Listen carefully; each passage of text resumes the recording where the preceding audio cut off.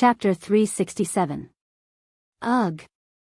Sulen rubbed his head helplessly. This was indeed a difficult task. Karina and Grace were also learning all kinds of magic knowledge, but their skills were far inferior to Helena's. Alex's skills were a bit better, but not by much. How about this? I'll ask Andre and Lorraine to help you. They're both orthodox wizards, Sulen said. By the way, I've learned some new knowledge. It'll be helpful for your ecological garden. What knowledge? Hathaway immediately became interested after hearing Sulen's words. Rune tattoos and rune engraving techniques. Sulen said as he took a sip of the nectar drink. Hathaway immediately turned to Sulen. Rune tattoos and rune engraving techniques? Yeah. Sulen nodded. Hathaway didn't have time to eat. Instead, she grabbed Sulen's arm and asked, "Where are they? Hurry up and take them out." Here you go." Seeing how persistent Hathaway was, Sulen had no choice but to take out 2 books about rune tattoos. As soon as the 2 books appeared, Hathaway immediately snatched them away. She didn't even eat and began to read. Seeing Hathaway like this, Sulen shook his head and continued to eat his breakfast. After breakfast, Sulen left the mystery realm and returned to the northern city. As soon as he appeared, he could feel the obvious coldness in the surroundings. Sulen reached out and caught a few snowflakes falling from the sky. It's snowing. Because of the harvest altar, the environment in the northern city was quite different from the outside world. Although it was still snowing, the temperature was not too cold, and the territory would not freeze. It was already December. In the blink of an eye, he had been in the northern wasteland for almost 2 years. Time flies. I need to build the wizard tower as soon as possible. Then I can build the wizard academy. Also, I need to prepare for the founding ceremony of my kingdom. The city was still bustling. Even though the trade route had been cut off, there were still many outsiders in the city. Some of them had decided to settle down in the city. In less than 2 years, Sulen had built such a prosperous city in the wilderness, filling these people with confidence in Sulen. In addition, in order to recruit free people, Sulen gave many benefits to those who settled here. For example, the price of land outside the city was 5 kinnar per mu in the northern provinces, but here, it only cost 3 kinnar. Of course, the land was limited to 5 mu. Some mercenaries, who had been wandering for half their lives, used the money they had saved up to buy a property in Northtown City. Being a mercenary was a profession that roamed the continent in all kinds of stories, but it was not as glorious as the bards made it out to be. They did not have any legendary missions or missions. They just wanted to fill their stomachs. Their biggest goal was to save up some money and buy a property in a small town. Then, they could get married and spend the rest of their lives with a wife. However, many mercenaries could not do that. They either died in battles in the wilderness or had to change their profession due to disability. Although Northtown City was still harassed by some monsters, it had gained a firm foothold. The large tribes in the wilderness had been defeated, and the remaining ones were hiding far away. It could be said that there was nothing around Northtown City that could pose a threat to him. During this time, the population of Northtown City had skyrocketed. The construction of the city was very fast. The wizard tower and the outer city wall had been completed. Sulen planned to move some of the people to Mirror Lake City. The population of Northtown City was maintained at 800,000 to 100,000 people. It was winter in the northern wasteland. Not many tribes would migrate during this time. At most, there would be some tribes that did not have enough food to rob. Therefore, Sulen asked Northtown City to strengthen the security of the territory. Every day, they would clean up the territory. When winter came, the fields outside the city were no longer cultivated. The construction in the city had also decreased a lot. However, Sulen did not let the slaves and refugees do nothing. Instead, he sent them to the military camp in batches for military training. If so many people had nothing to do, they would definitely cause some trouble. The military training did not turn them into an army. They were just some militia. Only a few of the best among them would be selected to become soldiers. Hathaway became very busy again. She wanted to learn rune tattoos and rune engraving techniques as soon as possible. Su Lan had told her not to inscribe rune tattoos on her body. It would be very troublesome to level up again when she leveled up to rune engraving. The Wizard Tower was now in use. Su Lan named it North Wind Tower. Hathaway did not object to the name. Her previous school was the Northern Witches, a school made up of all witches. Hathaway's previous laboratory had also been moved to the Wizard Tower. The old laboratory had been demolished. After resting for 2 days, Su Lan came to the North Wind Tower. The person in charge of greeting him was not a wizard apprentice, nor a human. It was a 3-meter-tall stone golem. When it saw Su Lan come in, it bowed slightly and then said in a dull voice, "Master, welcome." The Wizard Tower was owned by Su Lan. Hathaway had the same authority as Su Lan. "Where are the wizard apprentices?" Su Lan asked. "They are studying on the 3rd floor of the Wizard Tower.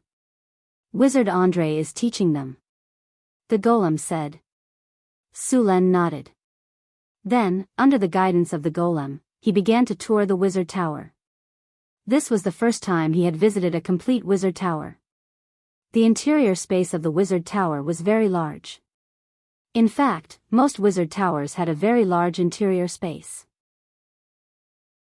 Wizards used all kinds of skills to expand the space. Some powerful legendary wizards, after mastering the half-plane technology, would even transform 1 floor of the Wizard Tower into a half-plane. The space inside could easily fit a city. Many Wizard Towers passed down by the ancient arcanists could still function normally after thousands of years. Any Wizard Tower of that era was very powerful. Sullen's Wizard Tower was pitifully weak compared to them. There were now 2 steel golems, more than 20 rock golems, and more than 20 gargoyle golems in the Wizard Tower. The gargoyle golems were placed on the outer wall of the Wizard Tower. If these gargoyles were not awakened, they would look no different from decorative statues. A Wizard Tower needed an army of golems. Obviously, this Wizard Tower did not have one.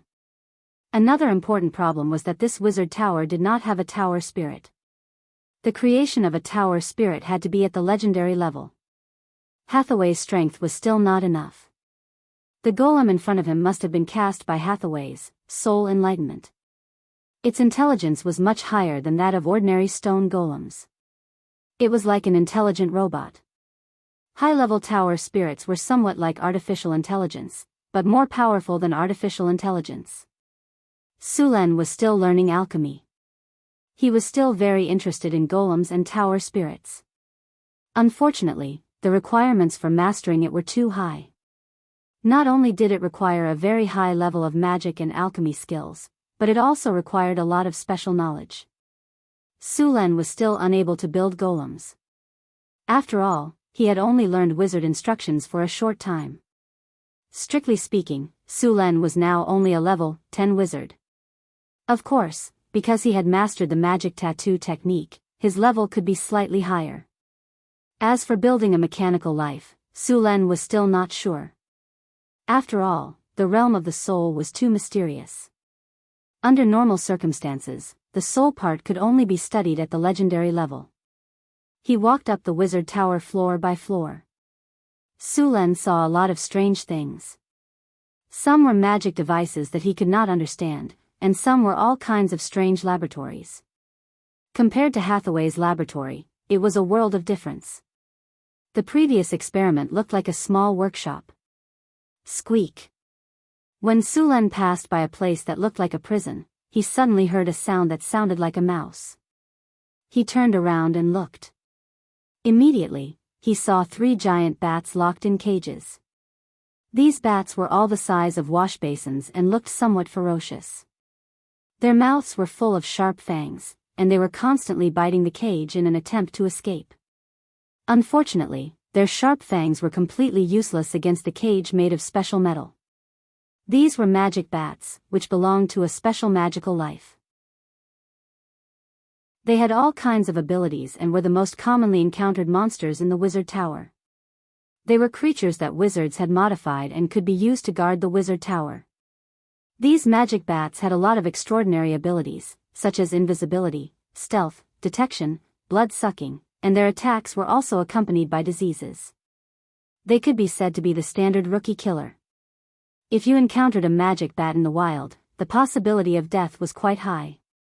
On this floor, the golems responsible for guarding the tower were replaced by obsidian golems. They were big blocks that weighed about half a ton. Some of the specially modified large obsidian golems could weigh about 2 tons. The surface of these golems was made of obsidian and had been specially treated. The surface looked very smooth, and its hardness was higher than modern steel. It also had alchemy enchantment resistance. The challenge level of these golems was a level 13 monster. Under normal circumstances, even a level 3 knight would have to spend a lot of effort to dismantle an obsidian golem. There were 2 more powerful steel golems here. The challenge level of the steel golems was 17. Some steel golems that had been specially strengthened were even higher. Sulan had dealt with this kind of iron lump before. Without a good weapon, facing this thing was like dismantling a tank with bare hands. Of course, there were more powerful ones, such as diamond golems, mithril golems, adamantine golems, and even spell breakers and arcane guards. One could totally imagine dismantling a Gundam or an Iron Man with bare hands. If one did not have the strength of the Hulk, one should not think about fighting these things. The most annoying thing in the wizard tower were these golems. They were also the main defense force of the wizard tower. Chapter 368. After passing through this floor, Sulan came to the top of the wizard tower. The top of the wizard tower was divided into 2 areas. One was the astrology platform, and the other was the control center of the wizard tower. However, the tower spirit in the wizard tower had not been created yet, so the control center was still empty. The astrology platform was built at the request of Hathaway. As a member of the Northern Witch School, Hathaway also knew prophecy spells. Prophecy spells sounded very powerful, but after really understanding it, one would find that it was a trap. The cost of divination spells was often not proportional to the benefits. Divination spells could easily be interfered with by various factors, and even if the spell was successfully cast, the results that one saw might not necessarily happen. Divination spells only saw the most likely outcome among thousands of outcomes. However, the future was constantly changing. Any choice could change the outcome of things, especially those that had far-reaching effects and a wide range of effects. Every time divination spells were used, the results would be different. Moreover, the cost was not something that anyone could bear. When divination spells were cast on others, there was also a chance of being discovered, and there might even be a spell backlash. Moreover, if divination spells were cast on people without the consent of others, once discovered, it was likely to be a life and death struggle. After all, everyone had secrets that they did not want others to know. Of course, there were also some low-level divination spells, but most of these divination spells only had a very vague result, such as good luck or bad luck, direction, and so on. Those witches who set up a mysterious tent in a big city, wore strange wizard robes, cooked some strange potions, and used crystal balls as casting props, were most likely such witches. What's more, most of them were liars. Sulan did not stop Hathaway from studying divination spells, but he asked Hathaway not to prophesy things that were beyond her strength. Sometimes a woman's curiosity was like a cat's. Sulan also later learned that Hathaway had come to the northern wilderness to perform a divination for herself. The result of the divination was in her favor, so she ventured into the northern wilderness alone. When Sulan found out about this matter, he strictly ordered her not to do such dangerous things in the future. Divination was not absolutely accurate. If it was wrong, she would be done for. After learning about the art of divination, Sulan even asked Hathaway to divine for him. However, it was strange that Sulan's divination didn't work at all. In Hathaway's words, "Your future is shrouded in fog." This was the first time that Hathaway had seen such a phenomenon. Although Hathaway couldn't directly predict Sulan's future with prophecy, she could use other methods to make a rough prediction. For example, he could make a prediction about Sullen's surroundings. Although he couldn't get any direct information, he could still get some general results through various inferences. This made Sullen's heart skip a beat. Hathaway's prediction didn't give him any information. It was very likely that the system on his body was shielding him. However, this shielding effect only worked on him. It didn't work on the people around him or those who had interacted with him. That was why prophecy was somewhat effective. After figuring out this matter, Su Len decided to learn prophecy and some ways to counter it. He didn't learn prophecy to predict the future. He wanted to learn how to hide himself. There were many ways to hide his past and future. Many powerful wizards would do this. The best at this were liches. After all, liches needed to hide their phylacteries. It was very difficult to kill a lich. As long as the lich's phylactery wasn't destroyed, even if it was temporarily killed, it would resurrect after a while. Only by destroying the phylactery could the lich be considered dead. Therefore, liches would hide their phylacteries very well. Instead of aimlessly looking for a lich's phylactery, it was better to use prophecy. In order to prevent others from finding their phylacteries, liches would definitely counter prophecy so that the location of their phylacteries couldn't be predicted. The simplest method was to hide one's real name. Of course, this method would only increase the difficulty. Others would still use other methods to find one's real name. Therefore, some people had researched some sealing techniques and used them to seal one's real name. If someone used prophecy on him at this time, the seal on his real name would be triggered, and that person would be the first to know. In order to see the future through prophecy, one would have to break the seal. This was not easy. Not only would one have to face the backlash of the prophecy, but they would also have to face the backlash of the sealing spell and the counterattack of others. However, the conditions for using prophecy were very strict. Only legendary wizards could use it. This method quickly spread among the liches, and even arcanists from other schools of thought learned it. Although arcanists were powerful, they were not without weaknesses. Those who wanted to deal with arcanists would often use prophecy to find their weakness and use it to deal a fatal blow at the right time. This method had appeared more than once in history. However, other than the first two successful attempts, almost all of them failed. Other than prophecy, there were also people who split a small part of their soul and used this small part to carry their own fate. Finally, they used prophecy to seal this small part of their soul. Some arcanists felt that this prophecy was not safe enough, so they added more seals on top of the original one. It was said that the most ridiculous prophecy had added 30 seals on a piece of his soul. It should be known that each seal was stronger than the previous one. With so many seals stacked on top of each other, those who dared to use the prophecy technique on him would be severely injured or even killed by the backlash of the seals. Su Len planned to use this spell to seal a piece of his soul after he became a legendary wizard. For now, he could only rely on the system's own shielding power. According to Hathaway, the shielding power on his body was still very strong.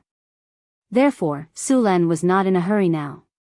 After passing through these golems, Su Len came to the top of the wizard tower. As soon as he arrived, warm sunlight shone in. Su Len looked up at the sky. There were no clouds in the sky above the wizard tower. A special spell was used here. No matter the weather, the sky could be seen. Standing on the wizard tower, Su Len looked out. In the distance, there was a winding mountain range like a giant dragon. It was the Sierra de Lotus. At this time, the mountain range was covered with a thick layer of snow. Around the mountain range was a lush forest. South of the forest were two winding rivers. Many farms were neatly cultivated on both sides of the rivers. Near the wizard tower was a city that was as neat as a chessboard. There was an endless flow of people in the city. This was his northern city. In the south of the city, there were even more farms. These were all his territories. The towering Magus Tower was like a skyscraper. Standing here, one could easily overlook everything. It gave one a feeling of being in control of everything. A sense of excitement rose in one's heart. It was as if one was high up in the sky like a god. "You're here." A pleasant female voice sounded from behind him. Sulen turned around and looked. In an instant, it was as if he was struck by lightning. A stunned expression appeared on his face. In front of him was a spacious imperial concubine chair covered with comfortable winter wolf fur. Hathaway was leaning lazily on it. One of her jade-like arms supported her head. The other hand was holding the book, Magic Tattoo, that Sulen gave her. Her face was still delicate and beautiful. In terms of appearance, Hathaway, Chris, and Alex were all top-notch. It was just that their styles were somewhat different. She was the kind of woman who was graceful with a hint of charm, gorgeous with a hint of intelligence. She had a tall and slender figure, curvy curves, perfectly round and perky buttocks, and firm and slender thighs. Her body proportions were perfect, with white and straight calves and a slender and flexible waist. No matter how one looked at her, she was impeccable. Of course, if that were all, Sulen, who was already familiar with her beauty, would not show such an expression. After all, they had known each other for a long time. However, at this moment, Hathaway was different. Sulen almost could not take his eyes off her. At this moment, Hathaway was wearing a white silk nightgown. The neckline of the nightgown revealed her smooth, jade-like skin. Her breasts were half exposed. The nightgown was tight at the waist and had a slit. Her beautiful legs wrapped in soft, shiny stockings were slightly curled up. The pure white silk material was very light and thin, even slightly transparent. This was the high-quality silk produced by the half-elves in the territory. The stockings were woven from the silk of the underground spiders bred in Crete. Each of them was very expensive. The combination of black and white was even more stunning. Sulen's gaze was firmly fixed on her. At this moment, Hathaway was reclining on the chaise lounge. Her attire was exceptionally beautiful, especially her pair of slender, round, and beautiful legs that were wrapped in silk stockings. It gave him the urge to lift them up. If that was all Sulen had seen before. However, Hathaway was wearing a pair of golden rimless glasses. These glasses were made of transparent crystal and were invented by a wizard. Hathaway's pair of glasses were obviously enchanted. At this moment, Hathaway's intelligence was mixed with sexiness, which made Sulen feel strongly tempted. As if feeling Sulen's burning gaze, Hathaway's delicate face blushed slightly. Her slender, round fingers gently tugged at her nightgown, trying to cover her slender, beautiful legs. However, the nightgown was not big enough. It could only cover part of her legs. The half-covered feeling seemed to be even more tempting. The eagerness in Sulen's eyes made Hathaway secretly happy. Her delicate red lips curled into a beautiful arc, and a sly look flashed in her eyes. Chapter 369. Hathaway was secretly delighted. Although she often studied all kinds of knowledge, she was not stupid. She felt pressure from Sulen, as well as from Chris and Alex. Although she was very outstanding, neither the succubus Chris nor Alex were below her in the slightest. Although she did not want to monopolize him, she did not want to lower her position in Sulen's heart. "Do you like it?" Hathaway lifted her finger and brushed her hair behind her ear. "I like it very much," Sulen exclaimed. "I felt that it was even more powerful than Chris's seduction spell." As Sulen spoke, he sat down next to Hathaway and hugged her in his arms in an unusually domineering manner. His other hand skillfully grabbed one of her legs and played with it. It was smooth, soft, and bouncy. A blush appeared on Hathaway's beautiful face, and her expression was a little shy. But soon she changed into a more comfortable position on Suren's body and lay down. "By the way, I have some questions about some of the knowledge in this book. Can you explain it to me?" Hathaway asked as she picked up the book, Magic Tattoo Techniques, from the chair. Sulen sniffed the faint fragrance at the tip of his nose and rubbed his hands back and forth. He said casually, "What do you not understand? Tell me about it." Hathaway's body was slightly hot. Her thin silk dress transferred the heat to Sulen's body. The two of them started to explain the information, but Sulen's mind was soon elsewhere. After explaining for a while, Su Len snatched the book from Hathaway's hands and tossed it aside. We'll talk about this later. We have more important things to do now. After saying that, he picked up the bashful Hathaway and brought her to the lounge. Soon after, a sobbing voice could be heard. Time passed slowly. 3 months passed in the blink of an eye. The ice and snow on the northern wasteland had melted. Green sprouts began to grow on the ground. The animals and monsters that had survived the cold winter had come out to look for food. Northern Town City had begun its spring plowing. Su Len had been learning all kinds of knowledge about wizards for the past 3 months. After studying seriously, Su Len realized that there were too many things to learn. Right now, he was reading the book list that Hathaway had prepared for him. It was also the book that Su Len had made him a 5-year apprentice and a 10-year arcana apprentice. Although he was already an intermediate wizard, he was not born as an orthodox wizard. If he wanted to go further on the path of becoming a wizard, he needed to have a solid foundation. Therefore, he had been doing some tutoring this winter. After studying the knowledge of wizards, Su Len finally understood why there were so many nerds among the wizards. Those wizards spent almost all of their time learning all kinds of knowledge and doing all kinds of experiments.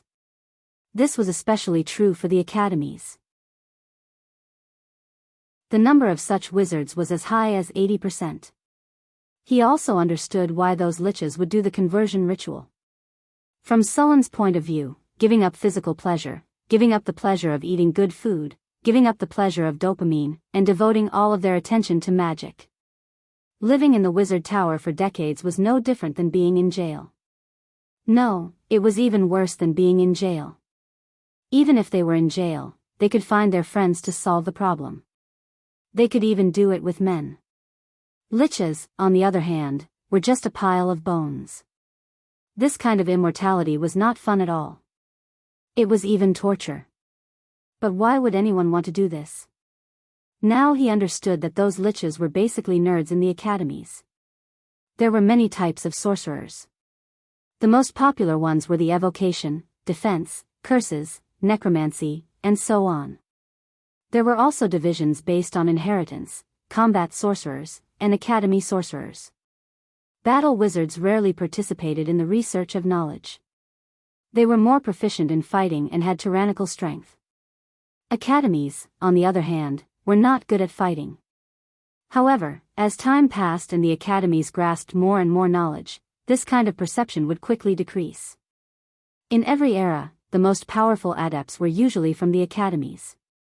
One of the reasons why liches were powerful was because they had lived for a long time. Another reason was that most liches were converted from academies. Basically, every liches was very rich. They had enough time to make all kinds of excellent and powerful magic tools. Many of the powerful magic tools in the world were made by liches. Su Len also realized that most of the academies were straight men. Some were even steely men. Su Len found a lot of such things in some of the diary manuscripts. In the eyes of those wizards, women were very troublesome creatures. They would moan for no reason, pull you to look at the shooting stars when you were looking at the stars, and then make a solemn wish. Make a wish to a shooting star? Wasn't the wishing spell more convenient? They would also make a mess of your experiment. They would spray all kinds of perfume and strange substances on your body, and then affect the accuracy of your experiment. When you were meditating, they would use all kinds of unrealistic so-called romantic ideas to disturb your will. They liked to take up a lot of your time to do some completely meaningless things, such as going shopping, watching some moaning for no reason, and participating in hypocritical banquets that deliberately flattered you. Therefore, many academies would directly summon succubi when they had physiological needs. Compared to those human women, succubi were simple and easy to use. As long as you paid a little price, you could make those succubi serve you with all kinds of superb skills. They were much better than those human women. Also, succubi would not waste your time. They did not have all kinds of messy thoughts. It was convenient and fast to call. Of course, other than succubi, there were also some other foreign creatures, but the price to pay was different. After reading these comments, Su Len couldn't help but admire these people. Fortunately, although Hathaway was also from the academies, she was not an extreme academies wizard. During these 3 months, Sulan, Hathaway, Alex, Lorraine, and Andre all became wizard teachers. They took turns to teach those wizard apprentices. Luckily, there were not many classes, only about once a week. Sometimes, Sulan would also go to classes, such as alchemy. Alchemy was a very important subject, and Sulan could only be considered a beginner. Andre had the most classes. He had 6 classes a week. Most of the time, Sulan would also go to the classroom to listen to classes. With the end of winter, Sulan's learning of wizardry came to an end for the time being. Although there were no trade caravans in the northern town during winter, the construction of the city had been progressing steadily. The roads in the city were all repaired in these 3 months. The outer city of the northern town city was now paved with stone and gravel. The roads in the city were all hardened. Even if it rained, the roads would not become muddy. Other than the roads, the drainage system in the northern town city was also completed. The drainage system in the outer city was also connected. The sewage in the city could be directly discharged, so there was no need to worry about waterlogging in the city when it rained. All kinds of basic facilities were basically completed. Other than some areas that were still under construction, most of the areas in the city were completed.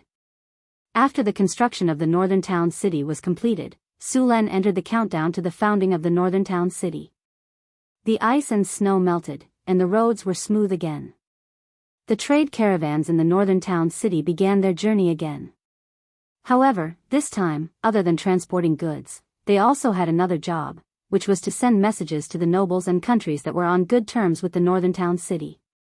The northern town city was going to establish a duchy. Sulan thought about the name of the duchy for a long time and finally decided on it. It was going to be called the Northern Wind Duchy. In the Sulan system interface, the northern town city had already surpassed the threshold to establish a duchy. As a matter of fact, the requirements to establish a duchy were not high. The population of 100,000, the territory of 20 square kilometers, at least 3 cities, an army, prosperity, and the number of buildings were all met in the city interface. Other than agriculture, the fastest growing industry in the northern town city was animal husbandry.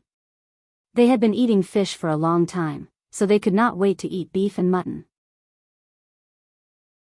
The 2 rivers outside the northern town city were rich in fish resources, especially when the sturgeon migrated every winter. By then, the Red Sand River and the White Water River would have a great harvest. Countless sturgeon migrating from the ocean would fill up the entire river. Sparkling water could be seen everywhere on the surface of the river. The sturgeon migrated from March to May every year. After the cold winter, the hungry animals and the outlanders in the wilderness would catch a lot of these fish. The northern town city's fishing technology was much better than these animals and outlanders. Every time this season, there would be a great harvest. These migrating fish would return from the ocean and cross thousands of miles to the upper reaches of the river to lay their eggs. At this time, not only was the meat of the fish juicy, but there were also a lot of fish roe. Last year, the northern town city did not prepare anything. They only made a lot of dried salted fish and did not make any caviar. This year, it was the migration season again. Sulan planned to try making caviar. It was not difficult to make caviar. This kind of food only needed to be marinated with some salt. Of course, Sulan was only half-baked. The important task of making caviar was still left to the halfling Frodo. Halflings had an unexpected talent in cooking. They were very sensitive to food. After listening to Sulan's simple explanation, they began to try it. The soldiers in the northern town city had been eating fish for half a year. After a year, the number of cattle and mutton in the northern town city could finally be supplied. Food like dried fish couldn't be wasted either. Suluan began to provide a large amount of food to civilians, refugees, and slaves. At the very least, they no longer had to rely on fish soup. Even kobolds and goblins could eat a few pieces of fish meat. Chapter 370. The founding date of the Duchy of Beifong had been set. It would be 2 months later. It was the beginning of summer in the northern wastelands. The preparations for the Duchy of Beifeng had begun. This world was ignorant and backward. Transportation was inconvenient, communication was backward, and the flow of population was small. It was not suitable for two advanced political systems such as republicanism, democracy, presidential system, and constitutional monarchy. These systems could not be popularized in this world. The systems used in different countries were slightly different. The most widely used system was the feudal lord system. There were three obvious characteristics of this system: the lord, the vassal, and the fief. The structure of the feudal system was made up of these three elements. The lord was a noble who owned land and treated the land as his own private property. In this feudal society, these lords often held real power. The advantage of this system was that they could quickly expand their territory with little investment. The disadvantage was that it was easy to form strong local forces. At the same time, the development of the country was relatively slow, and the power of the king was greatly limited. The Kingdom of Florence, the Kingdom of Yan, the Kingdom of Lorenza, and so on all used this system. There were also the Kingdom of Light, the City-State Alliance, and the Kingdom of Aristocracy. However, these systems were not suitable for the Duchy of Beifeng. The Duchy of Beifeng was very small now, and there were only 3 cities. Sulen naturally would not give it to others. He planned to modify the feudal system. Nobles could have their own fief, but the ruling right of the fief belonged to the kingdom. Nobles could have their own army, and part of the taxes of the fief would be paid to the kingdom. There would not be a situation where one's vassal was not one's vassal. It was not that he did not want to use the county system and a monarchy to rule, but the nobles would definitely not support it. In this supernatural world, individual strength was tyrannical, and a monarchy was not suitable. Sulen invited many people to the founding ceremony of the Duchy of Beifeng. The royal family of Florence, the nobles of the northern provinces, the Kingdom of Lorenza, the Desert Kingdom, and the Southern Alliance had cooperated with the northern wastelands. There were 20 to 30 nobles in total. There was no need to worry about the ceremony being empty. Just as Sulen was busy preparing for the founding of the duchy, the great priest of the Temple of Wisdom suddenly came to him. "My lord, Great Priest Vina wants to see you." "What is she doing here?" Sulen was a little puzzled. "Take her to the living room. I'll be there soon." Although Sulen didn't know what this great priest wanted, he still decided to meet him. After signing the document in his hand and handing it to the attendant beside him, Sulen got up and walked to the reception hall. Sulen soon arrived at the reception hall. High Priestess Vina was waiting for him in the room. This priestess of the Wisdom Shrine was wearing a very luxurious priestess robe today. She seemed to have dressed up and looked very solemn and formal. "Long time no see, Your Excellency," Reverend Vina said with a smile when she saw Sulen walking in from outside the door. Reverend Wei Na, it's nice to see you again," Sulen said gently. Even though he wasn't interested in the so-called etiquette, Sulen still learned these lessons seriously. At this moment, although Sulen's actions seemed a little casual, they weren't impolite at all. Vina nodded to herself when she saw Sulen's appearance. This lord didn't look like a nouveau riche. Instead, he looked like an elegant noble. He wore well-trimmed clothes, had a strong and straight body, and a handsome and delicate face. His eyes were sharp but not overbearing. At a glance, he looked like one of those heroic figures in epics and legends. He made people's eyes light up. Vina couldn't help but sigh in her heart. He really was a natural-born king. Just his appearance and temperament made people feel like they were willing to submit to him. He was powerful, handsome, elegant, and wealthy. He would definitely be the most dazzling star if he appeared in the noble banquets of other kingdoms. Vina quickly recovered and said with a smile, "Your Excellency Sulen is even more elegant than before." The two of them exchanged some pleasantries before taking their seats. The servants served tea. After the door was closed, Sulen began to ask, "Your Excellency, is there anything I can help you with today?" "There are some things." Vina put down the tea and said with a smile, I heard that Your Excellency Su Lan is preparing to officially establish the Northwind Dukedom in 2 months. Yes, the Northgard city is currently preparing for the establishment ceremony. This wasn't a secret. Although Su Lan hadn't officially invited the church, it wasn't difficult for them to find out. Then I'll congratulate Your Excellency in advance on becoming a Grand Duke, Venus said with a smile. Thank you. I'll need your church to attend the establishment ceremony when the time comes. Su Lan nodded. We will. Vina nodded. Your Excellency Su Lan, have you thought about who you'd like to crown you during the establishment ceremony? I haven't thought about that yet. Su Lan shook his head. Vina's eyes lit up, and then she continued, Your Excellency Su Lan, I have a suggestion, but I'm not sure if you'd be willing to accept it. Of course I'd be willing to accept a good suggestion, Su Lan said with a smile. Vina smiled. I suggest that you invite the Pope of the Wisdom Church to crown you.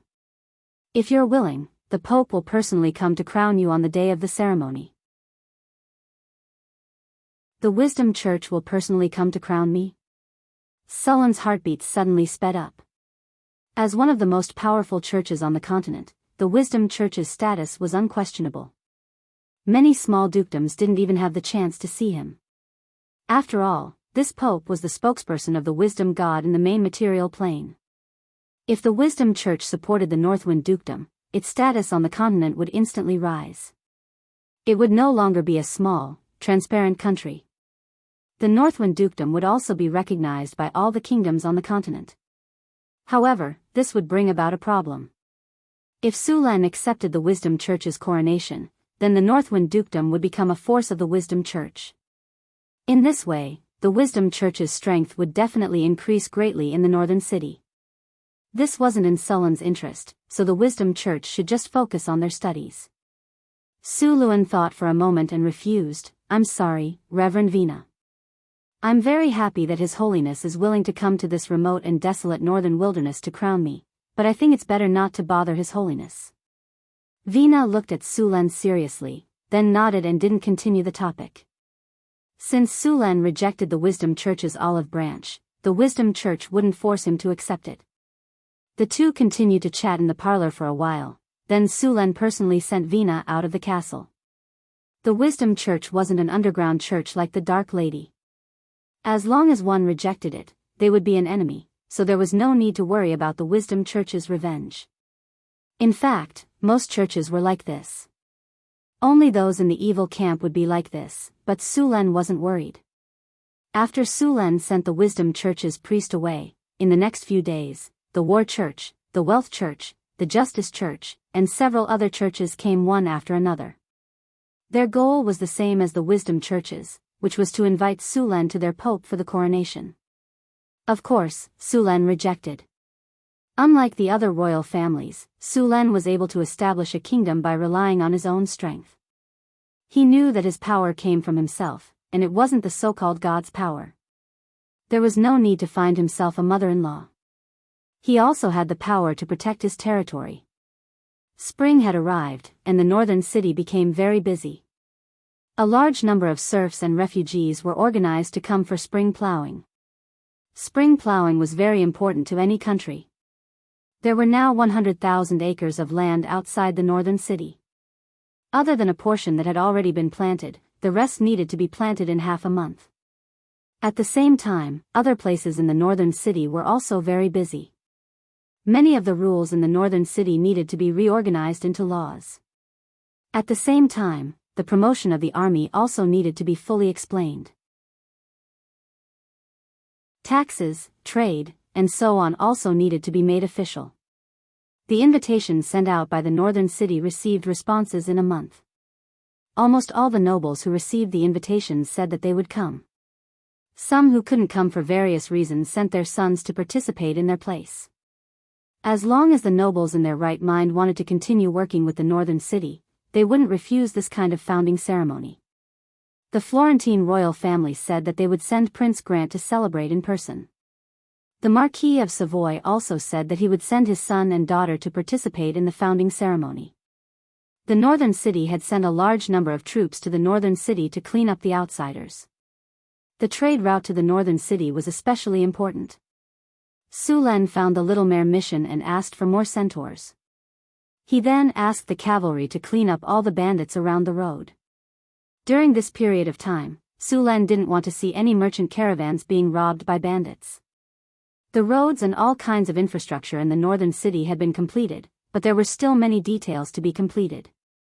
For example, the flower beds on both sides of the road weren't planted with flowers and plants, the facilities in the city park weren't complete, and the statues used as decorations still needed to be improved. Su Len found Grace and asked the gnomes to do the work of greening the city. They were proficient in nature magic, so it was easy for them to speed up the growth of plants. At the same time, they were also good at art. It was very suitable for them to decorate the city. In addition to these things, Su Len also needed to select a group of people to reward. After all, the northern city was about to be founded. These people would definitely be rewarded with a title. Su Len was going to arrange these people according to their contributions. The highest title in the Northwind Duchy was the Duke of Su Len. The others were counts, viscounts, barons, lords, and knights. The title of Marquis was prepared for the Crown Prince.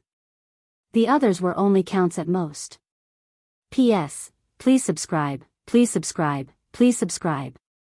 Important things must be repeated 3 times.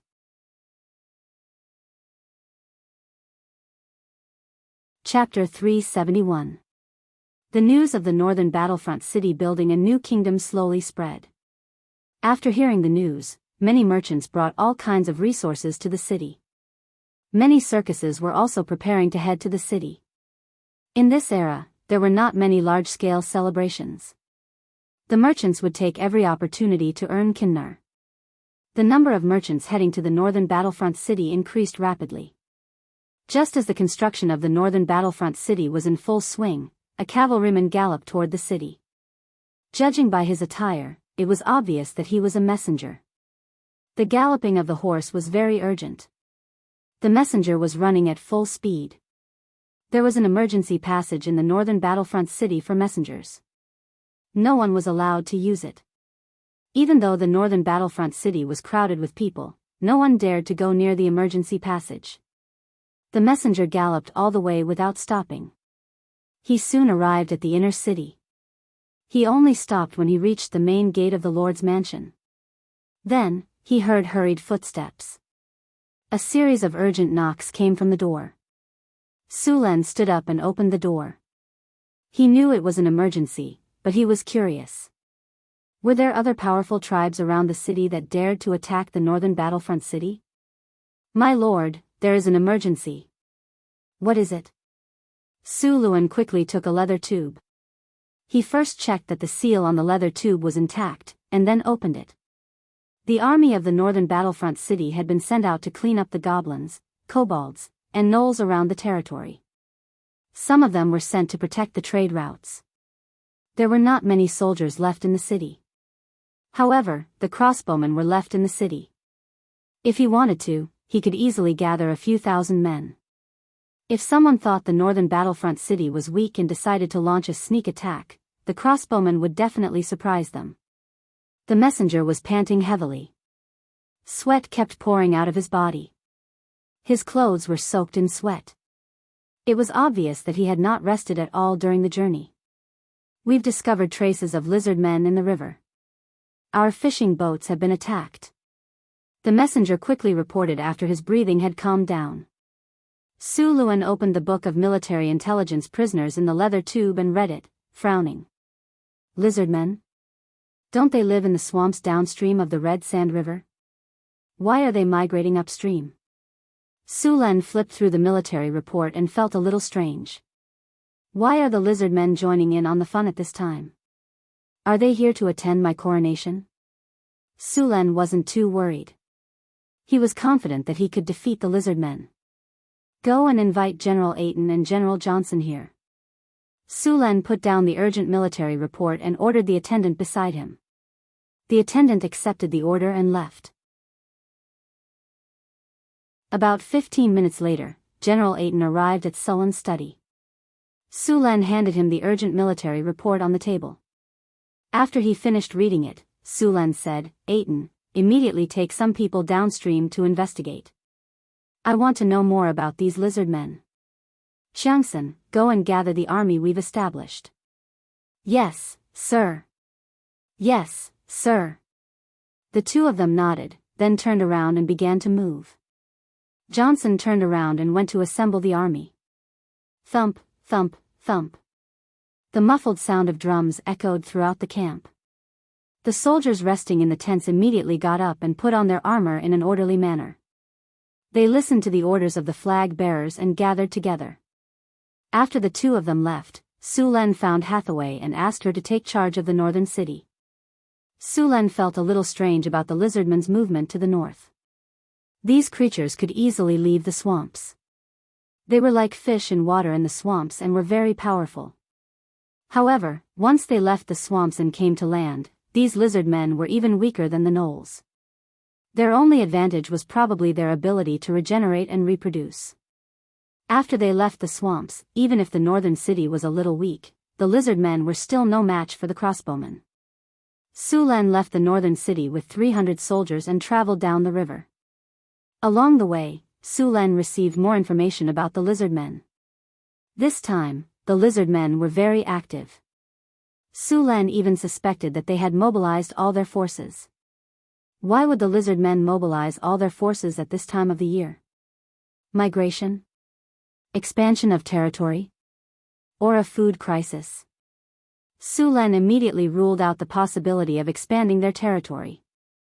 The lizardmen's body structure could not allow them to leave water for long periods of time. They could only live in areas with abundant water. Ever since Sulan came to the northern wasteland, he had never heard of the lizard men expanding from the swamps. A food crisis was not right either. During this period of time, sturgeons were swimming. There were a lot of fat sturgeons in the river. The lizard men were good at swimming, so it was easy for them to catch sturgeons. Naturally, they would not lack food. Then, could it be that they were migrating? Sir, the lizard men attacked our ships, but they were defeated by the army. An officer said beside Sulan. Originally, Sulan planned to clean up the northern wasteland and then celebrate the founding of the country. However, at this critical moment, the lizard men had invaded. A large number of scouts were sent out, and all kinds of information were sent back. The next day, Sulan finally collected some useful information. The lizard men robbed many small tribes along the way, but they did not conquer them. Could it be that they lack food? Sulan looked at the information in his hands. There was a large pile of documents in front of him. They were all information about the lizardmen's movements in the past 2 days. The scouts of the northern city were very good at collecting information. With them around, nothing that happened in the northern wasteland could escape his eyes. What is this? There seems to be a dragon's roar coming from the swamps. At this time, Sulan suddenly saw a piece of information under the pile of documents. Swamp dragon's roar? Did a black dragon appear in the swamps? The most famous true dragon that liked to live in the swamps was the black dragon. As the black dragon and the white dragon, the black dragon's strength was ranked second to last. Their faces would turn into skeletons when they reached adulthood, so some people called them skeleton dragons. The black dragon's breath was acid, and it was very corrosive. They liked to eat rotten food. They would soak their food in acid and wait for it to rot before enjoying it. Taste was very important. Black dragons liked to build their nests in the swamps. They had a special ability to corrupt the water and make it unable to support the survival of animals. They also had a special ability to transform the water around them. Black dragons like to hide under the water and sneak attack. In addition, black dragons rarely entered the forest because the trees in the forest would interfere with their mobility. Black dragons liked gold coins, and they usually collected a lot of coins. If a black dragon really appeared in the swamps, then it could indeed cause such a situation. Sulan's heart was burning. If there really was a black dragon, then it meant there were treasures here.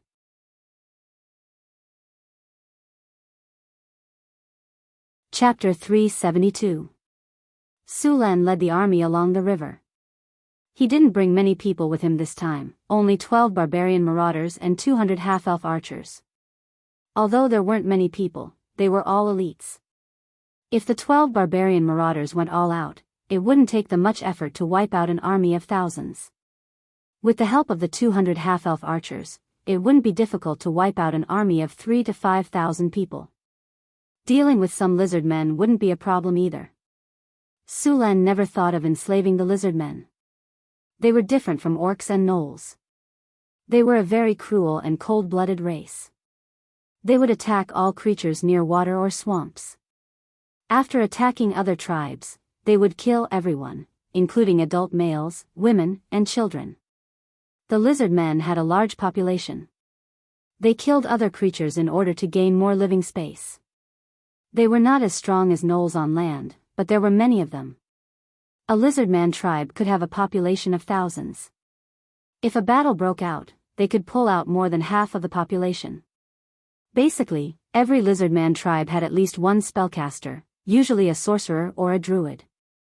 Lizardmen tribes had the ability to tame other monsters, such as swamp lizards, crocodiles, and so on. Some even tamed mutated lizards. The most powerful of them was a kind of thunder lizard. This kind of thunder lizard was more than 7 meters long and weighed about 2 tons. Not only did it have strong physical strength, but it could also release lightning attacks. Its power was comparable to a level 4 spell. Just as the army was moving forward, 2 drow scouts came running from the front. They were quickly stopped by the barbarian marauders in front of them. "Stop!" The barbarian put his arm out and stopped the 2 drow. "Sir, we found traces of lizard men," one of the drow said. Sulan waved at the barbarian and let him pass. "Where are they?" "There's a northern barbarian village 5 kilometers from here. The lizard men are attacking the village." "It seems that these lizard men don't know how much trouble they've caused," Sulan said coldly, "then give them a reminder. Go and kill those lizard men. Lead the way, the rest of you follow." Sulan ordered. "Understood. Everyone, accelerate." Following his order, the army suddenly sped up. 5 kilometers was not a long distance. It only took the army of the North Town City 20 minutes to arrive. From afar, they could see plumes of black smoke rising from a village in the distance, accompanied by shouts. Suluan clearly saw that the village was surrounded by at least 1,000 monsters in dark green clothes. They were lizard men. "It's these lizard men, right? Get rid of them," Sulan said coldly. The army of the North Town City instantly bared their fangs. Under Johnson's lead, a total of 12 barbarians rushed forward with their axes raised. At this time, the lizard men were besieging the village and didn't notice the sudden appearance of an army. In addition to the warriors, the lizard men also had a large number of archers. In front of the barbarians was the archer formation of the lizard men. The distance of a few hundred meters was quickly shortened. When the barbarians were only 200 meters away from the archers, the lizard men noticed the charging barbarians and immediately panicked. At this time, a lizard man who was clearly taller than the other lizard men roared twice, and the archers quickly calmed down. 50 lizard man archers separated from the group and began to shoot arrows at Johnson and the others. However, these arrows were no threat to the 12 barbarians. The arrows fell from the sky, and the barbarians only needed to wave their weapons a few times to easily deflect them. Moreover, the barbarians didn't slow down in the slightest. In just 2 rounds of arrows, they were already 50 meters away. Seeing this situation, the lizard men archers completely panicked. "Javelins! Fire!" With Johnson's order, the 12 barbarians grabbed javelins and hurled them over. The 1-meter-long javelins weren't light, and the spearheads were made of fine steel. They looked cold and shiny, and were abnormally sharp. Poochie! Poochie! The sound of flesh tearing rang out. The scales of the lizard men archers didn't have any resistance, and they were easily torn apart by the javelins. Flesh and blood flew everywhere. Under the barbarians' powerful strength, the 12 javelins directly pierced through the lizard men. The javelins pierced through another lizard man, and then another. In just a short time, the lizard men archers suffered heavy casualties. Under the attack of the javelins, the lizard men archers' formation was disrupted. They didn't care about continuing to attack, and the 12 barbarians immediately rushed in. In the face of the barbarians' giant axes, the lizardmen's scales were like paper. The 12 barbarians were like 12 meat grinders, and wherever they passed, blood and flesh flew everywhere. While the barbarians were charging, the 200 gnome archers also began to attack. After the gnome archers arrived at a predetermined position, they immediately formed a formation and began to attack. Arrows were like a torrential rain as they directly enveloped the lizard men. The lizard men were like wheat being cut down in rows. Faced with the sudden attack, the lizardmen's offensive was instantly interrupted. The lizard men constantly roared in an attempt to stabilize the army, but it was all in vain. In the face of the 12 barbarian raiders, the lizard men were completely defeated. The lizard men warriors were attacking the village, and they couldn't leave for a while. Facing a group of archers, the barbarians were unstoppable. With the constant rain of arrows falling from the sky, the lizard men army was on the verge of collapse. When the lizard men warriors on the front lines heard the sounds of fighting behind them, they had a bad feeling. When the northern barbarians saw that reinforcements had arrived, they were already in despair, but their morale was instantly boosted. They waved all kinds of weapons and rushed forward without any regard for their own safety. In just a few minutes, the situation on the battlefield had changed. The lizard men army was in danger. Sulan didn't make a move. He just stood not far away and watched the battle. If he couldn't handle a battle of this level, then this army wasn't worth his effort.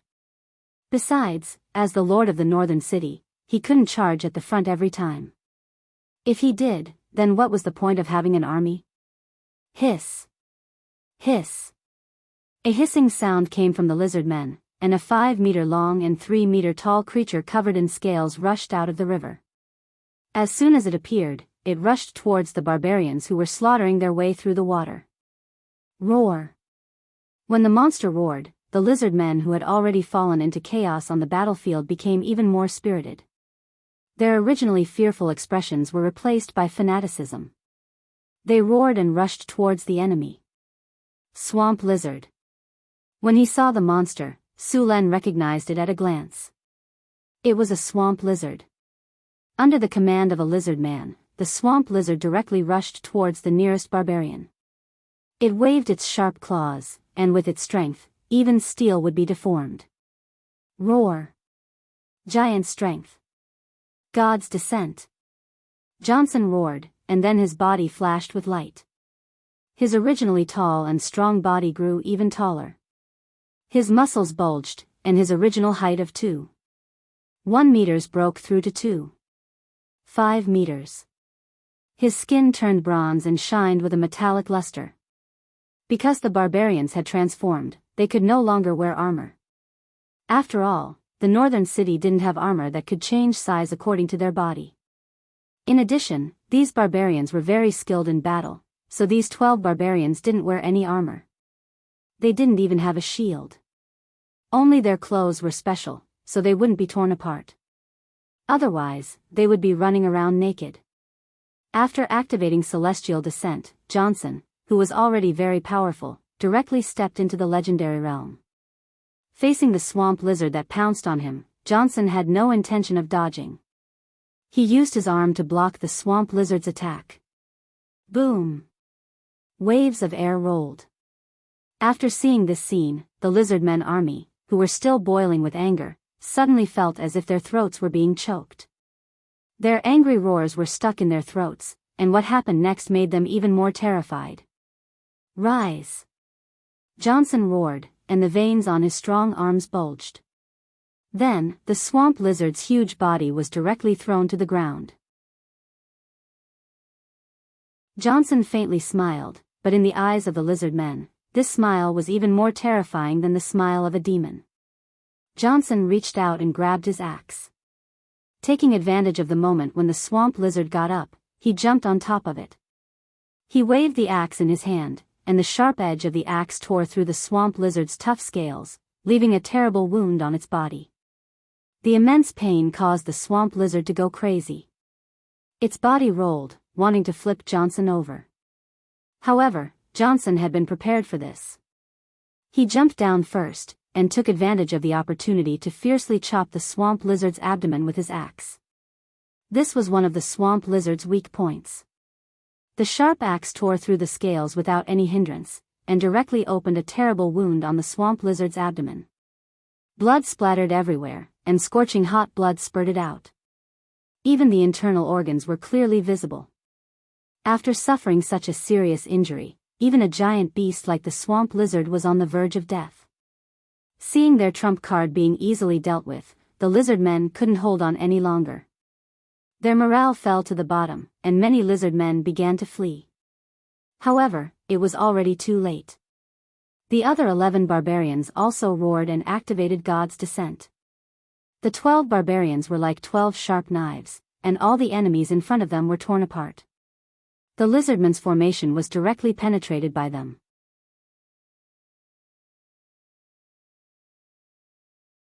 Chapter 373. The lizard men army collapsed, and the barbarians that had been guarding the village rushed out to pursue. These barbarians hated the lizard men to the bone, so they naturally wouldn't give up this opportunity for revenge.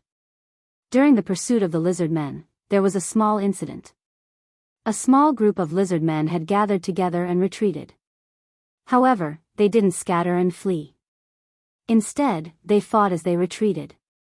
Some of the northern barbarians who pursued them were even killed instead. This situation quickly attracted Su Luan's attention, and he immediately ordered the archers to take special care of them. Soon, the lizard men were wiped out, and the few that remained fled. But since they were targeted, how could they be allowed to escape? A barbarian marauder rushed over. When the lizard men saw the incoming barbarians, their expressions changed drastically. One of the lizard men waved a withered vine cane, and a green light appeared. Thorny vines. The lizard men tossed a few creatures out. Vines instantly sprouted from the ground in a dozen meters around them. These plants grew wildly as soon as they appeared. In a breath's time, they had wrapped around the barbarian marauder and bound him in place. These vines were covered in sharp barbs, but against the marauder's bronze skin, these vines had no effect at all. The vines grew rapidly, quickly wrapping around the marauder's legs and extending upwards. Seeing the marauder trapped, the lizard man let out a sigh of relief. But just as he thought it was safe, the marauder swung his axe. The tough vines only lasted a few blows before they were completely cut apart. The barbarian leapt out of the vines.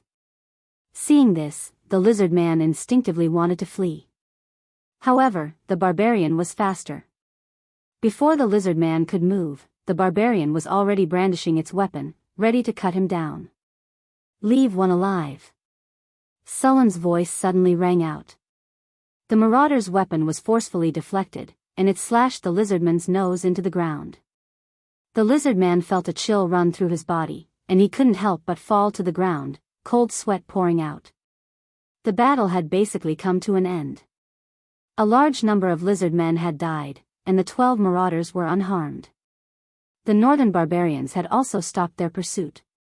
After the battle was over, the soldiers of northern Battlefront City began to clean up the battlefield. The lizard men who were still alive gave them a quick death and collected all their equipment. It was at this time that a barbarian marauder came over with a strong northern barbarian. "Boss, this person wants to see you. Let him come over." Su Luan glanced at him and nodded. The northern barbarian followed the other barbarian with a face full of reverence. "Respected sir, thank you for lending us a helping hand in our most dangerous time. You will be our most respected guest, and we are willing to pledge our loyalty to you." "How many people are in your village?" Su Len asked. "My lord, our village originally had 500 people. Among them, 157 were warriors. Now, there are 116 people left." "All right, I am the lord of Northgard City, Su Len. I accept your loyalty." Su Len nodded. Although there were many people in Northgard City, he didn't mind having more people.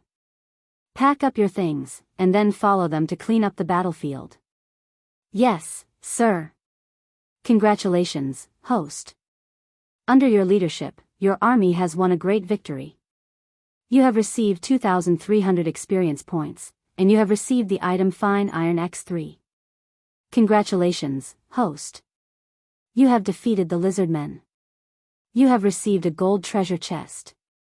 Congratulations, host. You have saved a northern barbarian village. Your relationship with this village has reached respect. Ding. A northern barbarian village has pledged loyalty to you. A series of system notifications rang in his ears. Sulan looked at them and closed the system interface. Bring the captive here. Yes, sir. The drow immediately turned and left. After a while, the drow came back with the lizard man. Lizard man, you should know the drow next to you. You should also know their methods. Now, answer whatever I ask you. If you dare to lie to me, this drow will let you have a taste of their traditional craftsmanship. After seeing the lizard man, Sulen smiled at him. However, this smile made him feel cold all over. Understood. The lizard man trembled and nodded. That's good. Sulen nodded. Tell me, why did you attack this village? We did it for food and weapons. The lizard man said. Sulen glanced at him and said, hee, food and weapons? Do you think I'm stupid? I'll leave it to you. Sulen waved his hand at the drow next to him. Then the drow directly carried the lizard man not far away. Soon, a burst of miserable screams came through. About 5 minutes later, Sulen asked the drow to bring him back. Tell me, why did you attack that village? Sulen looked at the wounded lizard man and asked. Sir, we really did it for food and seeds. The lizard man cried. It seems that you won't cry until you see the coffin. It's the sturgeon migration season now. You shouldn't be short of food. You're telling me it's for food? The lizard man said, Sir, what I said is true. You have to believe me. Our tribe is preparing to migrate. We robbed the food to find a place to plant it after we migrate. Well, let's say what you said is true. Sulen nodded and continued. You want to migrate? Why? Because. The lizard man hesitated. Sulen sneered, it seems that the lesson just now was not enough. Milton, teach him a lesson. Yes, sir. Milton smiled and then took the lizard man away again as he begged for mercy. Soon, the lizardman's rhythmic screams were heard. About 5 minutes later, the drow brought the lizard man back again. Are you awake now?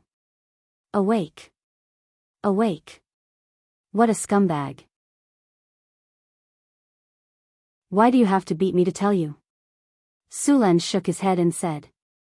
Tell me, why are you migrating? Because a hydra suddenly appeared in the swamp. Sulen was stunned for a moment before he reacted. He immediately understood why these lizard men were migrating. He also realized that he was wrong about the black dragon in the swamp. As dragons, they were very powerful and liked to enslave lizard men, kobolds, gnolls, and other races. If a black dragon appeared in the swamp, these lizard men should have been taken in as subordinates by the black dragon instead of being forced to migrate. As for the dragon's roar that the scouts heard in the swamp, it should be the hydra's roar. Although the hydra was called a snake, it actually had some dragon blood in it. It was a dragon-descendant creature.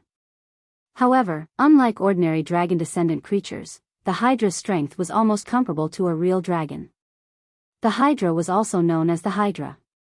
It was a powerful monster with 9 heads. Their heads had some characteristics of dragons, and their bodies were covered with dragon scales. Its 9 heads could spit out venom or other breath attacks. Furthermore, they had powerful poison and recovery abilities. These creatures were similar to dragons. The weakest among them was at the legendary level. In some ancient books, the most powerful hydra was an immemorial abhorrence.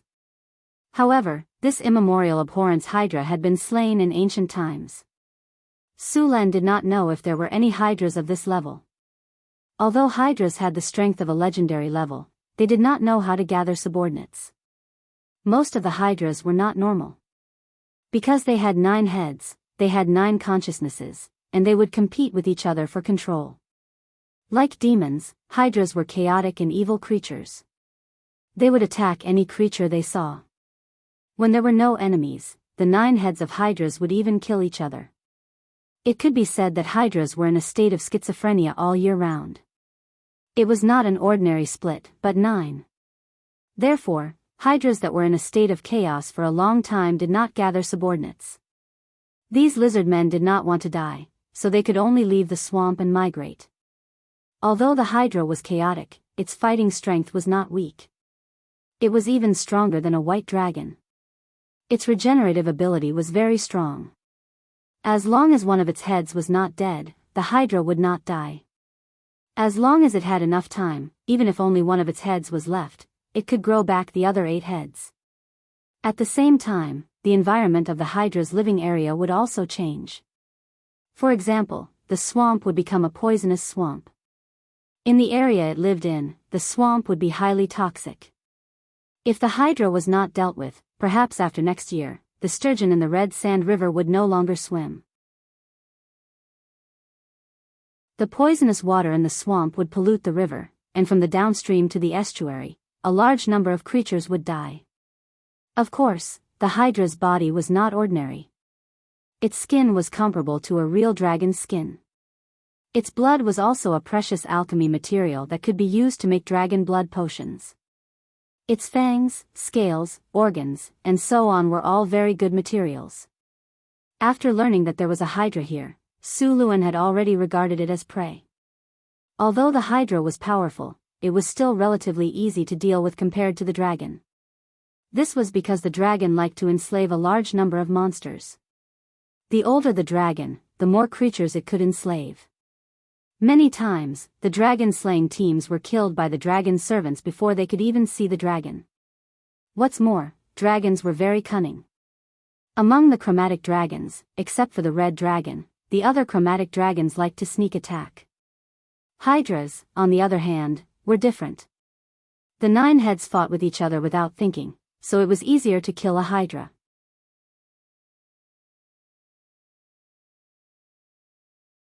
Chapter 374. Apart from your tribe, where are the other lizard men tribes? Sulan continued to ask. The swamp was huge, and there was more than one lizard men tribe living there. Now that the swamp was occupied by the Hydra, the lizard men migrating north would definitely cause chaos in the area. I don't know about the other tribes. They didn't come with us. I only know that some of them went northwest, the lizard man druid said. Sulan then asked a few other questions, and then let the drows take care of him. There were not many captives left in this war, mainly because the lizard men were not suitable to be slaves. After dealing with these matters, Sulan opened the storage space and opened the golden treasure chest that he had just obtained. Congratulations, you have opened the golden treasure chest. You have obtained the special building blueprint Eagle's Nest. Hearing that he had obtained a special blueprint, Sulan's eyes lit up, and he immediately checked it. Construction Blueprint Eagle's Nest. This is a blueprint that records how to build an eagle's nest. After using it, you can build an eagle's nest. Eagle's Nest, you can train and recruit eagles to scout or send messages. Seeing the introduction of the eagle's nest, Sulan was overjoyed. Although there was magic communication in this world, the magic communication stone was expensive and could only be used a few times. It was impossible to distribute it to the entire army. Now that there were eagles to scout and send messages, the efficiency could be said to be several times higher. Moreover, the eagles were birds of prey, so there was no need to worry about being preyed on by other birds of prey in the sky. With these flying eagles, the scouts would be able to quickly send news back. Although it was not as fast as the magic communication stone, the cost was lower. After putting away the blueprint, Sulan prepared to go back and build the eagle's nest. Pack up the spoils and bring these people back first. Su Lan led many soldiers and the northern barbarians who had just submitted to him and left the ruined village to return to northern town city. After knowing that a hydra had appeared in the swamp, Su Lan did not immediately go there. Instead, he prepared to deal with the lizard men in front of him first. After returning to northern town city, the scouts began to collect traces of the lizard men, and then the army of northern town city would be sent out to encircle and eliminate them. The strength of the lizard men could only be considered average. The only noteworthy thing was the spellcasters among them. These spellcasters could cast spells to enslave the swamp beasts. However, unlike other spellcasters, lizardman's spellcasters were more focused on enslaving and cultivating swamp beasts, so they could not cast many spells. With the presence of the barbarian plunderers, the swamp beasts they tamed were simply a joke. Su Lan found some craftsmen and prepared to build an eagle's nest in the military camp. An eagle's nest was not a bird's nest, but a special institution for training, cultivation, and reproduction. The eagle's nest was not small. It could be divided into 3 parts: the training ground, the incubation room, and the nest. The construction of the eagle's nest required 50 cubic meters of stone, 120 cubic meters of wood, and 30 iron ingots. Su Lan had the warehouse hand over the materials to the craftsmen and told them to follow the blueprint. After arranging the construction work, Su Lan began to look for suitable eagle's nest. After the eagle's nest was built in the game, one could recruit eagle's nest with money. This function did not exist in the real world. One had to capture some eagle's nest first, then send them to the eagle's nest to be tamed. After the taming was complete, professional training was required. Only after passing this could the eagle's nest become a messenger eagle. Capturing eagle's nest naturally did not require him to do it himself. Su Lan had the city hall issue a mission to capture eagle's nest and collect eagle's eggs. 2 days later, a large number of adventurers sent all kinds of eagle's nest to the city hall. The eagle's nest didn't need to be too big for the eagle's nest, so the large eagle's nest was eliminated. Although they couldn't be used as messenger eagles, they could still be raised as pets. Su Lan selected a few medium-sized eagle's nest from these eagle's nest. He was going to send them to the eagle's nest for training after it was built. The craftsmen in North Town City were very experienced in construction. It didn't take much time to build an eagle's nest. It only took 5 days for the eagle's nest to be completed. Su Lan went to the military camp. A strange building had been erected next to the camp. This building did not look like a normal house. The eagle's nest was surrounded by a 5-meter-tall wall. Inside the wall was a training ground. On both sides of the training ground were incubators and nests. There were also all kinds of training tools on the training ground. Eagle's nest, special building. The eagle's nest can be used to cultivate, train, and breed eagles. After strict training, the eagles can be used for reconnaissance and communication. Current number of eagles, 0 for 500, please replenish the eagles as soon as possible. Number of eagle trainers, 0/5, please select 5 suitable eagle trainers. Daily maintenance, 500 kinnar. Training speed +18, indestructible +22, disease reduction +25, incubation speed +20, mutation +2. Su Lan was very satisfied after checking the attributes of the eagle's nest. The eagle's nest had an additional mutation +2. The mutation attribute had appeared once when Su Lan built the Cryopterus incubator. After that, a Cryopterus mutated and evolved into an ice Quetzalcoatlus. Now that the eagle's nest had this attribute, Su Lan wondered what kind of surprise it would bring. The eagle's nest required 5 eagle trainers. Su Lan opened the building's attributes to check the requirements. Even ordinary people could become eagle trainers. With the blessing of the building's attributes, they could quickly master the skills of training and training the eagles. However, if he wanted to make the eagle trainers better, he would need someone with talent. It would be best if they had the talent of animal companions. Usually, only rangers and druids had the talent of animal companions. The only ones who had this talent in Northern Town were half-elves. Su Lan found Grace and asked her to recommend 5 half-elves to become eagle trainers. With the half-elves as eagle trainers, the eagle's nest could finally be put to use. Sulen sent the eagles he had captured to the eagle's nest for taming. It would take a month to tame the eagles. The eagle's nest had an attribute that increased the taming speed. With the half-elf's animal companion's talent, the taming time was reduced to 20 days. Sulen nodded in satisfaction when he saw that he could receive a large number of messenger eagles in 20 days. After checking out the eagle's nest, Sulen began to increase the number of eagle trainers in the army. From now on, every scout in Northern Town City would have to carry an eagle. A squad of 50 people would have 3 eagles, and an army of 1,000 would have 3. Other than the army, the caravans, and the city hall in Northern Town City would also need eagles to send messages. Mirror Lake City and Centaur City would also have eagles to send messages. When all of Sulen's territories had eagles, the speed of sending messages would greatly increase. Of course, in addition to the eagle, Su Luen did not cancel the magic communication stone. These magic communication stones would supplement the eagle's communication. When there was a major event or an emergency, and the eagle's communication speed was slow, the magic communication stone would be used at this time. While Sulen was busy building the eagles, Northern Town City's army was clearing out the lizard men tribes that were migrating to the north. At the same time, they recruited a dozen Northern Town barbarian tribes of various sizes. These Northern Town barbarian tribes ranged from 3 to 500 people to 100 people. In total, Northern Town City had gained 2,000 people. These Northern Town barbarians had strong bodies. Sulen transferred some of them to the army. The barbarians were also part of the Northern Town barbarians, so their leveling up was the same as the barbarians. They also had berserk like the barbarians, so they could only form their own groups. Other than these barbarians, 2 half-elven villages had also joined Northern Town City. Sulen was very welcoming to the half-elves. He had always wanted to recruit more half-elves, but these half-elves were not willing. Also, because of grace, Sulen could not force them. This time, when the lizard men invaded, Sulen took advantage of the opportunity when the lizard men were besieging the half-elven villages. He helped them defeat the lizard men and gained their favor. That was how he recruited the 2 half-elven villages into Northern Town City. Now, the number of half-elves in Northern Town City had exceeded 1,000.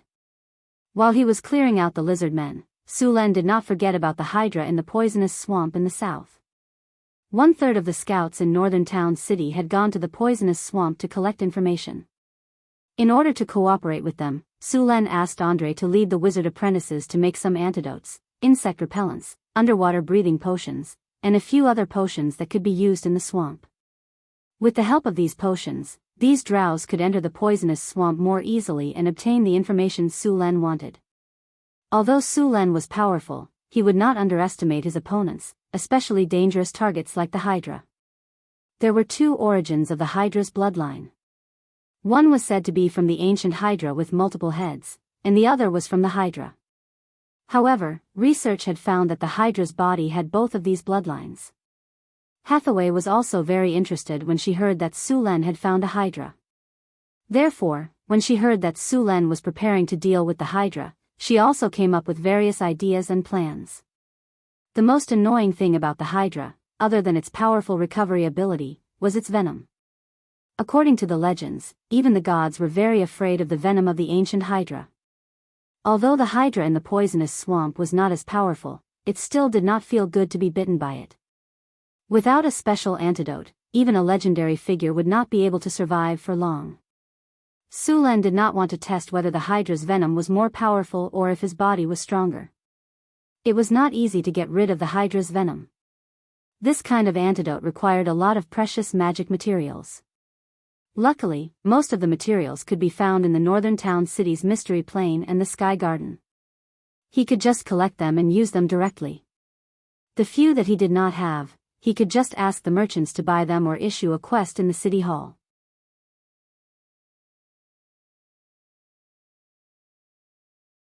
Chapter 375.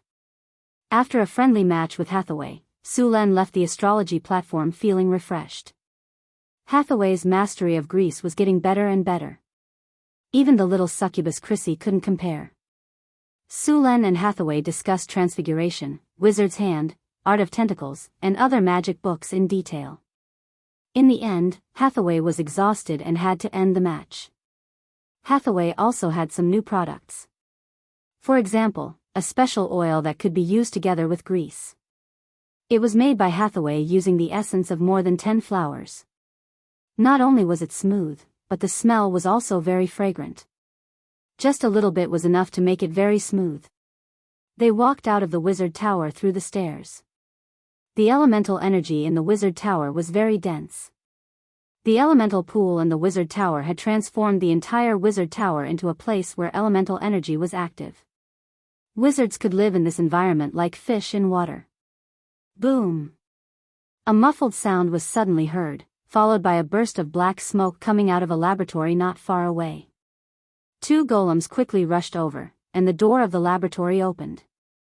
A man in a tattered sorcerer's robe ran out of the room, wearing a pitch-black robe.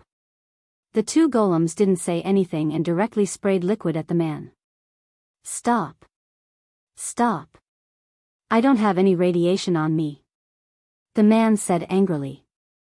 However, the two golems didn't care about his protests. They kept spraying the man's body back and forth before stopping. Then, the golems sprayed the lab again. Sulen finally realized that the black silhouette was Wizard Lorraine. Wizard Lorraine also saw Sulen next to him.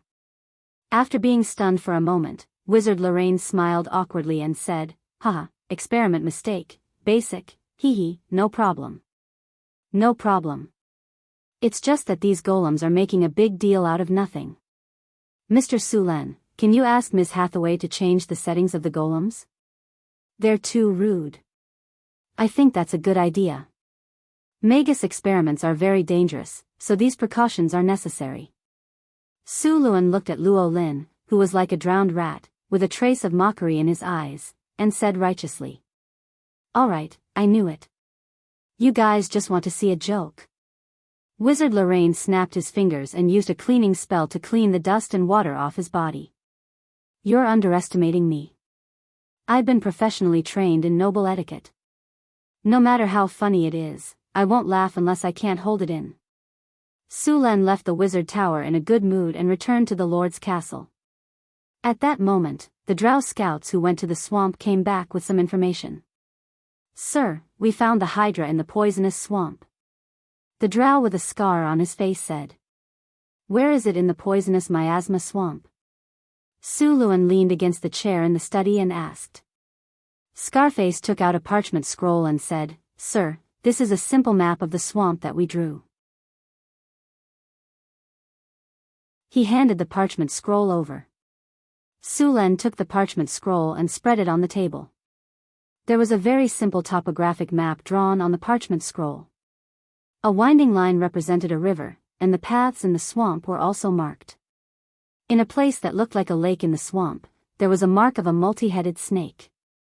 In addition to this snake, Sulen also found a few marks of small people on the west side of the swamp.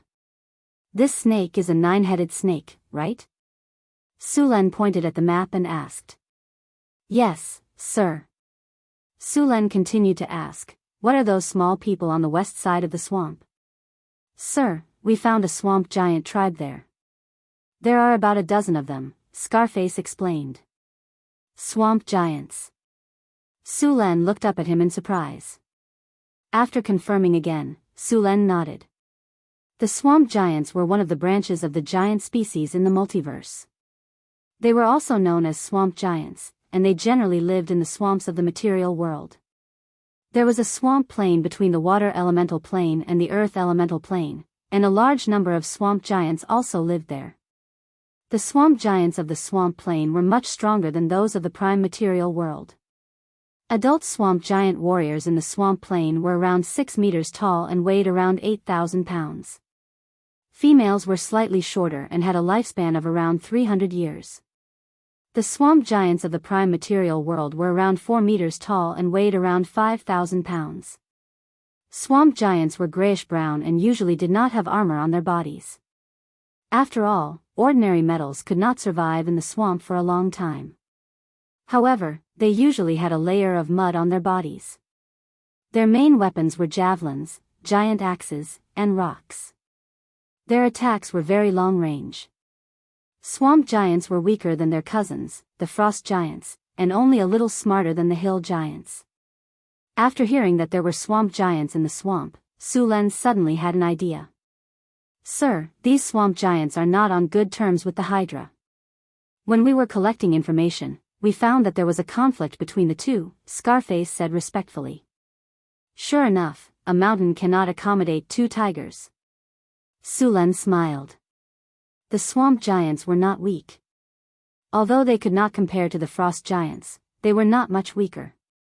Even if a group of a dozen swamp giants could not defeat a Hydra, they would not be too far off. After receiving information about the swamp, Su Len started his preparations. 2 days later, Su Len brought Hathaway and the 12 barbarian marauders out of Northgard City. The work of Northgard City was handed over to Su Len. The weakest person in the group was at 4th rank, and after casting a group haste spell, their speed was very fast. It only took a day for Sullen's group to reach the edge of the swamp. It was Su Luan's first time to come to the poisonous miasma swamp.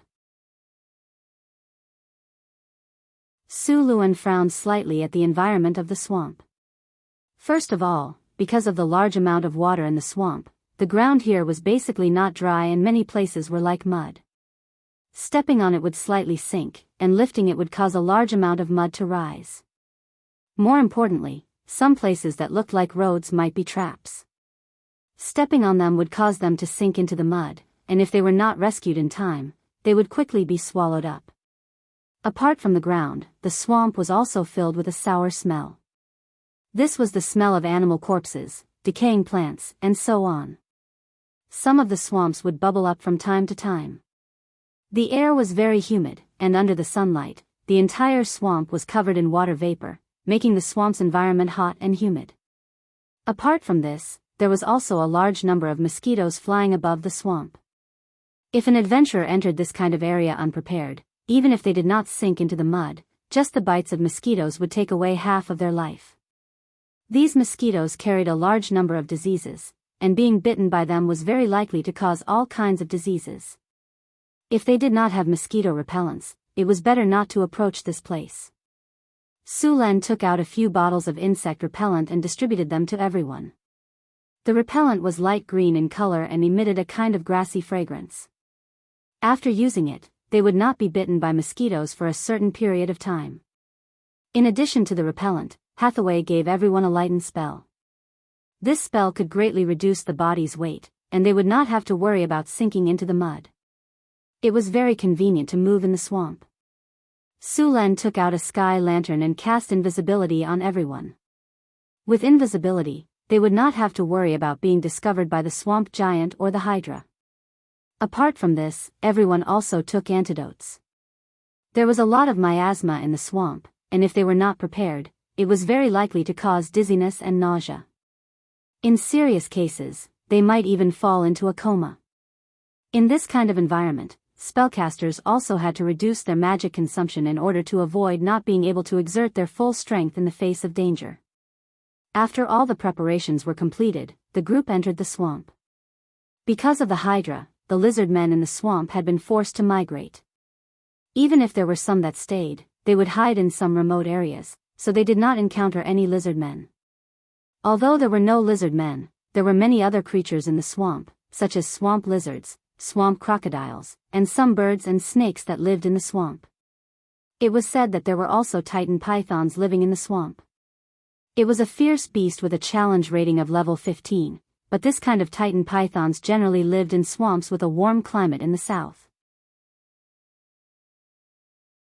Su Len and the others approached the area where the Hydra lived according to the route on the map.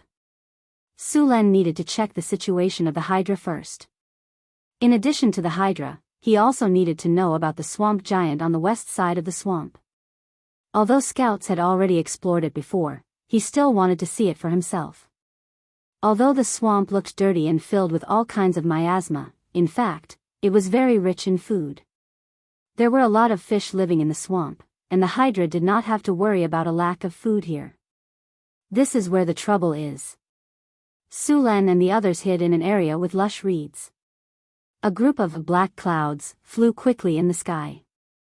These black clouds were made up of countless swamp mosquito, and there were as many as 1,000,000 of them.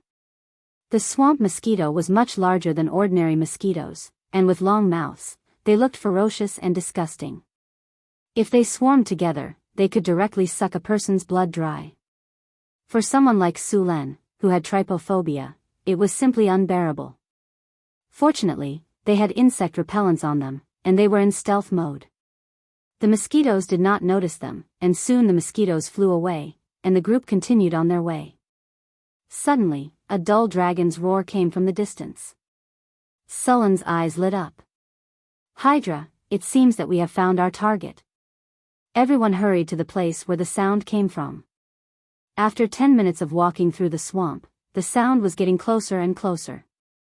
Soon, Su Len saw the tall figure of the Hydra.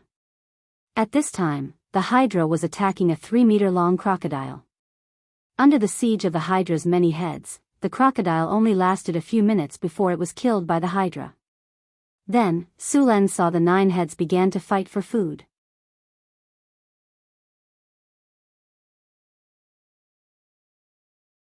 Chapter 376. The Hydra's 9 heads fought with each other, and a 3-meter-long swamp crocodile was torn to pieces in just a few minutes before being devoured by the 9 heads. Su Len did not continue approaching. Although he had invisibility, it was not omnipotent.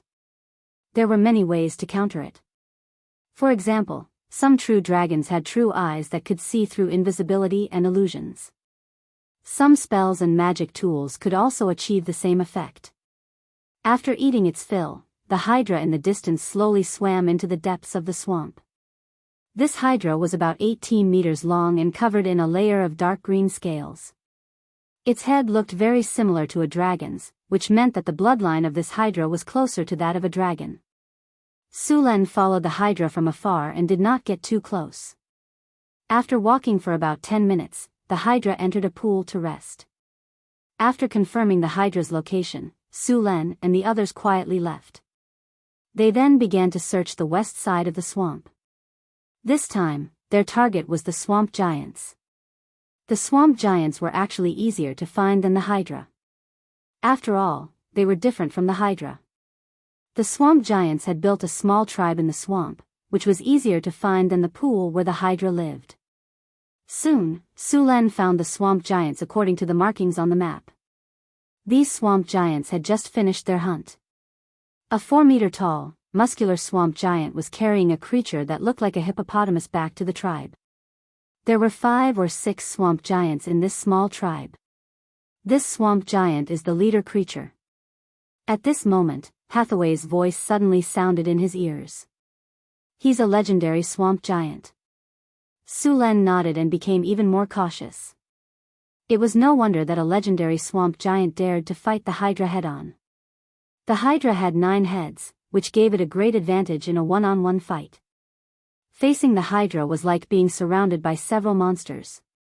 The leader of the swamp giants alone was not a match for the Hydra, but with the swamp giants beside it, their strength was not much different from the Hydra's. Originally, the best place in this swamp belonged to the swamp giant, but after the Hydra came here, half of it was occupied. Now, both sides wanted to kill each other, but their strength was close and they were still in a stalemate. But this time, Su Len planned to add fuel to the fire. Among the spells, there was a shape-shifting spell, which allowed the user to transform into other forms to fight. Of course, there were also some spells that were just for show, such as camouflage. Camouflage was not a high-level spell, but it had a special feature, which was that it could disguise a wizard as other creatures. Camouflage was different from illusion spells. Camouflage could disguise oneself very closely to the real body. Other than the real body's strength, it could even disguise one's scent. However, camouflage required a casting medium, which was to disguise something on a creature's body, such as hair, scales, and so on. With an idea in mind, Su Len began to look for a suitable target. At this time, the swamp giants came back from hunting. About 3 kilometers away from the swamp giant tribe, Su Len found a swamp giant who came back with prey. This swamp giant was 3 5 meters tall and should have just reached adulthood. At this time, it was carrying a long spear and a deer happily walking home. But this poor swamp giant did not know that it had been targeted by the sinister Sulen. Tentacle entanglement. 5 or 6 3-meter-long black tentacles suddenly appeared from the ground and entangled the swamp giant in an instant. The swamp giant's reaction was a little slow after being attacked suddenly. Its body subconsciously wanted to break free, but it did not succeed. Sulen's body flashed, and the purple dragon halberd in his hand carried a large amount of lightning power and instantly whipped the swamp giant's body. The powerful lightning power from the purple dragon halberd entered the swamp giant's body, and the struggling swamp giant's body suddenly became stiff. Taking advantage of this opportunity, Hathaway immediately cast hypnosis on the swamp giant. But to her surprise, the hypnosis did not work. The swamp giant was immune to her spell. Bang!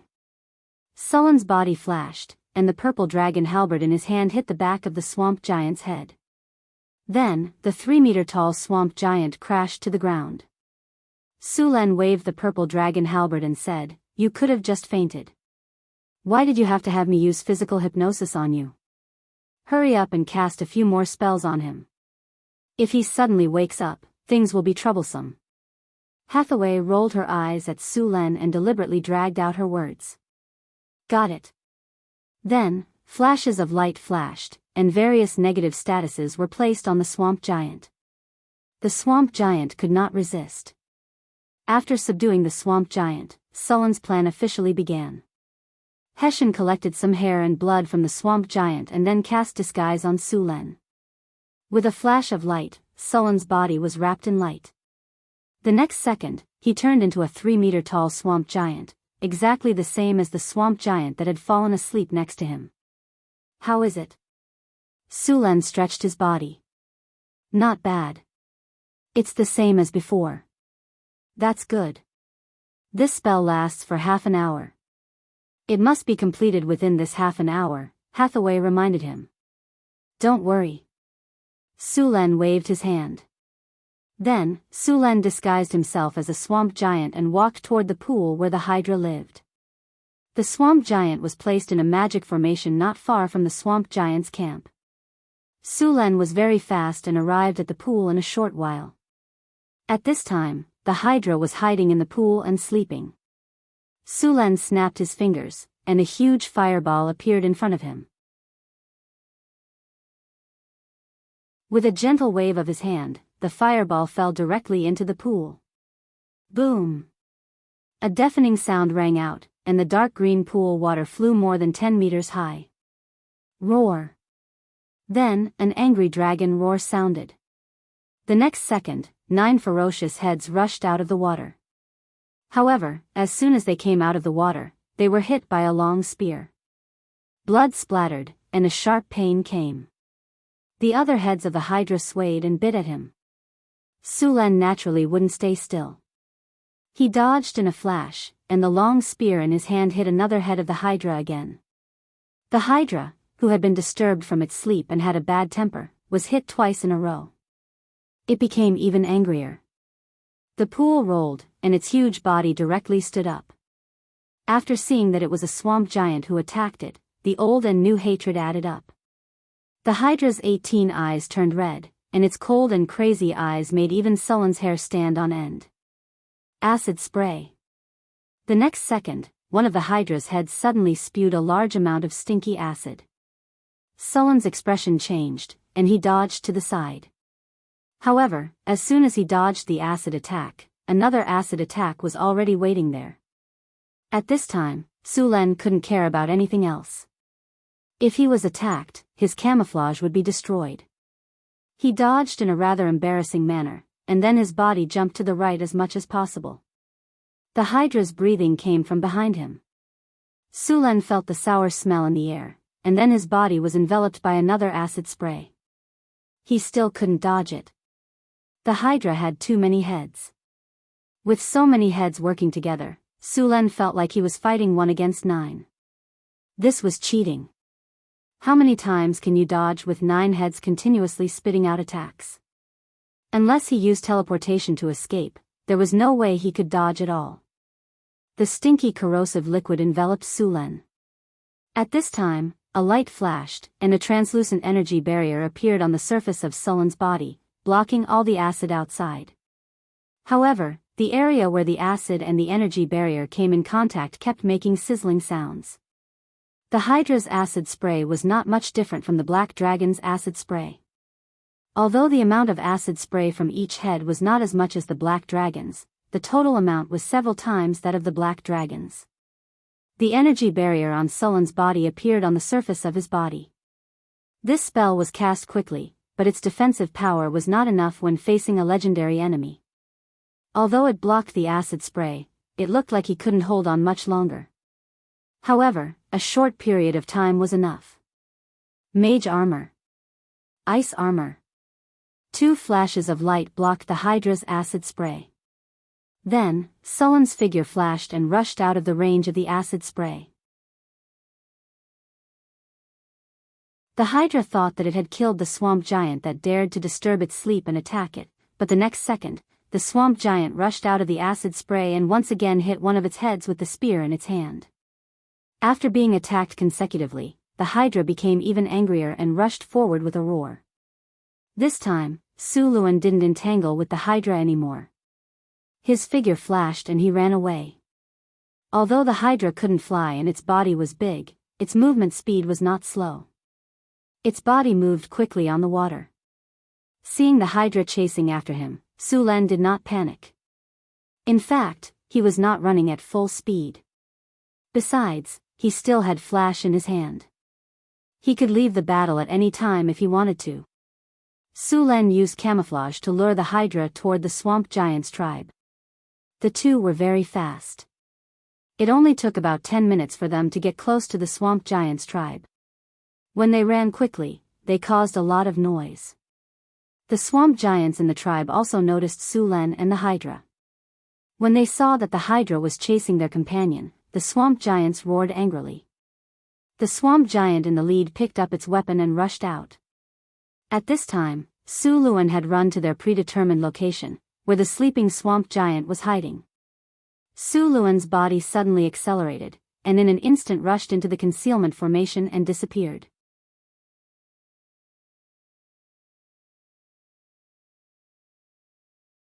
Chapter 377.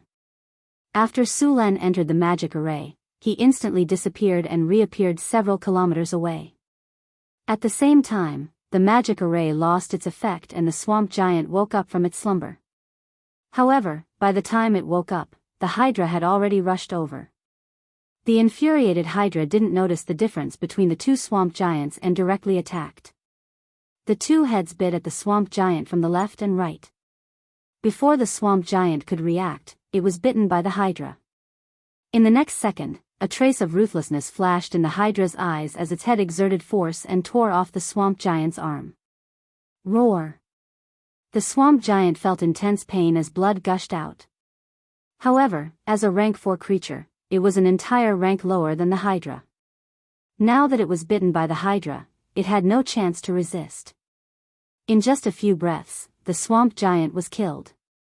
The swamp giant leader, who was rushing over, saw this scene and its eyes instantly became bloodshot.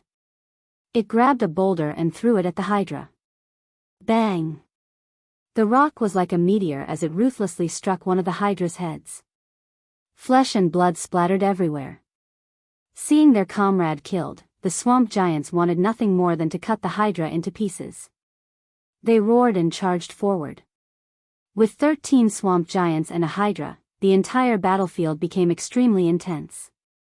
No one could approach the battle between the giants and the Hydra. The battle was extremely intense, but it wouldn't be easy to determine a victor. Although the swamp giants clearly had the advantage in numbers, the Hydra was much larger. Part of its body was hidden in the swamp, making it impossible for the swamp giants to attack it. Its 9 heads fought with different people. The swamp giants didn't have much of an advantage against such a large monster. However, both sides were already in a heated battle. Even if the victor couldn't be determined, both sides would suffer. Su Len led the marauders and barbarians to secretly observe the battle from a distance. He wasn't in a hurry to take action. Instead, he took out a set of tables and chairs from his spatial storage and set them up. He took out all kinds of dried fruits and munched on sunflower seeds while chatting with Hathaway. Come on. Yes, that's it. You should chop off its head with an axe. Sulan grabbed a handful of pistachios, crushed the shells with his palm, and ate them. It seems that these swamp giants are not going to make it. According to the size of the Hydra, this level of attack is not enough to kill him. Those swamp giants are in trouble. Hathaway leisurely leaned back on the chair and chatted with Sulan. Indeed, Hydra's recovery ability is very strong. If this continues, Hydra's chances of winning are very high, Sulan said after watching for a while. Hathaway picked up a bear biscuit and said, "Do you think we should help those swamp giants? After all, one swamp giant died because of our plan." It's a little different between the two sides. How can I help? Are you going to do it, or should I? Sulan rolled his eyes at her. Besides, if we do it, won't it be obvious to both sides that someone is watching from the sidelines and waiting to benefit? Oh, that's true. Forget it then. As for the swamp giants, I can only say sorry. I don't think they'll mind. Hathaway once again saw a swamp giant being sent flying by the Hydra. I don't think they'll mind. Anyway, there's a direct conflict of interest between them. Although this swamp is not small, it can't accommodate two legendary powerhouses. Yes, that's it. Give it a good beating. Sulan waved his arms excitedly and shouted. We have to be careful when we fight in the future. By the way, do you have pistachios with you? Hathaway asked after eating a bear biscuit. Of course. Sulan took out a bag of pistachios from his storage space and handed it to Hathaway. Thank you. I didn't expect you to have so much space in your storage equipment. Hathaway took the pistachios and gently broke them open and ate. Didn't you learn Mageweth engraving? You've also learned those arcane scars. You can try to make a storage bag with more space by engraving, Sulan said while stuffing things into his mouth. Yes, the Mageweth engraving method saves more space, and you can engrave more arcane scars. With more inscriptions, the space of the storage bag will naturally be bigger. Hathaway nodded. Is that swamp giant preparing to launch a sneak attack? He's so big. Does he think the Hydra can't see him? Hathaway continued after glancing at the battlefield. Although all 9 of the Hydra's heads were entangled, he still noticed the swamp giant. His body moved, and the tail hidden in the swamp suddenly swung out, sending the swamp giant who wanted to launch a sneak attack flying. However, the swamp giant's sneak attack was not useless. Another swamp giant took advantage of the Hydra's distraction to hit him hard. How long do you think they'll fight for? Sulan picked up a piece of beef jerky and ate it happily. I think it'll take at least an hour, Hathaway said after watching for a while. By the way, Frodo's cooking is getting better and better. This beef jerky is delicious. Indeed, the halflings are geniuses in cooking. Their food processing is simply irresistible. Hathaway agreed. He's almost emptied my inventory. I don't know how long he can stay in northern Battlefront City. Sulan spread his hands helplessly. Halflings usually didn't stay in one place for too long. They naturally liked to travel. This time, Sulan relied on various cooking methods and various creative ideas to make Frodo stay. When Frodo learned all the recipes, or when Sulan didn't have anything new, it would be about time for Frodo to leave. I've asked Frodo for a recipe. I'll make it for you to try when we get back. Hathaway said with a smile. Forget it. Last time you said you were going to make a delicious dish. Don't you know what happened in the end? Sulan glanced at Hathaway and said. Don't underestimate me. This time, I've learned from Frodo step by step. I'll definitely surprise you. Hathaway said confidently. I think I should prepare some gastric lavage, vomit-inducing potions and antidotes in advance. Sulan rolled his eyes and said. Hathaway heard Sullen's words and glared at him fiercely. Then, she stepped on his toes and snorted arrogantly. She no longer looked at him. The battle was still very fierce. Both sides were obviously going all out. Judging from their posture, it was clear that they were going to fight to the death. The Hydra's injuries were very serious. One of his heads was obviously dead, and the other head had countless scars from the giant axe. Even the eyes of the middle head were pierced by expressions. The swamp giant leader was also seriously injured. 2 of his ribs were broken. The other swamp giants were also injured.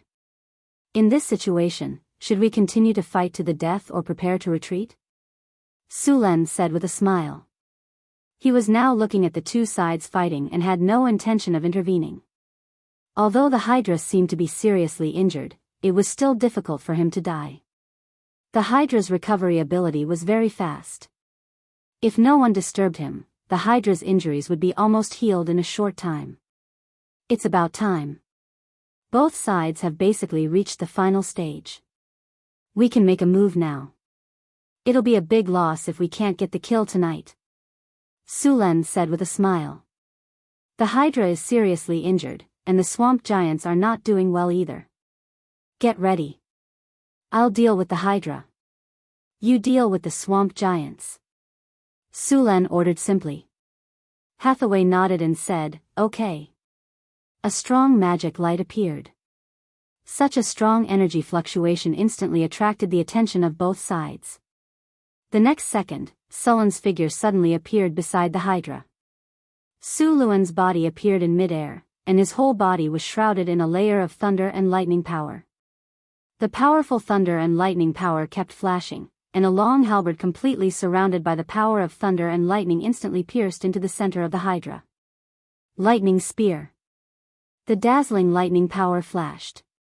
The next second, the purple dragon halberd with boundless power instantly pierced the Hydra's head. The layer of dark green scales was easily pierced through like paper. The purple dragon halberd's momentum did not decrease. It directly penetrated the skull. The hard skull could not withstand such a powerful force.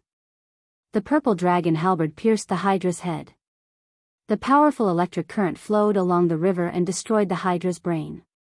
Along with an incomparably mournful scream, the Hydra's head powerlessly drooped down. The other heads were slightly paralyzed by the powerful lightning power. Thunderstorm. A powerful lightning energy instantly exploded out, and just as the Hydra's body was about to recover, it was immediately struck by a lightning bolt that was as thick as a water bucket. Bolts of lightning quickly descended, and the Hydra's body was charred black. Flesh and blood flew everywhere, and a large amount of lightning jumped about on its body. Even the Hydra's powerful healing ability was reduced to a minimum under this lightning energy. Smooth slash. 5-inch Sulen did not relax his vigilance.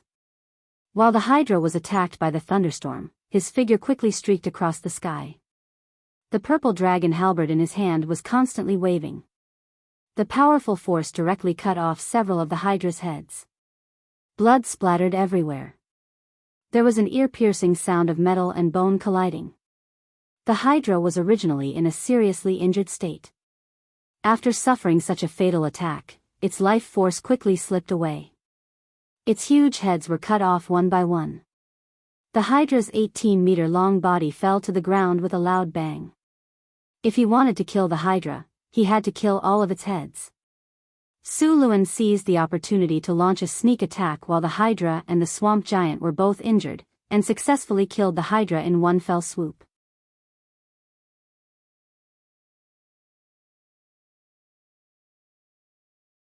Chapter 378. Group Teleportation. When Sulen suddenly appeared, Hathaway's silhouette also appeared in the sky not far away. 12 barbarian marauders appeared with her. As soon as these barbarians appeared, they immediately activated God's Descent. In an instant, 12 smaller giants appeared beside the swamp giants. Slow. Group Haste. Draconic Might. Group Enchantment Weapon. Rays of light shone from Hathaway's body, and an earthen yellow light flashed. The bodies of the surrounding swamp giants suddenly slowed down a beat. Following that, several rays of light shone, and the strength of the barbarian marauders rose to another level. The swamp giants were at the 4th rank, around level 16. They were a bit weaker than the frost giants, and they had just fought a fierce battle with the Hydra. Apart from the ones who had died, the rest were all injured. They were originally weaker than the barbarian marauders, and now they were all injured. The barbarian marauders at their peak were simply no match for them. The barbarian marauders at their peak bellowed and brandished their axes as they charged forward. The leader of the swamp giants saw his companions being beaten back and roared, throwing a huge rock at Hathaway. The watermelon-sized rock flew towards Hathaway like a cannonball. Bang! A figure jumped up high and waved the giant axe in his hand. With a bang, the giant boulder was smashed into pieces. It was Johnson. "Your opponent is me." Johnson half-knelt to reduce the impact from before and quickly charged forward. The leader of the swamp giants wasn't to be outdone either. Its eyes were bloodshot as it roared and charged forward. The two giants, one large and one small, collided with a loud bang. Although Johnson's strength wasn't inferior to the swamp giants after activating God's descent, the swamp giants were much bigger. They naturally had the advantage in a head-on clash. So, Johnson's body kept retreating, but the swamp giant's body wasn't in a good condition either. The powerful recoil made his injuries even worse. Greater spell sequence. Bursting Fireball *3, enhanced spell. Icicle *3. 3 huge fireballs shot out in a row. The swamp giant that was fighting Johnson couldn't react in time and was hit by the 3 bursting flames. Rumble. A violent explosion rang out, and even Johnson, who was nearby, was pushed back by the explosion. Blood and flesh splattered everywhere. Accompanied by a blood-curdling scream, the 4-meter-tall swamp giant was blasted more than 10 meters away, its body charred black. Then, 3 icicles flew out, instantly piercing the swamp giant's body. Under these consecutive attacks, the swamp giant was unable to resist at all, and its aura had been reduced by more than half. Its injuries were quite severe. A magic staff appeared in Hathaway's hand. In the next second, a wave of energy came from the staff, and magic runes lit up one after another. Hathaway quickly chanted a low incantation, and the instant she finished, she pointed at the swamp giant not far away. Death's Finger, enhanced spell. A black energy full of death aura flew out of her hand and hit the swamp giant in an instant. The already seriously injured swamp giant's struggling body suddenly stiffened and fell down. Its life aura quickly declined, and its originally powerful arm powerlessly drooped down. The light in its eyes quickly dimmed and disappeared. In the end, its 4-meter-tall body fell to the ground with a loud bang. Death's Finger was an instant death spell. As long as the target wasn't immune to instant death spells, it had a certain chance of directly killing the enemy. Of course, the chance of using this spell was very low, but after the target was weakened to a certain extent by various spells or serious injuries, the chance of using it would become very high. It was simply too good for an enemy that wasn't immune to instant death spells. With the death of the swamp giant leader, the morale of the other swamp giants plummeted. They panicked and wanted to run away, but they were chased down and killed by the barbarian marauders. With the swamp giant leader dead, the whole family naturally had to be organized. It didn't take much effort to kill the Hydra and the swamp giants. The battle is over. Congratulations, host, you have successfully killed the chieftain monster, Hydra. Congratulations, host, your hero Hathaway has successfully killed the chieftain monster, swamp giant chieftain. You have received 45,600 EXP, you have received items, Big Dipper Nectar X1, Magic Gem, Ruby, X5, you have received Platinum Treasure Chest X2. Your army has killed the swamp giant. You have received 5,300 EXP, you have received items, Magic Steel X5.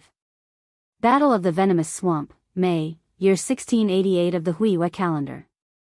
A Hydra appeared in the venomous swamp and invaded the swamp giant's territory. You schemed to incite a battle between the Hydra and the swamp giant, and when they were both injured, you successfully killed 2 legendary monsters. Your name is widely spread in the northern wastelands. Your fame +20. Congratulations, host. You have killed the Hydra leader. You have received 1 legendary skill point. With the end of the battle, a series of system notifications rang in Sullen's ears. Sulen, I feel like I'm going to break through. Hathaway suddenly said. Break through?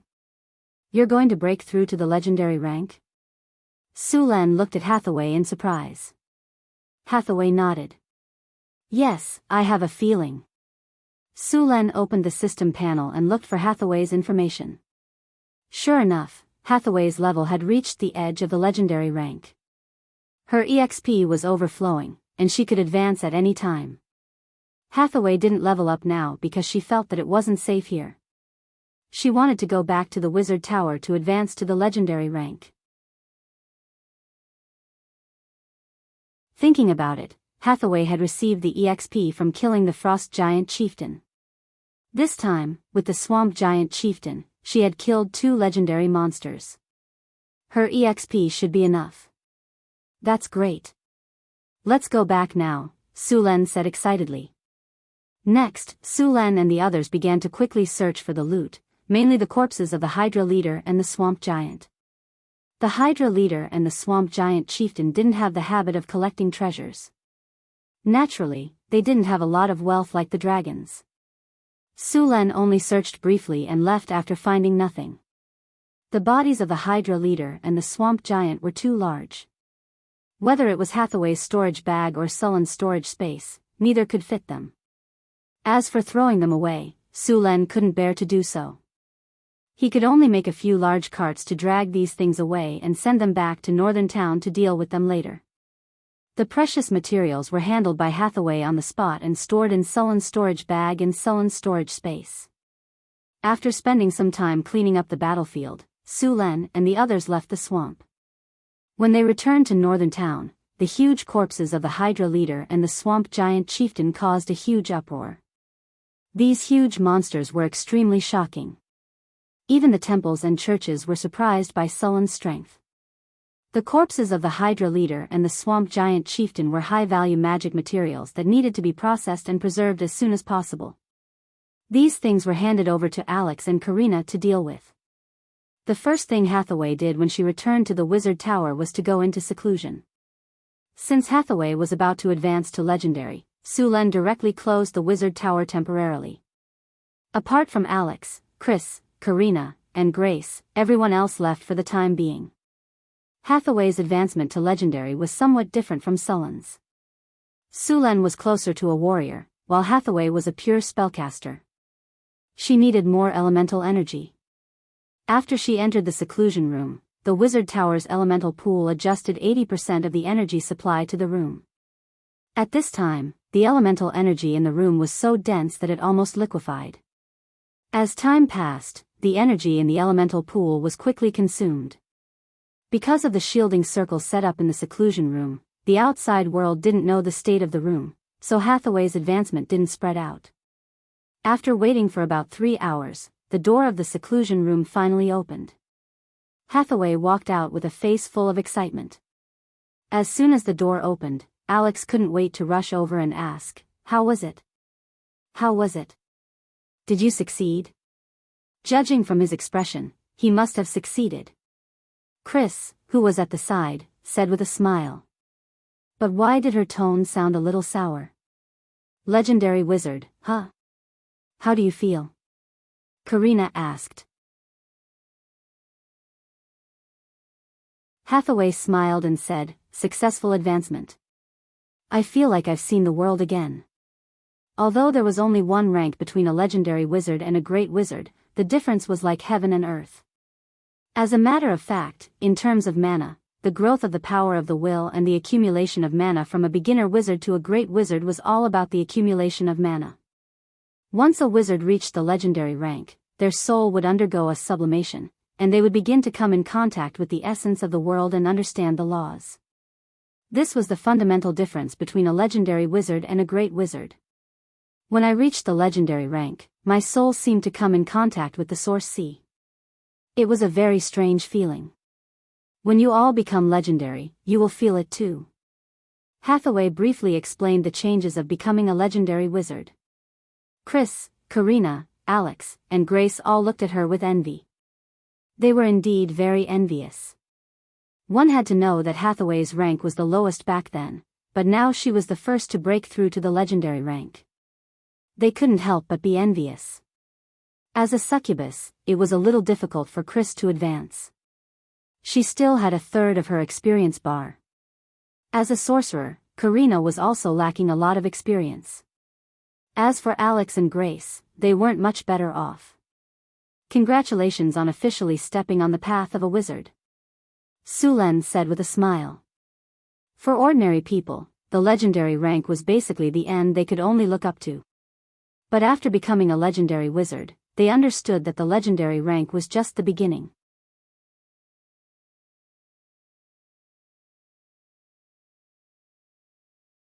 Chapter 379.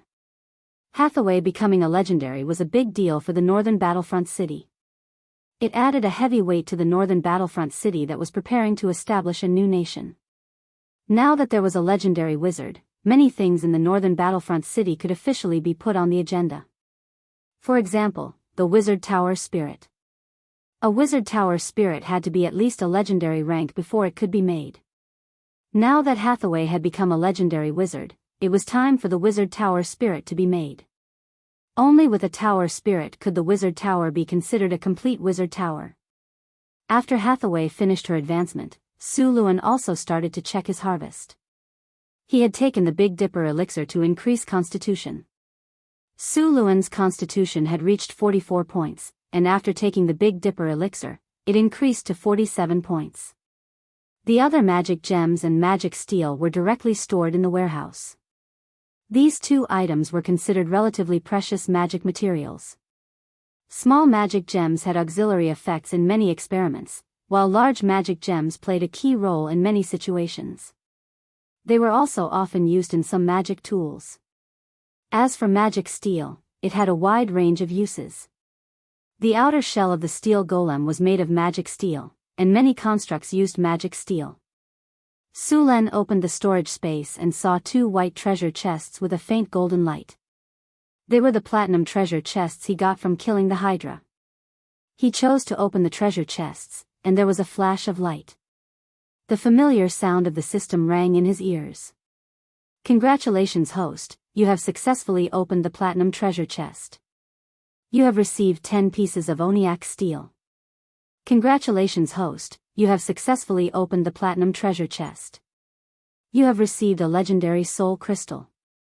The light faded, and Sulen began to check the items in the treasure chest. Oniac steel was also a type of magic metal, and it was more precious than magic steel. 10 ingots of it were 500 kilograms. This metal had good magic conductivity, and its texture was tough. It also had high resistance to various types of energy. It was a very good material.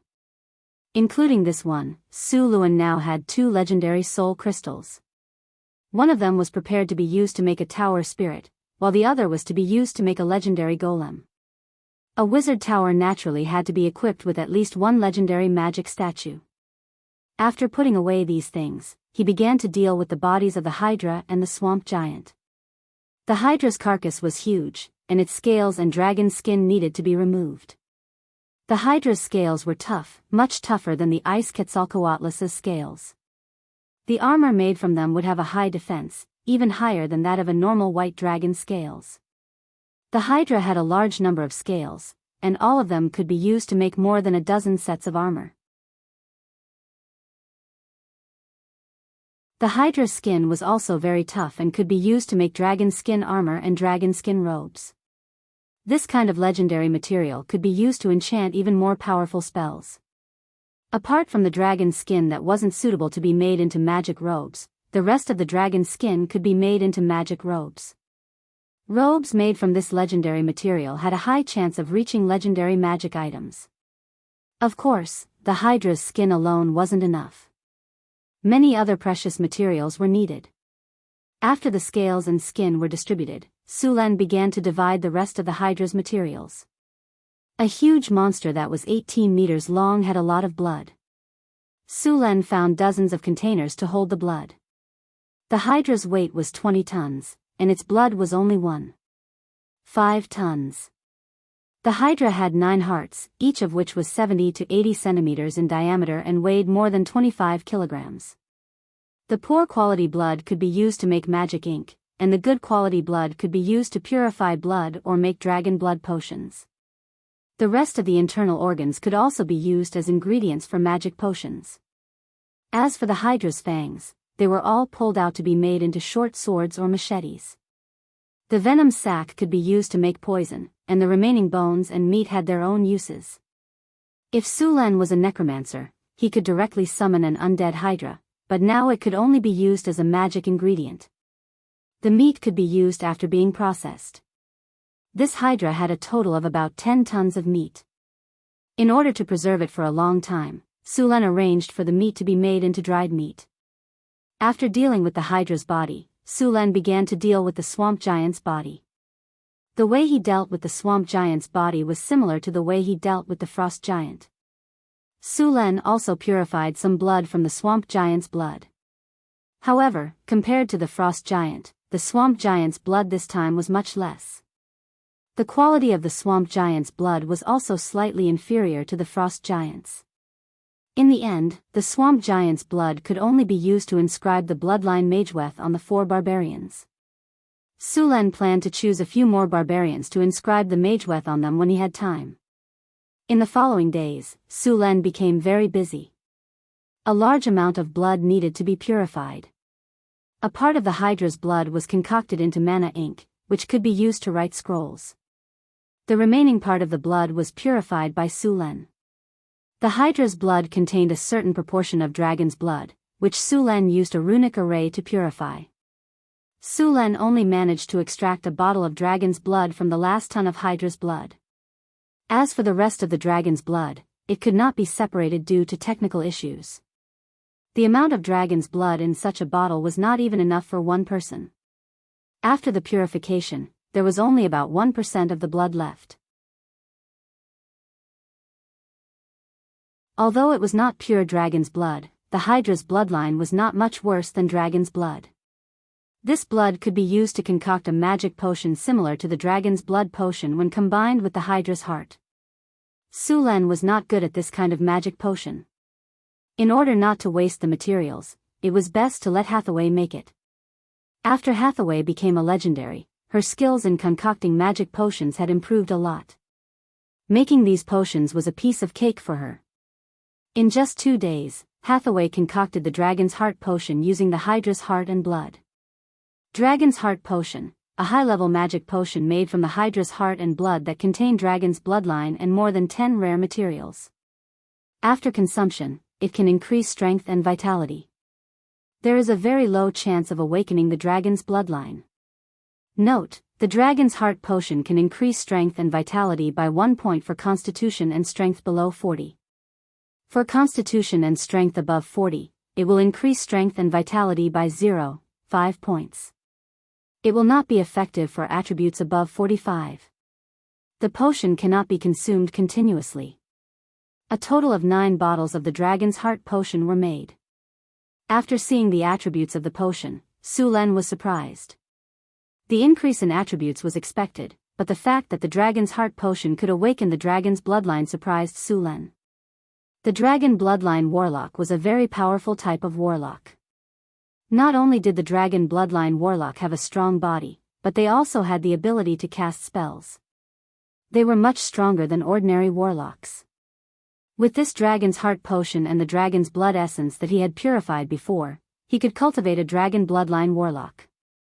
Sulan thought for a moment and took out a bottle of Dragon's Heart Potion and left the laboratory. After leaving the Wizard Tower, Sulan returned to the Lord's castle. Master. Anna and Angela appeared at the door. They looked very happy. During this period of time, Sulan had been busy and had not stayed in the castle for a few days.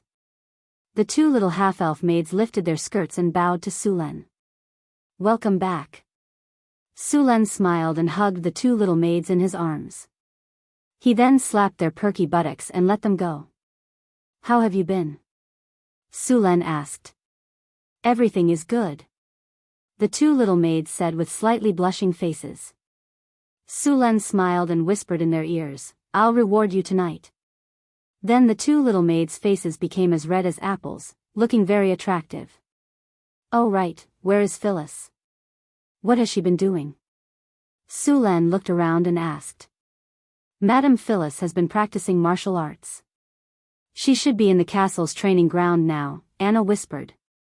Sulen nodded. Send someone to invite her here. I have something to ask her. After a while, Sulen saw Phyllis hurrying over. Seeing Phyllis's outfit, Sulen's eyes lit up. As a princess, Phyllis was not just a pretty face. She had also learned the royal sword skills, but her strength was average. Phyllis had her long blonde hair tied behind her head. She was wearing a white hunting suit and a pair of riding boots. Her straight legs looked even more slender under the combination of the riding boots and the hunting suit. Her body looked slim and graceful, and there was a hint of heroism on her beautiful face.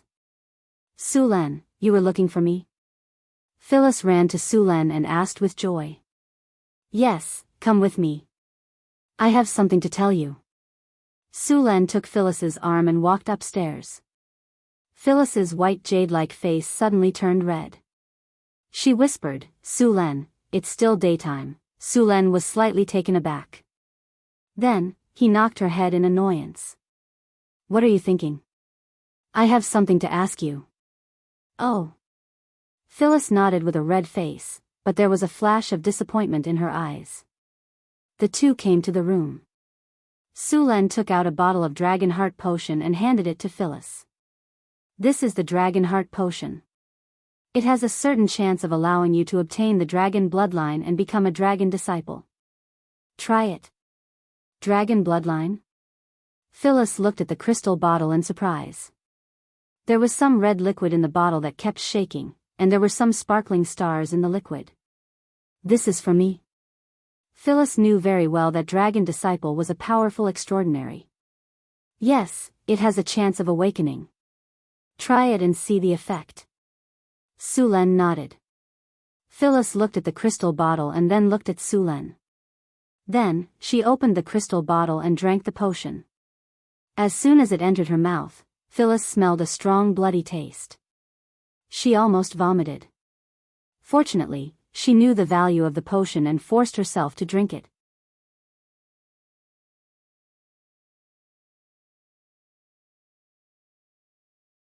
Chapter 380. After Phyllis took the Dragon Heart Potion, Su Luan checked Phyllis's attributes for a while and found that there were no other changes except that her strength and physique had increased by 1 point.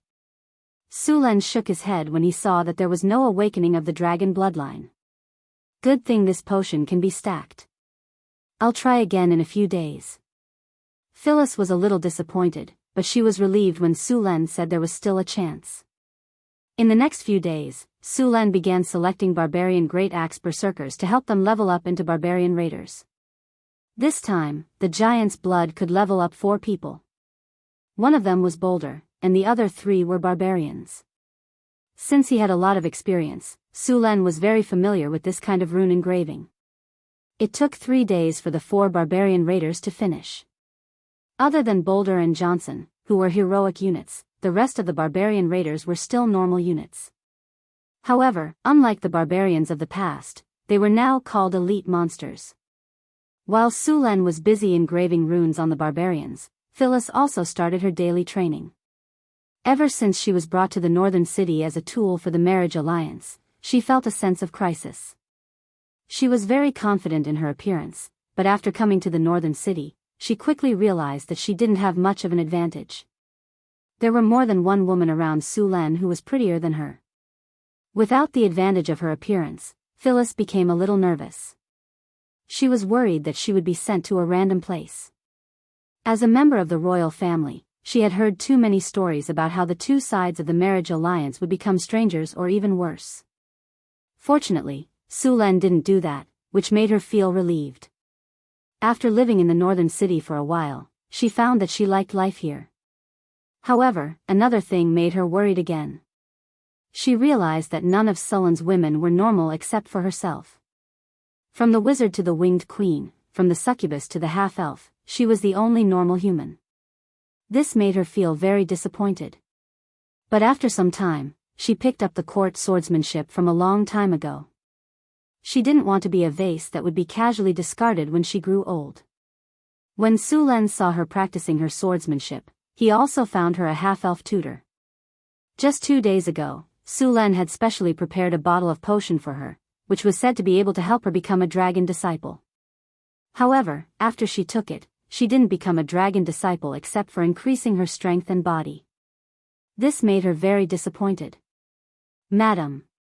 Just as she was in a daze, a middle-aged maid beside her bowed and said. Phyllis put the weapon back on the shelf, but the maid handed her a towel to wipe her sweat and said, "Have you sent the food over?" "It has been delivered, madam," said the middle-aged maid. "You guys go ahead and prepare dinner. I'm going to take a bath." Phyllis took off her tight hunting suit, revealing her white silk underwear. Her voluptuous body outlined her impressive curves. After changing into a loose bathrobe, Phyllis turned around and walked to the bathroom. The bathroom was steaming. Phyllis had worked out for a long time on the training ground today and was very tired. As soon as she went in, she took off her bathrobe, revealing her slender waist and plump buttocks. She reached out to test the temperature of the water, then raised her fair legs and stepped into the pool. Her curvaceous body slowly submerged in the water. However, as soon as she stepped in, Phyllis frowned slightly and whispered, "What's wrong? Why is the hot spring water a bit cold today?" "Someone!" Phyllis shouted outside. A series of footsteps came, and then a maid came in and asked respectfully, "Madam, what can I do for you? Why is the water a bit cold today? How long has it been since the water was changed?" Phyllis asked. "Cold?" The maid was a bit surprised. "Madam, the water was just changed." "Just changed the water?" Phyllis was a bit surprised. The maid took 2 steps forward and came to the side of the pool. When her fingers touched the hot water, she felt a burning sensation. "The water isn't cold." The water in the pool was slightly hot, and the temperature was at least 60 degrees. This temperature was a bit high for taking a bath. It even felt hot. Seeing that the maid's expression didn't seem to be fake, Phyllis seemed to feel that something was wrong. She knew the temperature of the hot spring water. When she soaked in the hot spring before, it was a bit hot, but today she felt that the water was cold. "Okay, you can leave now." Phyllis waved her hand and let the maid leave, but she still had some doubts in her heart. Although the water was a bit cold, Phyllis still soaked in the hot spring for a while. Bathing in the hot spring could restore her strength. She was a bit tired at the training ground today, but soaking in the hot spring would quickly restore her strength. After soaking in the hot spring for about 10 minutes, Phyllis stretched herself lazily. Her breasts rose in an exaggerated arc, which went down smoothly and then shrank quickly. After coming out of the bathroom, Phyllis put on a white silk nightgown, and several maids brought in a sumptuous meal. After a simple dinner, Phyllis asked the maids to take away the food, then got up and went to the study.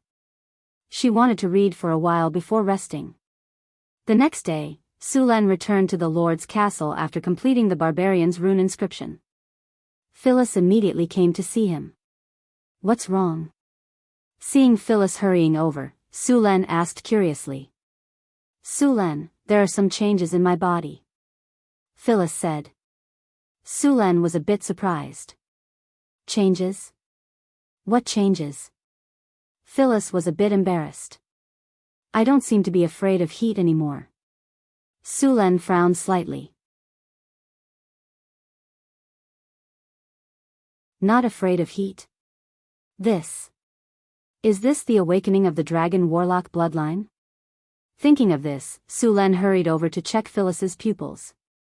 When a dragon warlock awakened their bloodline, their pupils would become different from that of a human. They would be closer to the pupils of a dragon.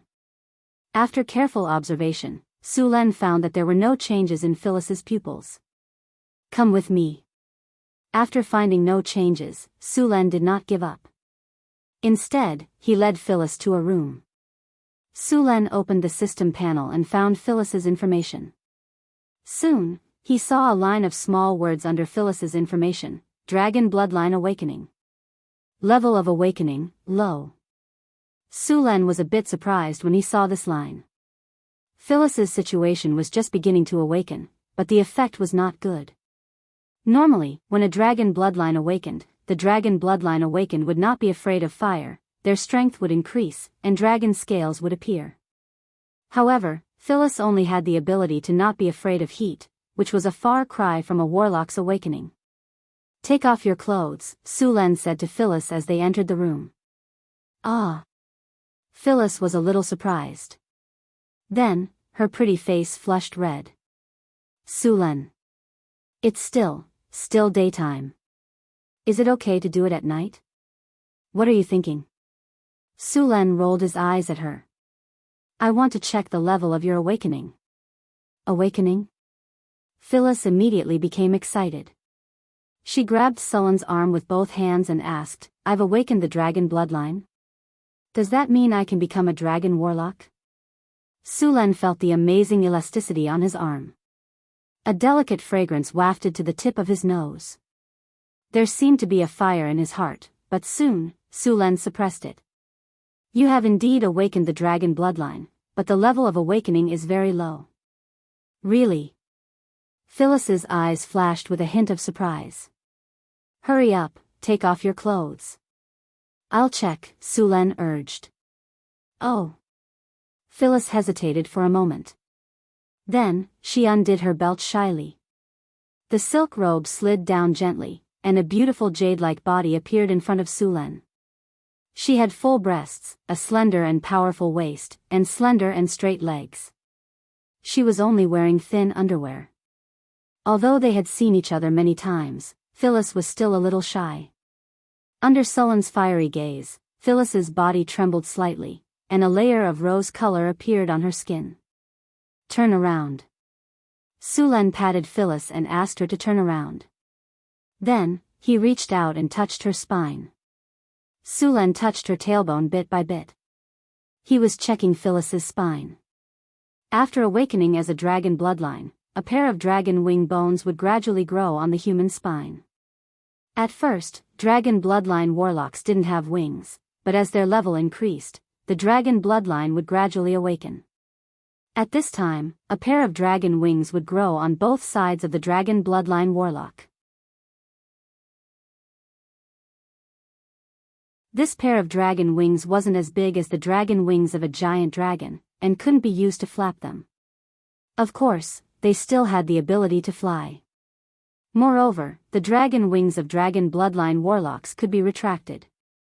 When they weren't in use, they could be put away. It was very convenient. Su Len was now looking for the dragon wing bone on Phyllis's body. Soon, Su Len touched a bone that was a little different from an ordinary spine. This bone was slightly protruding on both sides. This bone was the dragon wing bone, but it hadn't fully formed yet. Dragon wing bones would only grow on people who had awakened the dragon bloodline warlock's talent. As the dragon bloodline warlock awakened, it would gradually grow and eventually grow into a pair of dragon wings. Is it done? Phyllis couldn't help but ask when she felt Su Len stop.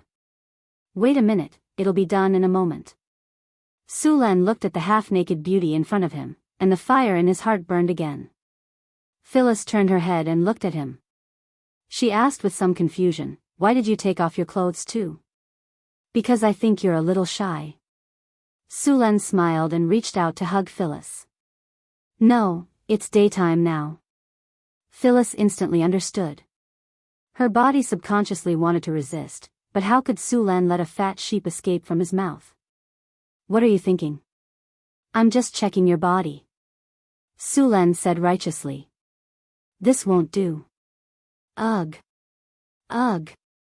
Soon, some indistinct sounds came from the tightly shut door.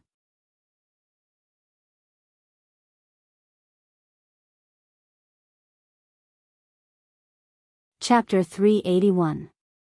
Are you saying that my awakening of the dragon bloodline is poor? Phyllis asked as she lay in Sullen's arms. Yes. Although you've awakened your dragon bloodline, the degree of awakening is very low, and your talent is not high either. Sulan said as he played with the smooth skin in his hand. Then can I become a dragon bloodline warlock? Phyllis asked worriedly. Sulan smiled. As long as I'm here, no matter how poor your talent is, you can still become a dragon bloodline warlock. It's not impossible for you to become a legendary warlock. Really? Phyllis asked in surprise. Of course. The two of them stayed in bed for a while before getting up again.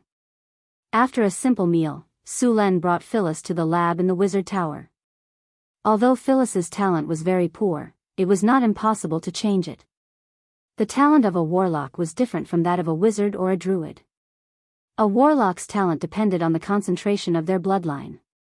The easiest way to improve a warlock's talent was to increase the concentration of their bloodline.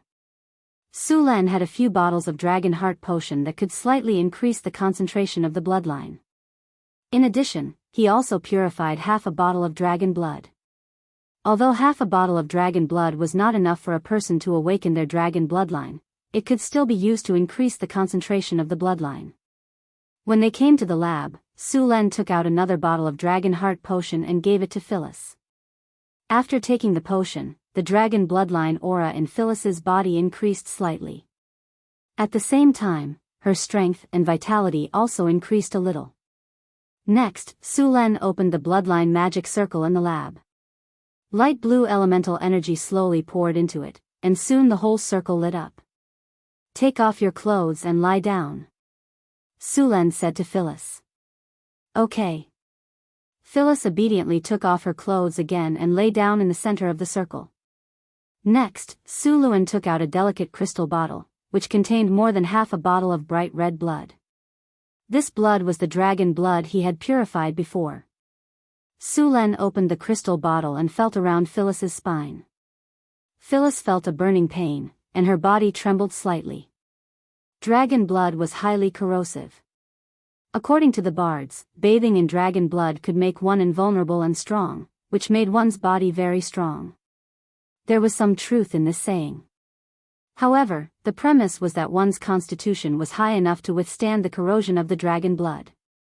Moreover, in addition to its corrosiveness, the blood of the red dragon was like magma.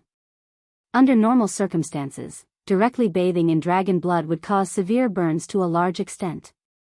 Although the blood of the white dragon would not burn, it would freeze people into ice. Hiss. Phyllis's body trembled slightly, and her muscles tightened. Obviously, she was in great pain. Bear with it, it will be over soon. Sulan looked at Phyllis, who was biting her lips so hard that they were about to bleed. Phyllis nodded with some difficulty. As long as I can become a dragon disciple, I can endure any pain. Yes. Looking at Phyllis's expression, Sulan nodded slightly. The bloodline transformation circle was not difficult, and Sulan did not have a hard time operating it. Sulan put the crystal bottle that contained the dragon blood on the experiment table, and then took out some magic gem powder. With a snap of his fingers, a light flashed, and the powder instantly emitted a colorful light. Then, like a colorful ribbon, it flew up. Sullen's finger gently moved, and the ribbon quickly moved along with his finger. At this time, the dragon blood in the crystal bottle was also drawn out by a strange force. Strands of bright red dragon blood slowly extended from Phyllis's spine in the direction of Sullen's finger. The ribbon and the dragon blood quickly merged. Before she knew it, her entire spine was covered by the dragon blood. The dragon blood was the product of Sullen's purification. The dragon blood did not belong to a black dragon or a green dragon, but was similar to the color of the dragon blood in its initial state. Sullen's expression was very serious, and his eyes were sharp. His fingers moved quickly, and runes that seemed to contain mysterious power quickly formed in his hand. When the last rune was completed, Sulan picked up a magic staff and softly chanted. The surrounding elemental energy quickly gathered and formed a frightening magic wave. The last light flashed. Sulen gently pointed, and a huge amount of energy instantly poured into Phyllis's spine. Whoosh! A large amount of elemental energy poured into the laboratory and formed a slight elemental vortex. There was even an elemental siphoning phenomenon in the surroundings. The huge amount of energy in the elemental pool quickly poured out. Dragon blood baptism. Runes rose from the magic circle. These runes emitted a dazzling light and quickly merged with Phyllis's body. These runes carried a powerful force and quickly merged with the dragon blood. Then, they completely merged with Phyllis's body. Phyllis's body trembled slightly. Her eyes became blurred, and her body trembled slightly. After the burning and corrosive sensation disappeared, strands of scorching energy emitted from her spine and quickly circulated throughout her body. As this energy circulated, Phyllis's body was also rapidly changing. The power of the bloodline in her body was also rapidly increasing. As the energy continued to circulate, Phyllis's body became stronger little by little. Sulen was slightly relieved. A sense of fatigue came over him. Although the dragon blood baptism was not difficult, it consumed a lot of energy. Alright, the ritual is completed. You can get up now. Sulen snapped his fingers and cut off the energy supply of the runic circle. The whole runic circle slowly dimmed. Done? Phyllis was a little stunned. Then, she got up and put on her clothes under Sulen's urging. Your body should be very strong now. The dragon blood baptism just now can strengthen your bloodline. You can feel the changes in yourself, Sulen said with a smile. I feel my body is full of energy. Phyllis said excitedly as she clenched her fist. This is just one of the changes. Sulen said affirmatively, the potential of a dragon bloodline warlock is quite amazing, especially a warlock with a strong bloodline like yours. If you can fully utilize it, it won't be difficult for you to advance to the legendary rank. Dragon bloodline warlocks were very powerful. They were born with great strength. After awakening their dragon bloodline, they would have dragon scales, dragon ability, dragon breath, dragon's constitution, dragon wings, and half-dragon transformation. In the beginning, dragon scales were only equivalent to leather armor. However, as dragon bloodline warlocks continued to advance, the defensive effect of dragon scales would continue to strengthen. In the end, dragon scales' defensive power would surpass that of plate armor, and it would also have a certain degree of magic resistance. Dragon ability allowed dragon bloodline warlocks to have strength comparable to legendary warriors. They could completely rely on strength to fight. Needless to say, dragon breath was a kind of power similar to dragon breath. This kind of dragon breath would gradually strengthen. Dragon's constitution would allow dragon bloodline warlocks to have a strong physique not inferior to warriors. Dragon wings allowed them to have the ability to fly. Half-dragon transformation allowed them to transform into some of the characteristics of dragons in battle. In the state of half-dragon transformation, the various strengths of dragon bloodline warlocks would be strengthened again. In fact, a powerful dragon bloodline warlock's close combat strength was not inferior to a warrior. Moreover, compared to warriors, they also had the ability to fly and cast spells. Although dragon bloodline warlocks' casting ability was weaker than that of ordinary warlocks, the gap was not big. Moreover, they also had dragon breath. In addition to these, dragon bloodline warlocks inherited the dragon bloodline, so their lifespan was also very long. The basic lifespan was more than 300 years. If they advanced to the legendary rank, their lifespan would be greatly extended. Dragon bloodline warlocks also had an enviable ability, that was, their strength would slowly increase over time, even a little bit when they were sleeping. This ability was very similar to dragon sleep. Phyllis had obtained the dragon bloodline as a red dragon warlock. The first ability she awakened was fire resistance. However, as time passed, this ability would gradually strengthen. Finally, she would gain fire resistance. After Sulen performed the dragon blood baptism on her, Phyllis awakened dragon ability. Her physical strength had been strengthened. Now, her strength attribute had directly increased by 3 points. If strength increased by 3 points every time she advanced, then Phyllis's strength would increase by at least 15 points. Of course, this was only the most basic. With some professional training, it would not be difficult for Phyllis's strength to exceed 35 points. Many legendary warriors after advancing to the legendary rank did not have the same strength. Okay, now go to the training ground to test your ability, Su Len said after watching Phyllis move her body for a while. Okay, I still can't control the sudden increase in strength. Phyllis nodded. She had not yet adapted to the sudden increase in strength. Su Len took Phyllis to the 5th floor of the Wizard Tower. This floor was the training ground of the Wizard Tower. There were a total of 30 training grounds here. They used the space expansion technique to expand the space. These training grounds were blessed with various protective spells and were divided into levels. However, the training grounds in the Wizard Tower could only withstand the spell attack of a level 4 wizard at most. As for more powerful spells, they could only go to other places to practice. In fact, there were basically no training grounds that could withstand legendary attack spells. Su Len chose a level 2 training ground, which could withstand the destructive power of spells between level 0 and level 4. Phyllis had just become a dragon bloodline warlock. Although her strength had increased greatly, according to the destructive power, it was not at the level of a level 4 spell, so she could use all her strength. Catch! Su Len took out a long sword and handed it to her. Now that your strength has increased greatly, you can try swordsmanship first. Then, get used to it as soon as possible. Phyllis nodded and took the long sword. As soon as the long sword was in her hand, she could acutely feel that the weapon was much lighter. In fact, it was not the weapon that was lighter, but her strength had increased. Phyllis had learned palace swordsmanship before, so she began to practice it as soon as she got the weapon.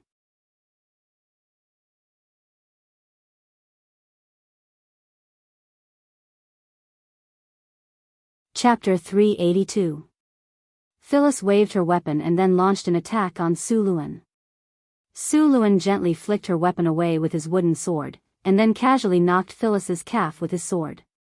Focus, Su Len said in a deep voice. Sorry. Phyllis quickly got up, picked up her weapon, and got into a fighting stance. Ha!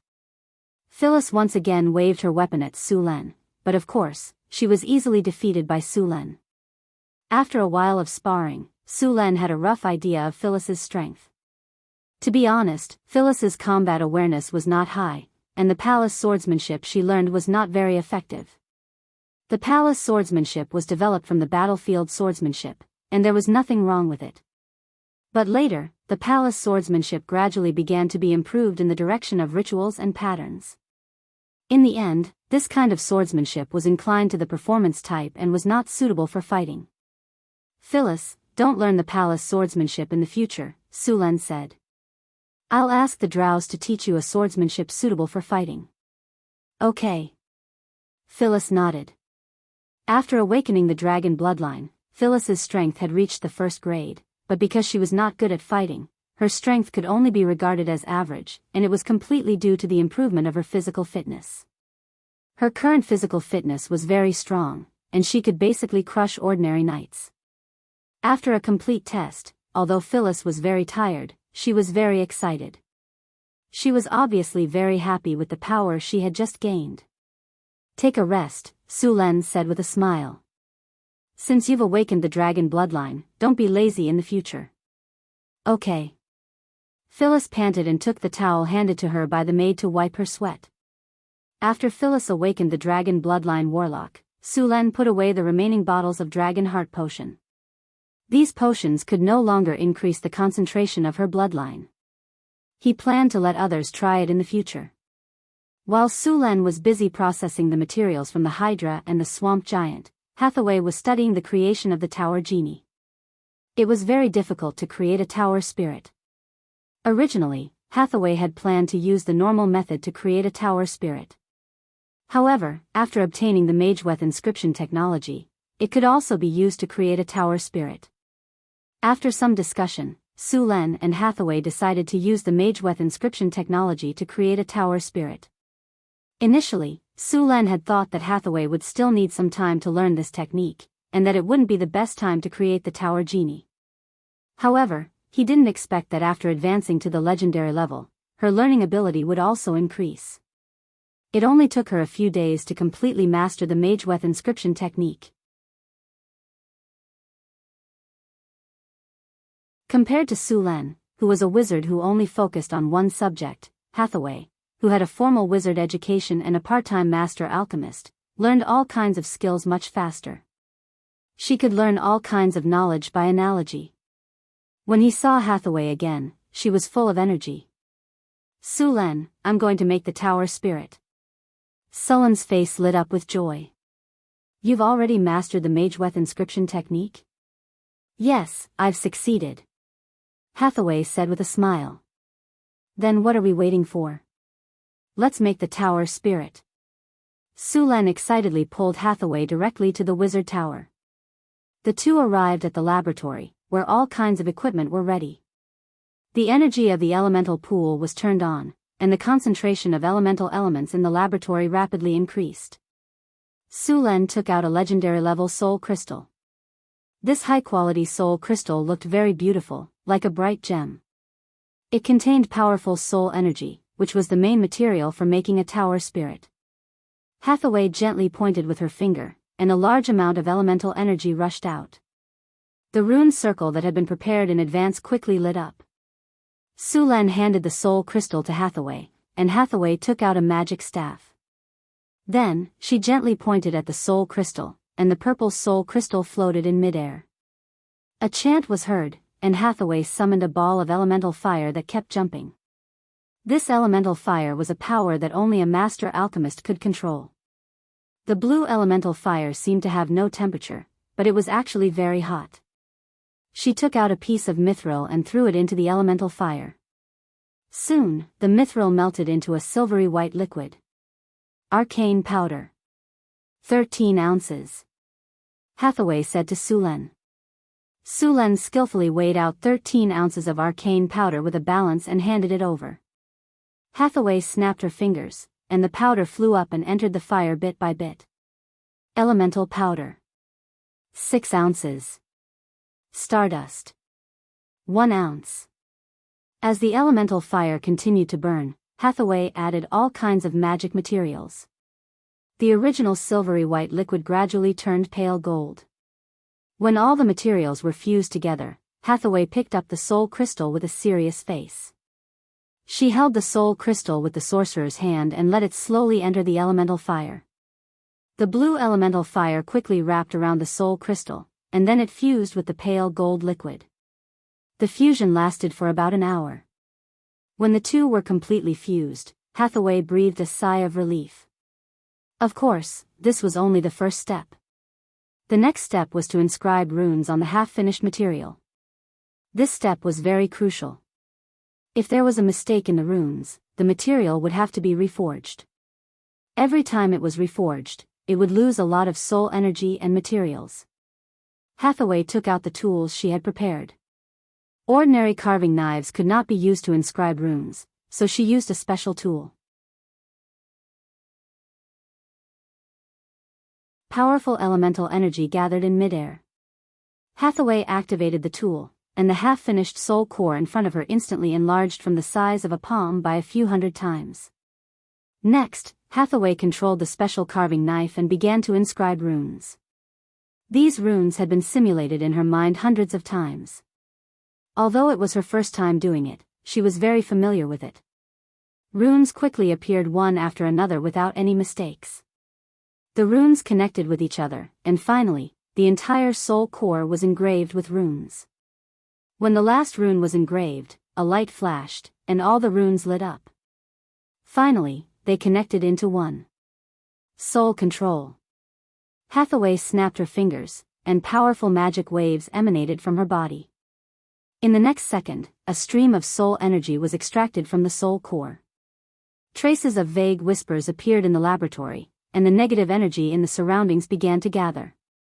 If someone was here, they would clearly feel that the place had suddenly become gloomy. A huge amount of soul energy appeared. Although this soul energy had lost its consciousness, it quickly began to struggle and wanted to escape. Soul shackle. A pale golden chain suddenly appeared and directly entangled all the soul energy. The soul energy, which was still moving, immediately became obedient. Sulan lit up the ghostwood that he had prepared earlier. The ghostwood was a type of magical plant that grew in graveyards and other places with dense negative energy. It was usually used to make concentrating incense, which could increase the efficiency of a wizard's meditation. It could also protect and calm the soul. With the appearance of the smoke, the soul energy seemed to have become more solid. Soul construct. Hathaway softly chanted, and a purple light merged with the soul shadow. The soul shadow also began to undergo various changes. Hathaway continued to repair the soul energy. Soul weave. Rays of light flashed, and as time went by, the soul energy gradually became the appearance that Hathaway wanted.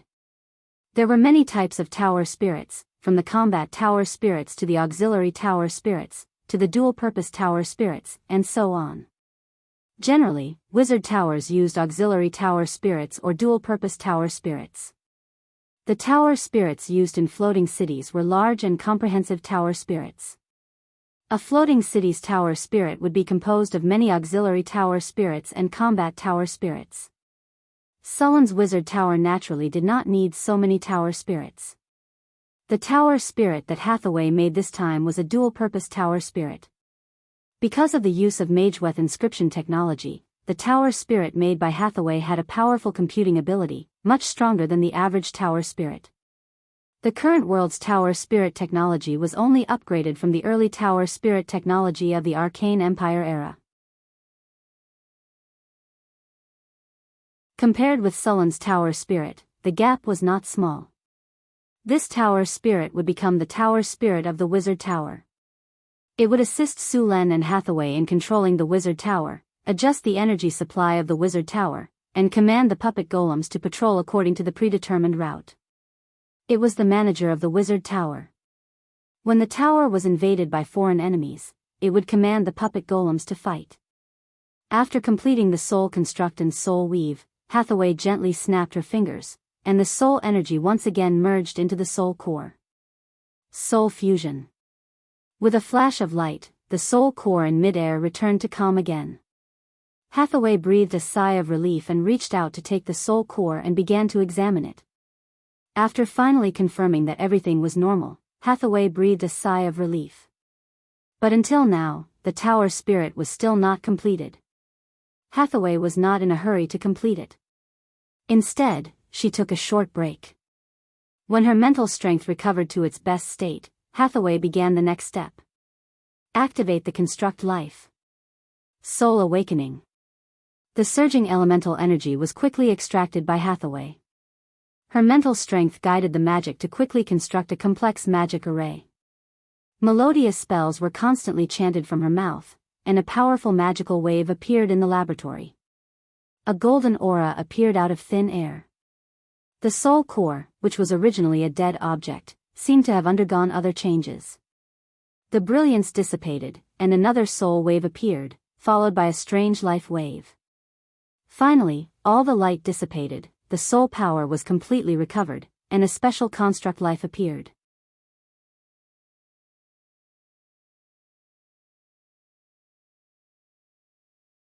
Chapter 383.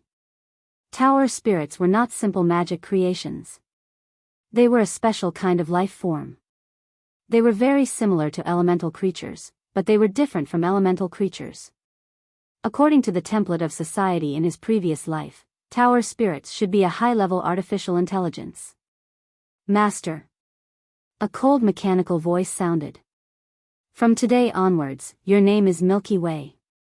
Sulan gave the new tower spirit a name. Yes, Master. Tower spirit Milky Way is at your service. The new tower spirit quickly accepted its name. Hathaway began to add all kinds of information to Milky Way. A newly born tower spirit was not a blank piece of paper. Because of the remnant soul consciousness in the soul crystal, it usually received some simple general knowledge. However, this general knowledge was not enough to control the wizard tower. Hathaway needed to instill all kinds of knowledge into the tower spirit. With the continuous infusion of knowledge, the tower spirit quickly learned through a large amount of computing power and constantly grew. When Hathaway finished instilling all kinds of knowledge, she picked up the tower spirit's soul core and went to the 7th floor of the wizard tower. The 7th floor of the wizard tower was divided into 2 parts. One was the astrology platform, and the other was the control center. The control center had been completed long ago, but because there was no tower spirit, it was empty. Now that the tower spirit was completed, it naturally had to be placed in the control center. Only in this way, the tower spirit could control the wizard tower and assist Su Len and Hathaway in controlling the wizard tower. In the empty control hall, there was nothing other than the control center.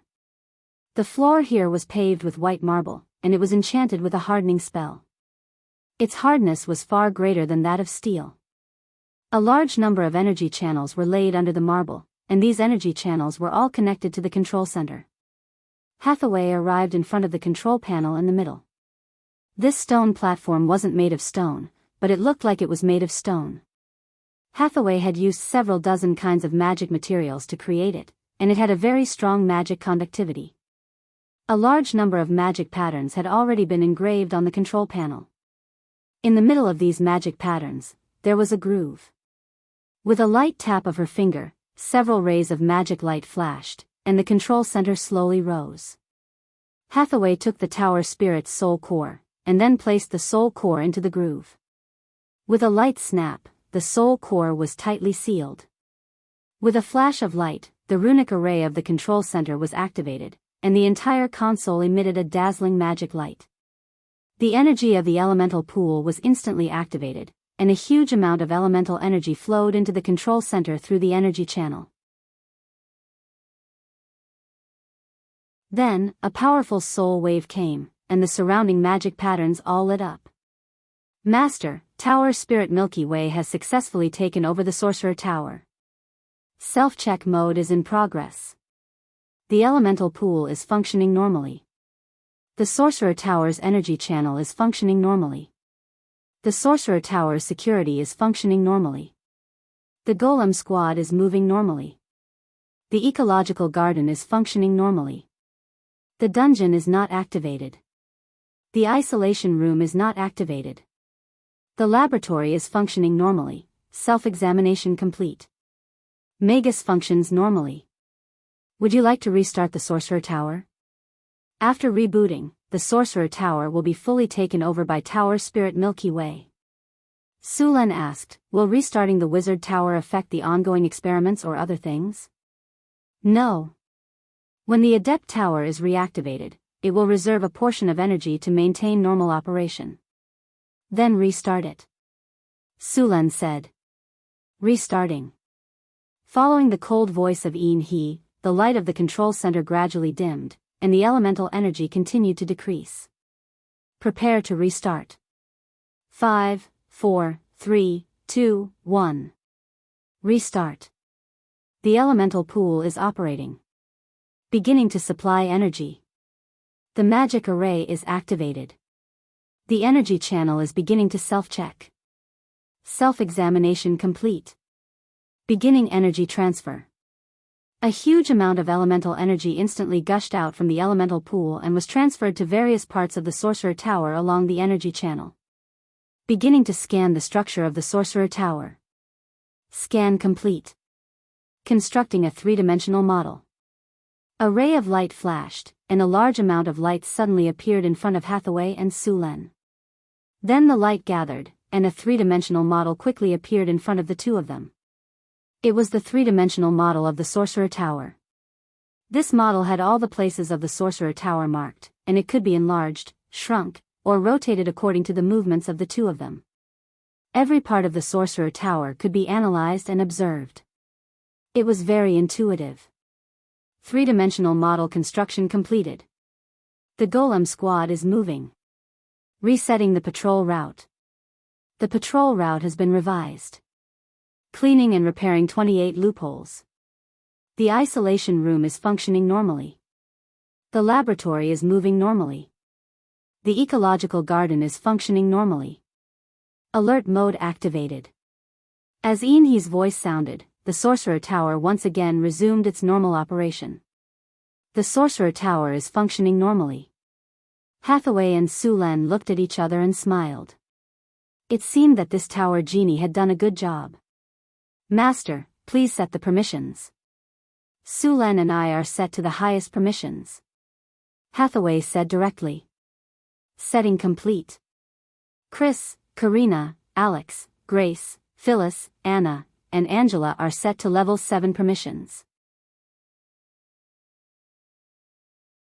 All sorcerer apprentices are set to level 2 permissions. Sorcerer Lorraine and Sorcerer Andre are set to level 4 permissions. Permissions setting complete. As a ray of light rose, the various permissions were divided. As the Tower Genie took over the Sorcerer Tower, Sulan and Leylin had full control of the Sorcerer Tower. Yin-He, activate the three-dimensional model of the Sorcerer Tower. Scan the energy channels and the surrounding ley line network. Hathaway stood in the middle of the hall and said. Along with a faint golden light, a ring of light suddenly appeared in the control center. The ring of light paused for a few seconds, and in the next second, the ring of light rapidly expanded. In just a moment, it turned into a ray of light that could not be seen by the naked eye and spread out. The light quickly scanned the Sorcerer Tower, and then Yin-He's cold mechanical voice sounded again. Model activated. The model of the Sorcerer Tower appeared in front of Sulan. Hathaway gently waved her hand, and the model of the Sorcerer Tower was instantly divided into a dozen different areas. Hathaway marked out some of the areas, and then slowly said, begin calculating the energy transmission efficiency of the Sorcerer Tower. Establishing mission. Mission established. Data collection complete. Beginning calculation. The light flashed, and Yin-He began to calculate quickly. Starting from the elemental pool, the magic rune marks in every position of the Sorcerer Tower began to appear, and they were constantly combined in the three-dimensional model. After a few minutes, the light disappeared. Calculation complete. The current energy transmission efficiency of the Sorcerer Tower is 63%. Recommend Master to optimize the internal structure. Yin-He's cold voice sounded. Optimize. Yin-He's cold mechanical voice sounded again. Begin optimizing the internal structure of the Sorcerer Tower. Calculation in progress. Optimization complete. Generating three-dimensional model. Model completed. Optimization plan generated. Add an energy hub in the energy transmission channel in the basement. Modify the energy hearing route in the hall on the first floor. Add more magic rune engravings on the magic rune nodes on the third floor, and add 3 energy transformation hubs on the 5th floor. Estimated consumption, 35 units of magic crystals, 20 magic gems, 12 ounces of arcane dust, stardust.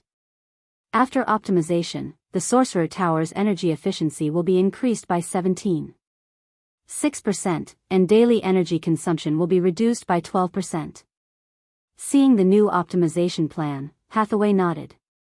Record the optimization plan. With the help of the Tower Genie, the management of the Sorcerer Tower was a lot easier. Sulan and Hathaway were relieved. Next, they needed to start optimizing the Sorcerer Tower according to the modification plan of the Tower Genie.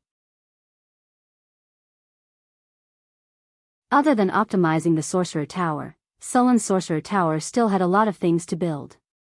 For example, the Sorcerer Tower's attack system and the Sorcerer Tower's defense system. These two facilities were very important. Normally, a Sorcerer Tower needed to be protected by the Sorcerer Tower. The Sorcerer Tower was a special magic technique. It was weaved with magic energy. It was a powerful enchantment that covered a large area. It had a simple consciousness. The Sorcerer Tower could also record all kinds of spells and store magic energy. At the same time, those who had access to the Sorcerer Tower could use all kinds of power within the Sorcerer Tower. It could be said that with the Sorcerer Tower, one's combat power within the Sorcerer Tower would be doubled. The Sorcerer Tower could not only record spells, but it also had the ability to suppress magic. The spells recorded in the Sorcerer Tower could be changed. The Sorcerer Tower's ability to suppress magic was much more limited than Sullen's Sorcerer Tower. It could only suppress a single series or type of spell. It was not easy to build a large Sorcerer Tower. The cost of such a Sorcerer Tower was very high, and Sulan did not have the craftsmanship to make the Sorcerer Tower. The Sorcerer Tower was highly confidential. Sulan did not have enough money to build such a thing, so he planned to build a magic enchantment for the Sorcerer Tower first. In addition to the Sorcerer Tower also needed an attack system. This attack system was not to deal with the golem puppets, but it was a trump card. For example, the Sorcerer Particle Railgun, the Sorcerer Crystal Pulse Railgun, and many other powerful weapons. For example, the Sorcerer Particle Railgun. This thing's attack power was very exaggerated. Even if a legendary sorcerer was hit, he would not be able to escape. If the Sorcerer Tower was hit, he would die on the spot. This kind of powerful weapon had existed since the era of the Arcane Empire. After the Arcane Empire's era, this technology had been improved many times and became even more powerful. The sorcerers were now using the improved technology, but it was rarely used. However, although this kind of weapon was very powerful, it was not suitable to be equipped because this kind of weapon consumed too much energy. A Sorcerer Particle Railgun required a variety of materials. Mithril was only a part of it. There were more than a dozen other materials. It was not easy to build, and this kind of technology needed to be supplemented.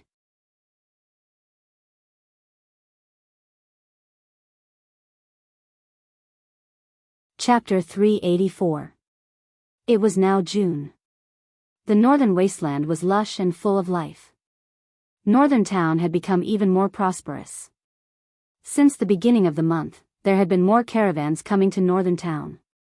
Apart from the caravans, there were also many nobles from different countries. "This is the 20th noble, right?" a peddler on the street whispered. "The 21st, a shoemaker who was mending a pair of boots added. "So many nobles are here to celebrate our Lord's founding," the peddler said excitedly. The itinerant man said excitedly, "I really hope more nobles will come. Then I can earn more money." "Hey, Jack, you've made about 3 silver nars this month, right?" "Don't be too greedy," the shoemaker said. "You're talking like you've made less money, Harry." Jack glanced at him and said. "Hee hee. I really want to earn 5 gold nars as soon as possible so that I can have my own piece of land here," Jack said with a sigh. "Yes, thanks to our kind Lord. Otherwise, we wouldn't be able to save enough money to buy a piece of land," Harry said with a smile.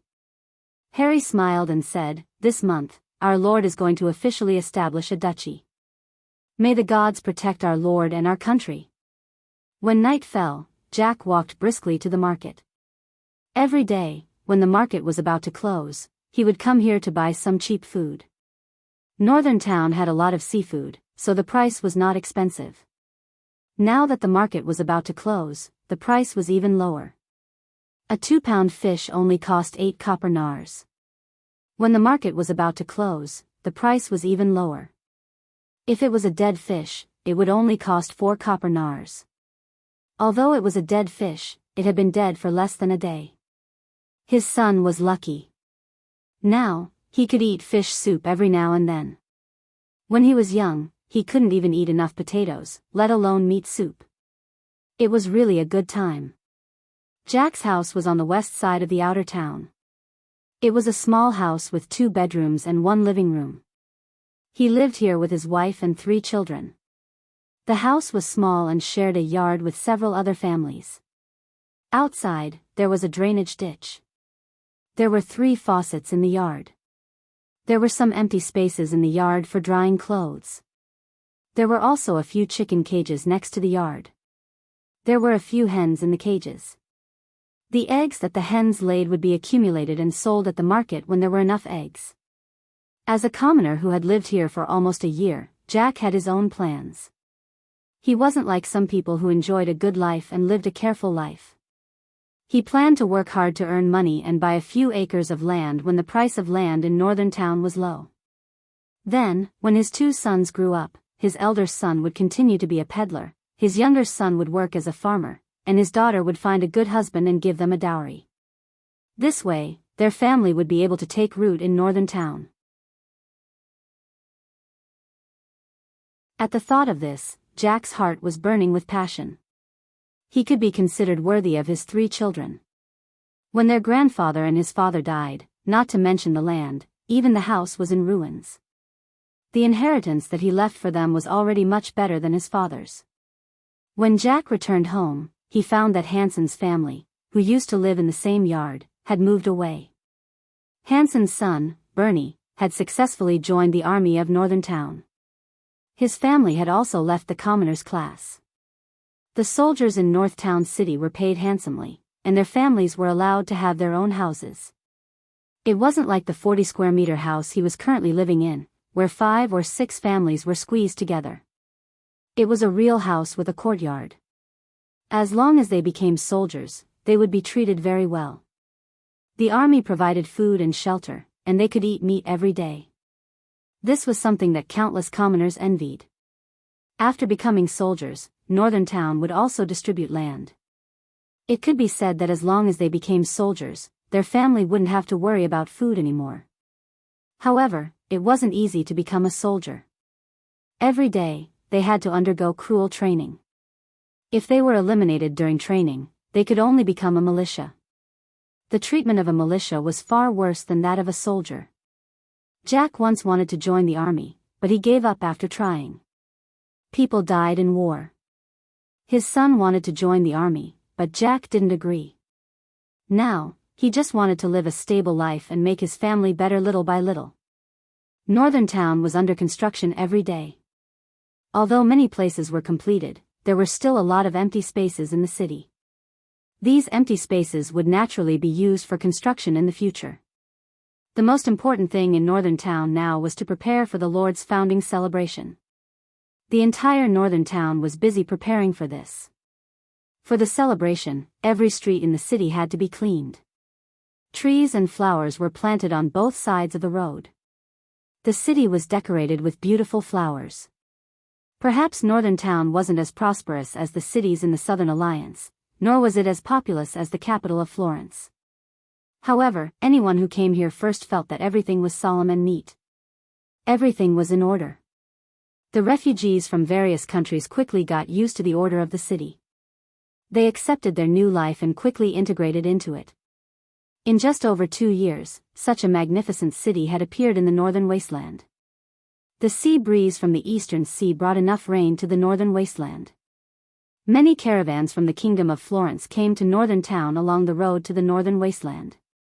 Carts of goods were transported to the warehouse by laborers. These were the goods and daily necessities that Northern Town had purchased from various countries. For example, cloth, oil, slaves, spices, salt, preserved fruits, and enchanted materials. The number of slaves purchased by the Northern Town City had never decreased. The slave trade used to be the Northern Town City's biggest business. The Northern Town City would purchase around 2,000 slaves every month, so the population of the Northern Town City had been growing rapidly. Northern Town also produced salt, but the output was average.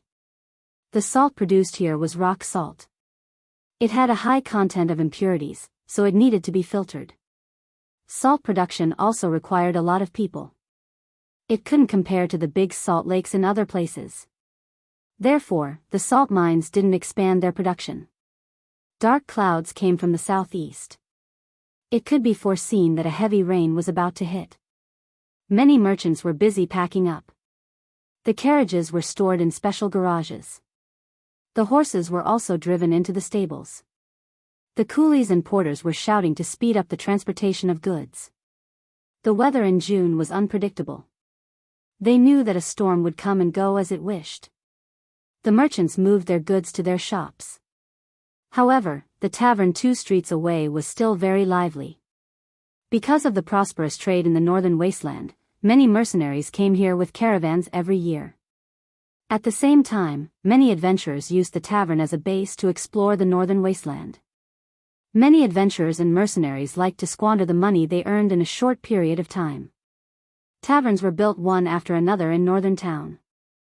At the same time, some seafood merchants with a keen sense of smell came here to sell abalone. Although the drinks and food in northern town were good, the ratio of men to women in the city was a bit imbalanced. The ratio of men to women in the city was about 6-4. This was mainly because Su Len didn't buy female slaves when he first bought slaves. Although he later plundered a lot of people in the northern wasteland and his territory became more populated and alleviated the problem of the ratio of men to women to a certain extent, the number of seafood merchants in the taverns decreased. Mercenaries and adventurers were willing to spend money. This phenomenon lasted for a month or two. Many seafood merchants heard the news and came to northern town. Su Len didn't stop this situation. After all, these seafood merchants maintained the stability of the society to a certain extent. Otherwise, those mercenaries and adventurers who were bored out of their minds might not take the risk. There were many civilians in northern town. Some of these civilians were craftsmen. After hearing that northern town was rich, they came to live here. These civilians rarely left after coming here. This was because they only needed to spend a little money to obtain land here. Moreover, life in northern town was stable. There weren't many exorbitant taxes, so they didn't have to worry about the nobles seizing their property. Compared to other cities, this place was like heaven. A caravan slowly approached the city gate. The tax officer who was already at the gate walked over quickly with 2 soldiers. "Where are you from? What kind of goods are you selling? You have to pay 10% tax to trade here. Also, all goods are not allowed to be traded outside. You have to go to the trading market in the city." The tax officer walked up and said. Soon, a man dressed like a manager of the caravan came to negotiate with the tax officer. The tax officer recorded the information while checking the goods for contraband. After a while, the tax officer finished checking and took out a special piece of paper to record the goods. After confirming the goods, the tax officer asked the merchant to sign. After completing the transaction, the tax officer would give the merchant a token. This was the certificate of permission to trade. Only those who had the token could trade in northern town. Soon, the tax officer finished recording and left. It was going to rain soon. Although he was a tax officer, he didn't collect taxes. He was only responsible for recording the goods of the caravan. He would only collect taxes when the caravan entered the market. The caravan moved forward again. At this time, a few cloaked figures left the caravan. They nodded at the manager of the caravan and gently knocked on the belly of their horses. They left the caravan and entered the city. So this is northern town. It's so prosperous in the north. Do you see that tall tower? There are actually wizards building wizard towers in this place. Do you feel it? The concentration of elemental energy here is very high.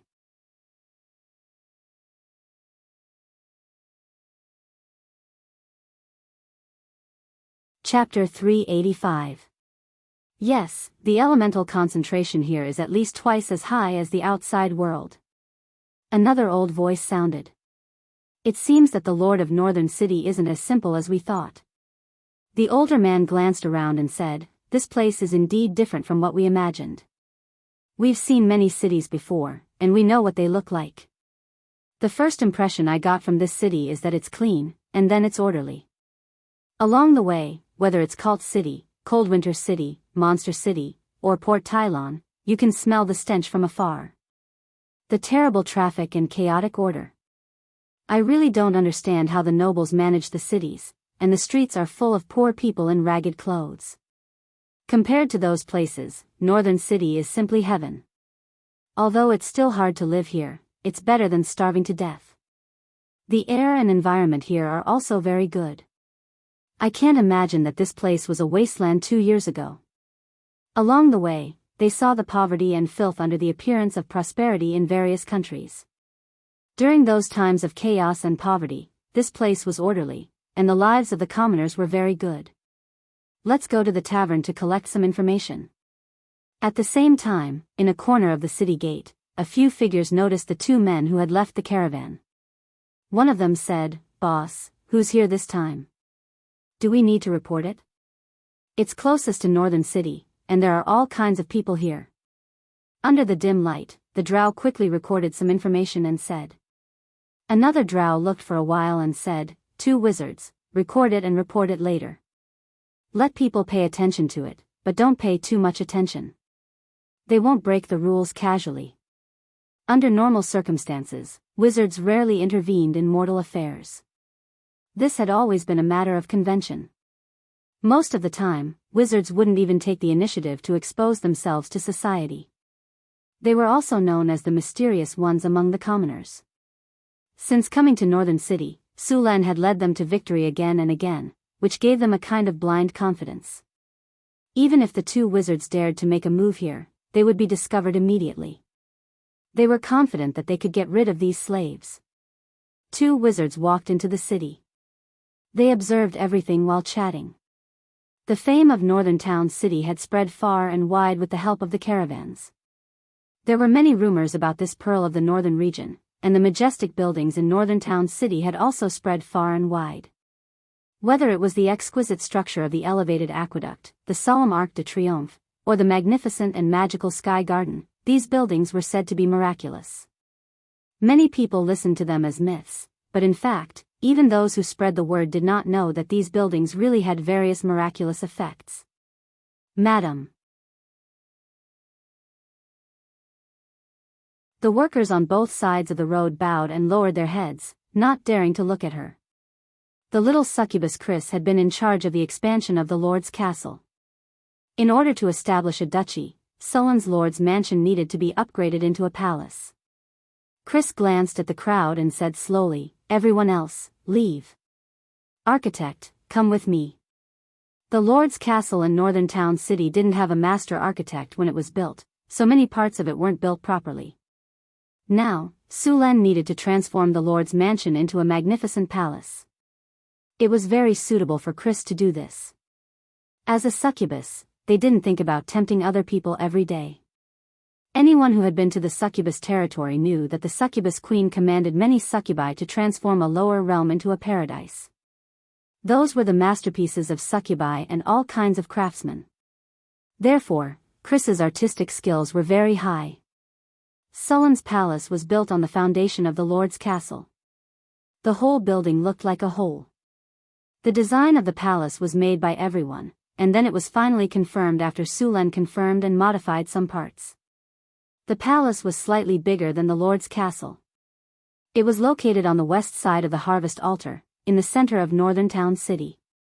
A lot of white marble was used to build the palace. During the construction, spells like mud to stone were used. The structure of the palace was very sturdy, and the ground was extravagantly enchanted with some hardening spells. The palace even had part of the power of the Wizard Tower. As the Palace of Northern Wind Duchy, Sulan didn't want to lower the security of his palace. Sulan even planned to build an elemental pool and rune barrier in the palace.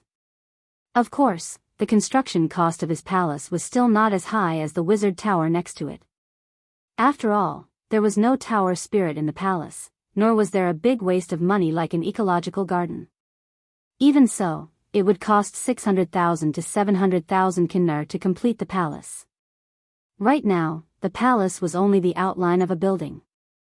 The main building of the palace had been completed, but there were still many places that needed to be engraved with magic patterns and set up with magic circles.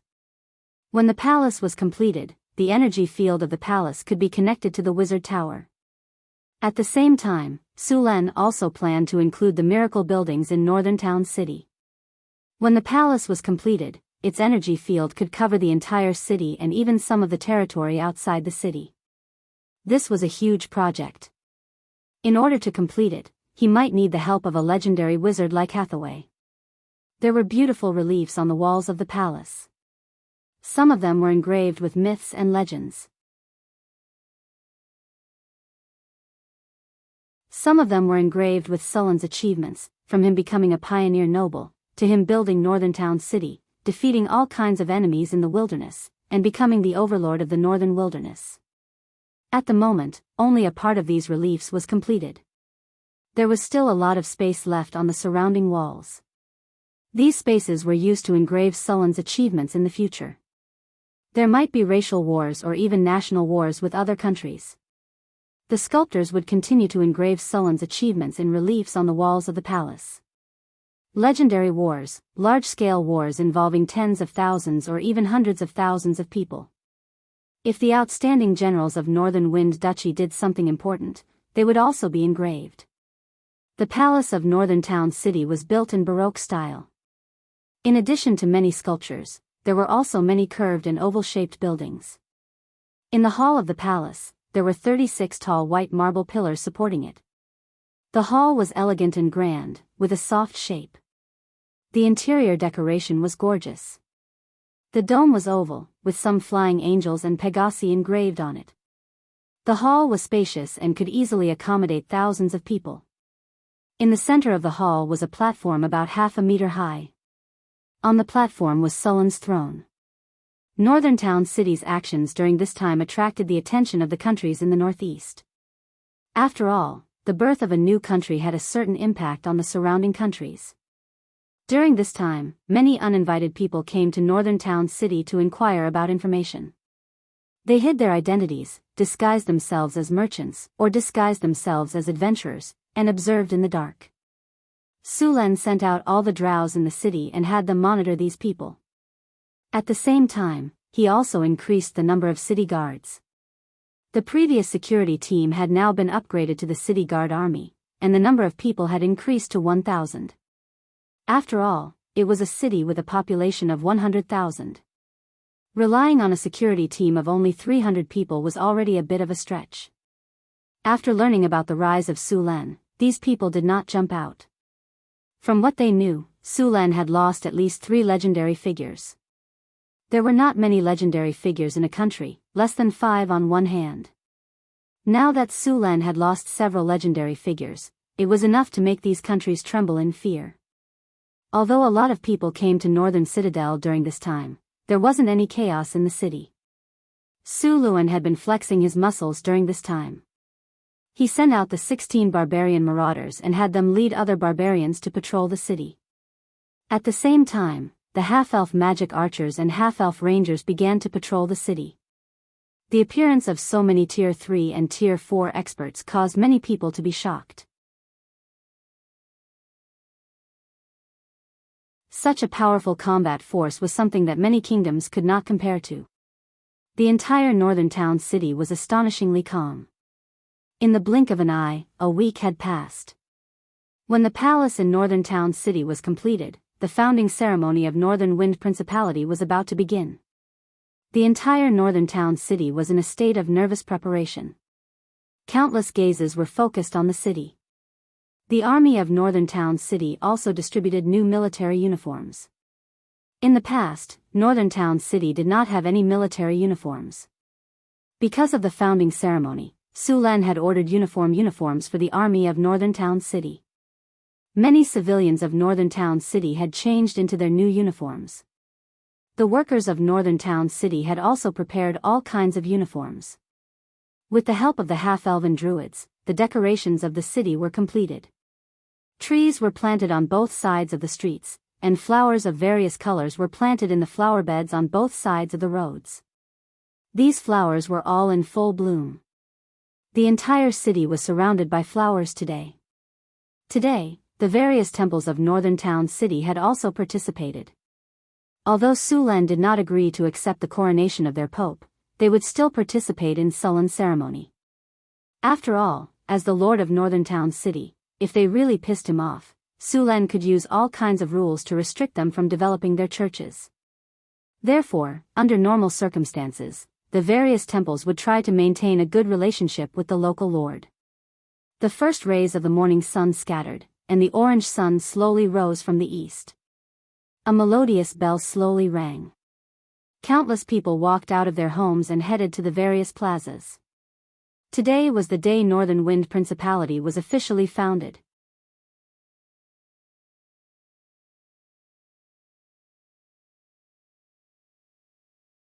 Chapter 386. In the northern wasteland, when the first ray of sunlight pierced through the darkness, the light of dawn flashed across the astrology platform on the top floor of the wizard tower in the northern wasteland. As the first ray of sunlight appeared, the bell in the northern wasteland city rang loudly.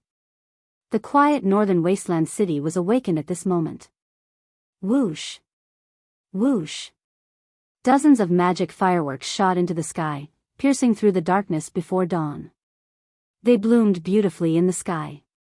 The entire city turned into a sea of joy at this moment. The royal palace of the northern wasteland city. Outside the newly renovated royal palace, rows of well-equipped spear guards stood straight on both sides of the road. The roofs around the royal palace had been occupied by half-elf archers. The main roads of the city had been cleared. The wide and straight road extended all the way to the royal palace. The streets were covered with red carpets, and all kinds of flower petals were falling from the sky. All the residents of the northern wasteland city stood on both sides of the road, waving their arms and cheering. At this moment, a few black shadows quickly approached from the sky. The sound of wings flapping could be heard. With the first ray of sunlight, a group of people appeared in the sky. 9 giant Cryopterus bodies appeared in the sky. Although these pterosaurs were only 2 years old, their wingspan was already more than 6 meters. There was a drow knight sitting on each Cryopterus. Their armor made of fine iron was not heavy. It set off their tall and slender bodies. The ferocious pterosaurs under them looked extraordinary. However, they were not the main characters. They were only the vanguard guards leading the way. Behind these Cryopterus knights, a majestic Pegasus flew across the sky. Sulan had a sword at his waist, and he was wearing a gorgeous silver armor. He was riding the Pegasus at full speed.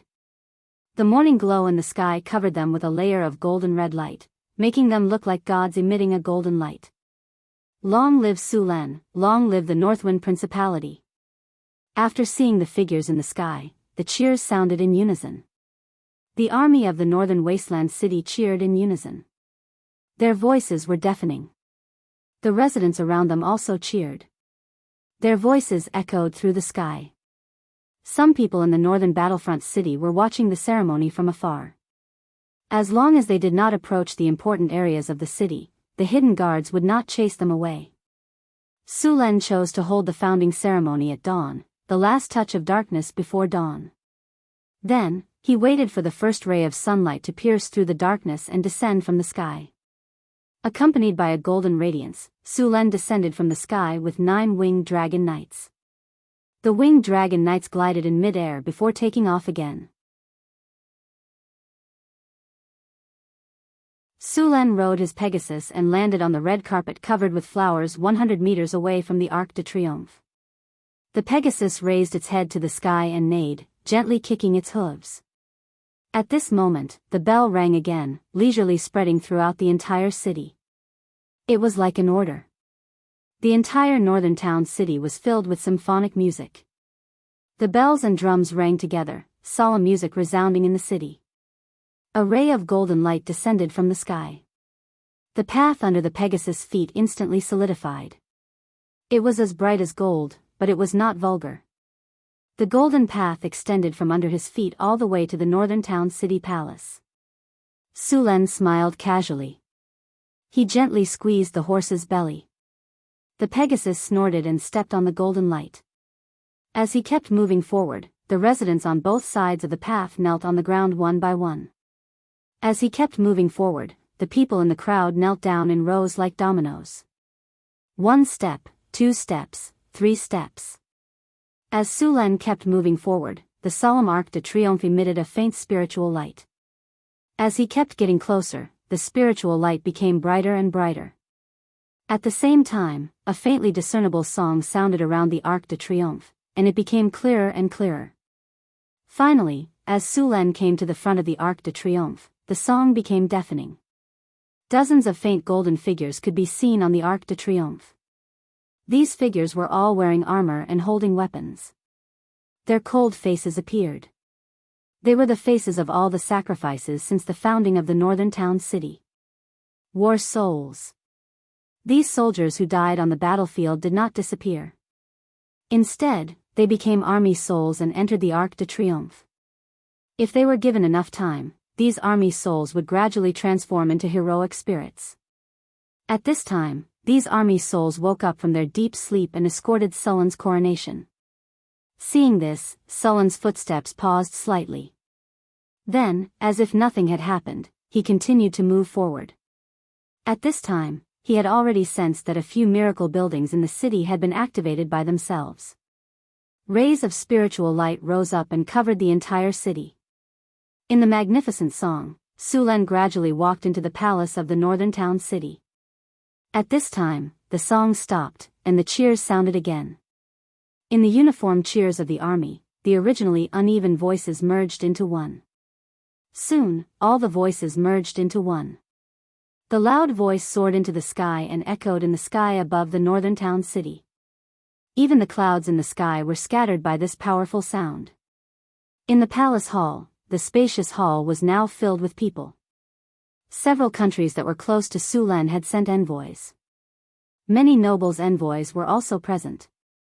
Next to these people were the senior members of the temples of the various churches in the northern town city. Today, they were all here to watch and witness the ceremony. Sulen came to the entrance of the hall and jumped off his horse. Hathaway, Chrissy, Alex, and Phyllis, who had been waiting here for a long time, all put on their best clothes and waited with smiles on their faces. Sulen nodded to them and walked in front. Hathaway held onto Sulen's arm and walked half a step behind him. The others followed closely behind. The group was led to the hall by a few maids and then stepped onto the central platform. Several other half-elf maids came up with a few trays with crowns on them. Sulen reached out and picked up a gorgeous crown and put it on his head. Then, he put the crowns on Hathaway, Chrissy, Alex, and Phyllis. Special envoy from the King of the Kingdom of Florence congratulates the Duke of Northern Wind on his coronation. After Sulen put on the crown and sat on the throne, the prepared envoy stepped forward and bowed to the nobles before congratulating Sulen. The special envoy from the Kingdom of Florence opened the curtains, followed by many special envoys from other kingdoms and nobles who came forward to congratulate him. Special envoy from the Kingdom of Lorenza congratulates the Duke of Northern Wind on his coronation. Special envoy from the Kingdom of Amher congratulates the Duke of Northern Wind on his coronation. Special envoy from Marquis Savoy of Kalt congratulates the Duke of Northern Wind on his coronation. All the nobles' envoys, including the Kingdom of Lorenza and the Kingdom of Amher, came forward to congratulate Sulen. Soon, the churches in the northern town city also came forward to congratulate him on the establishment of the Duke of Northern Wind. After these people finished their congratulations, Sulen stood up. Ha ha ha. He laughed and took 2 steps forward. Thank you, everyone, for coming to the establishment of the Duke of Northern Wind and my coronation. His voice was loud and clear. In an instant, the clouds parted and the sun rose in the sky. The dazzling sunlight shone on Sulen as if he was the only one in the world. In the hall and in the square, thousands of people stood on both sides of the square. Their burning gazes were all focused on Sulen. There was reverence, joy, admiration, and fear. At this moment, all of them gathered together. I announce the establishment of the Duke of Northern Wind. In the name of the Duke of Northern Wind, I announce that today is the National Day of the Duke of Northern Wind. At the same time, I confer Hathaway, Chris, Alex, and Phyllis as duchesses. Hearing Sulen's words, the surrounding nobles looked at each other. It was the first time that 4 duchesses were conferred at once. For a moment, the nobles' envoys in the hall whispered to each other.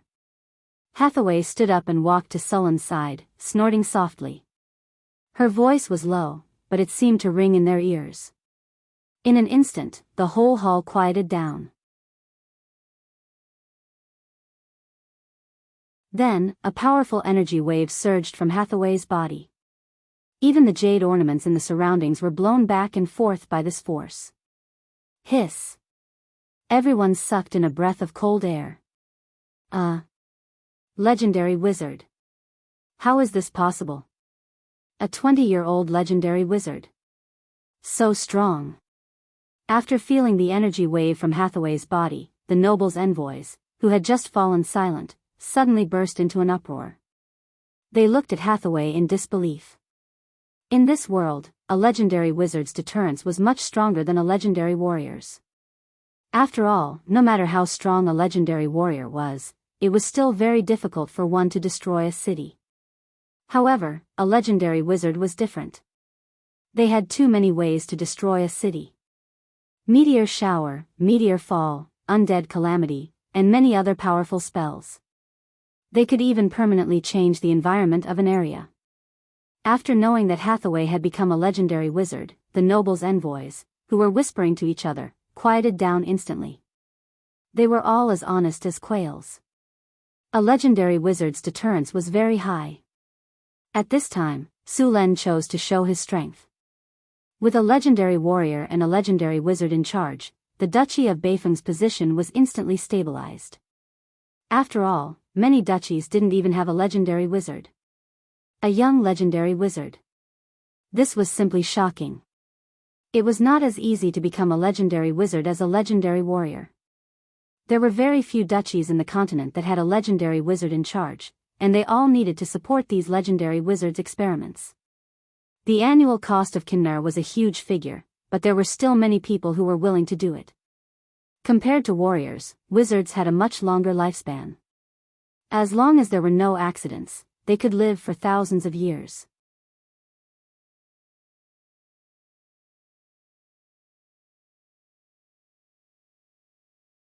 Chapter 387. A large amount of data flashed past Sullen's eyes. Congratulations, host. You have successfully established a dukedom. Country template is being activated. Country data is being calculated. Data conversion in progress. Data calculation complete. Country template activated. Countless streams of data appeared before Sullen's eyes. A large amount of information appeared and disappeared quickly. Soon, all the data disappeared, and a template appeared before his eyes. Country, Northwind Dukedom, location, Northern Wastelands, Underground World, territories, Northgard City, Mirror Lake City, Centaur City, Orundo, City of the Grey Dwarves, Crete City, City of the Taurans. Omitted, will be added later. The country template looked simple, but it contained many meanings. After establishing the dukedom, not only were the 3 cities in the Northern Wastelands included, even the cities in the Underground World were included in the dukedom. Congratulations, host. You have successfully established a dukedom. The reward is the Imperial Jade Seal. Congratulations, host. You have successfully established a dukedom. You have received an exclusive troop class. Congratulations, host. You have successfully established a dukedom. You have received the title, King of the North. Congratulations, host. You have successfully established a dukedom. You have received a diamond treasure chest. Congratulations, host. You have successfully established a dukedom. You have received a miracle building blueprint.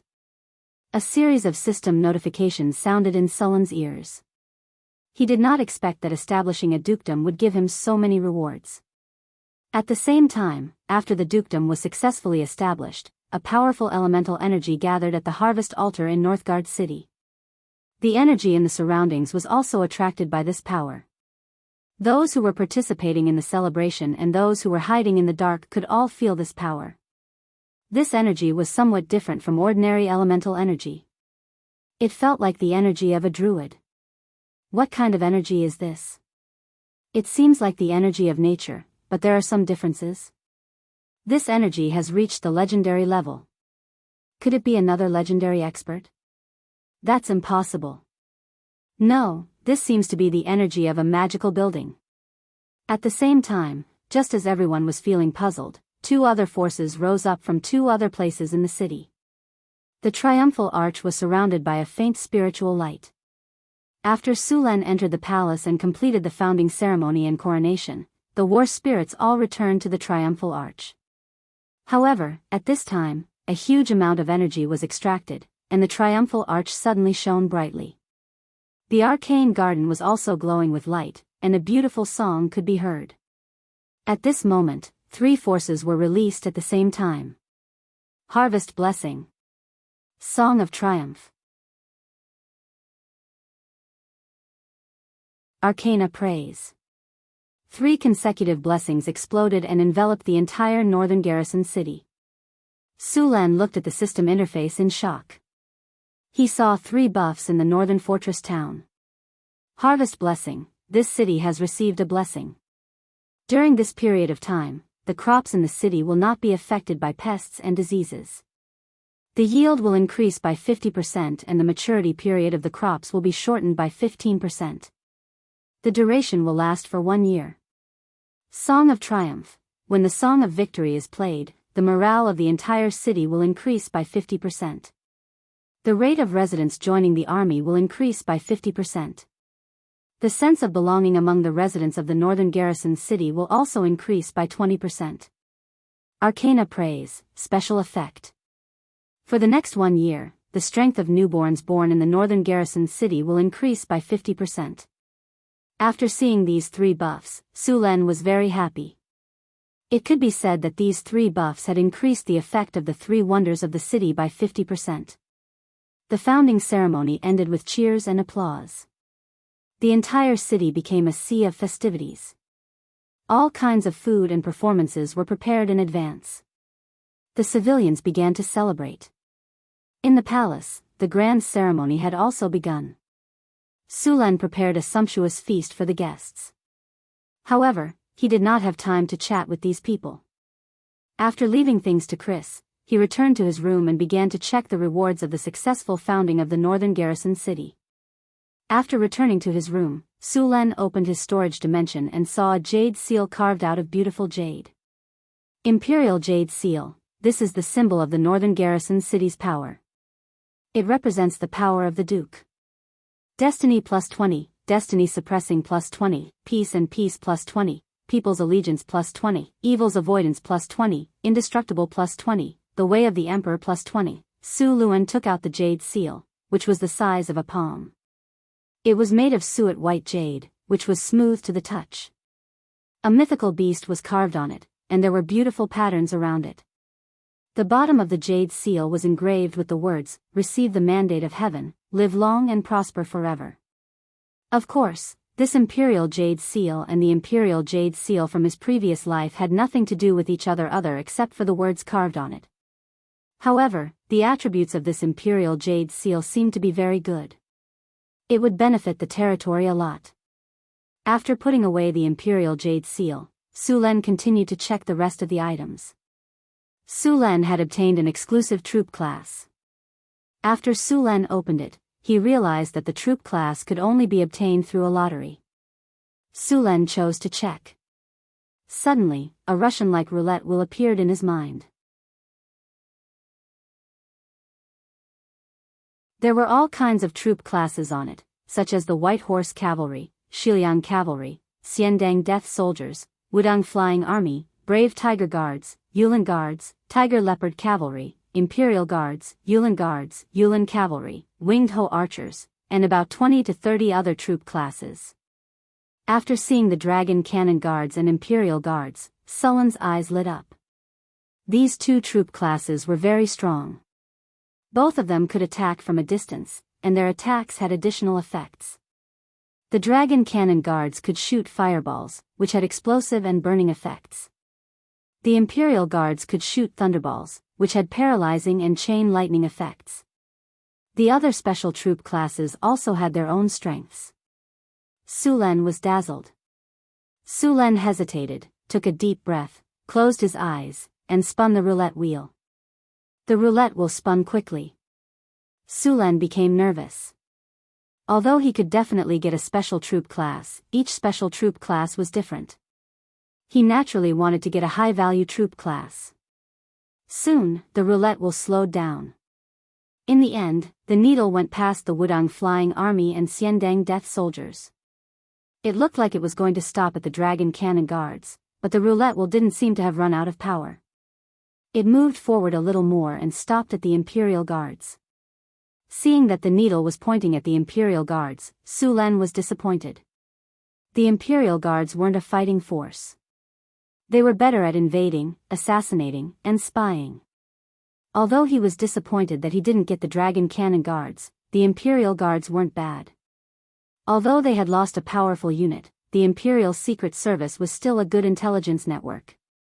Together with the Flying Eagles in Northern Town City, the foundation of an intelligence network was almost complete. Although they had lost a powerful unit, it was still a good idea to build a perfect intelligence network. Su Len happily put away the commander's seal of the Imperial Guards. Then, he looked at the other rewards. After establishing the country, Su Len also received the title of King of the North. It sounded very impressive. Su Len was looking forward to the effects of the title. King of the North, exclusive title. After countless battles, you have defeated the gnolls, trolls, ogres, orcs, frost giants, hydras, and many other races and powerful enemies.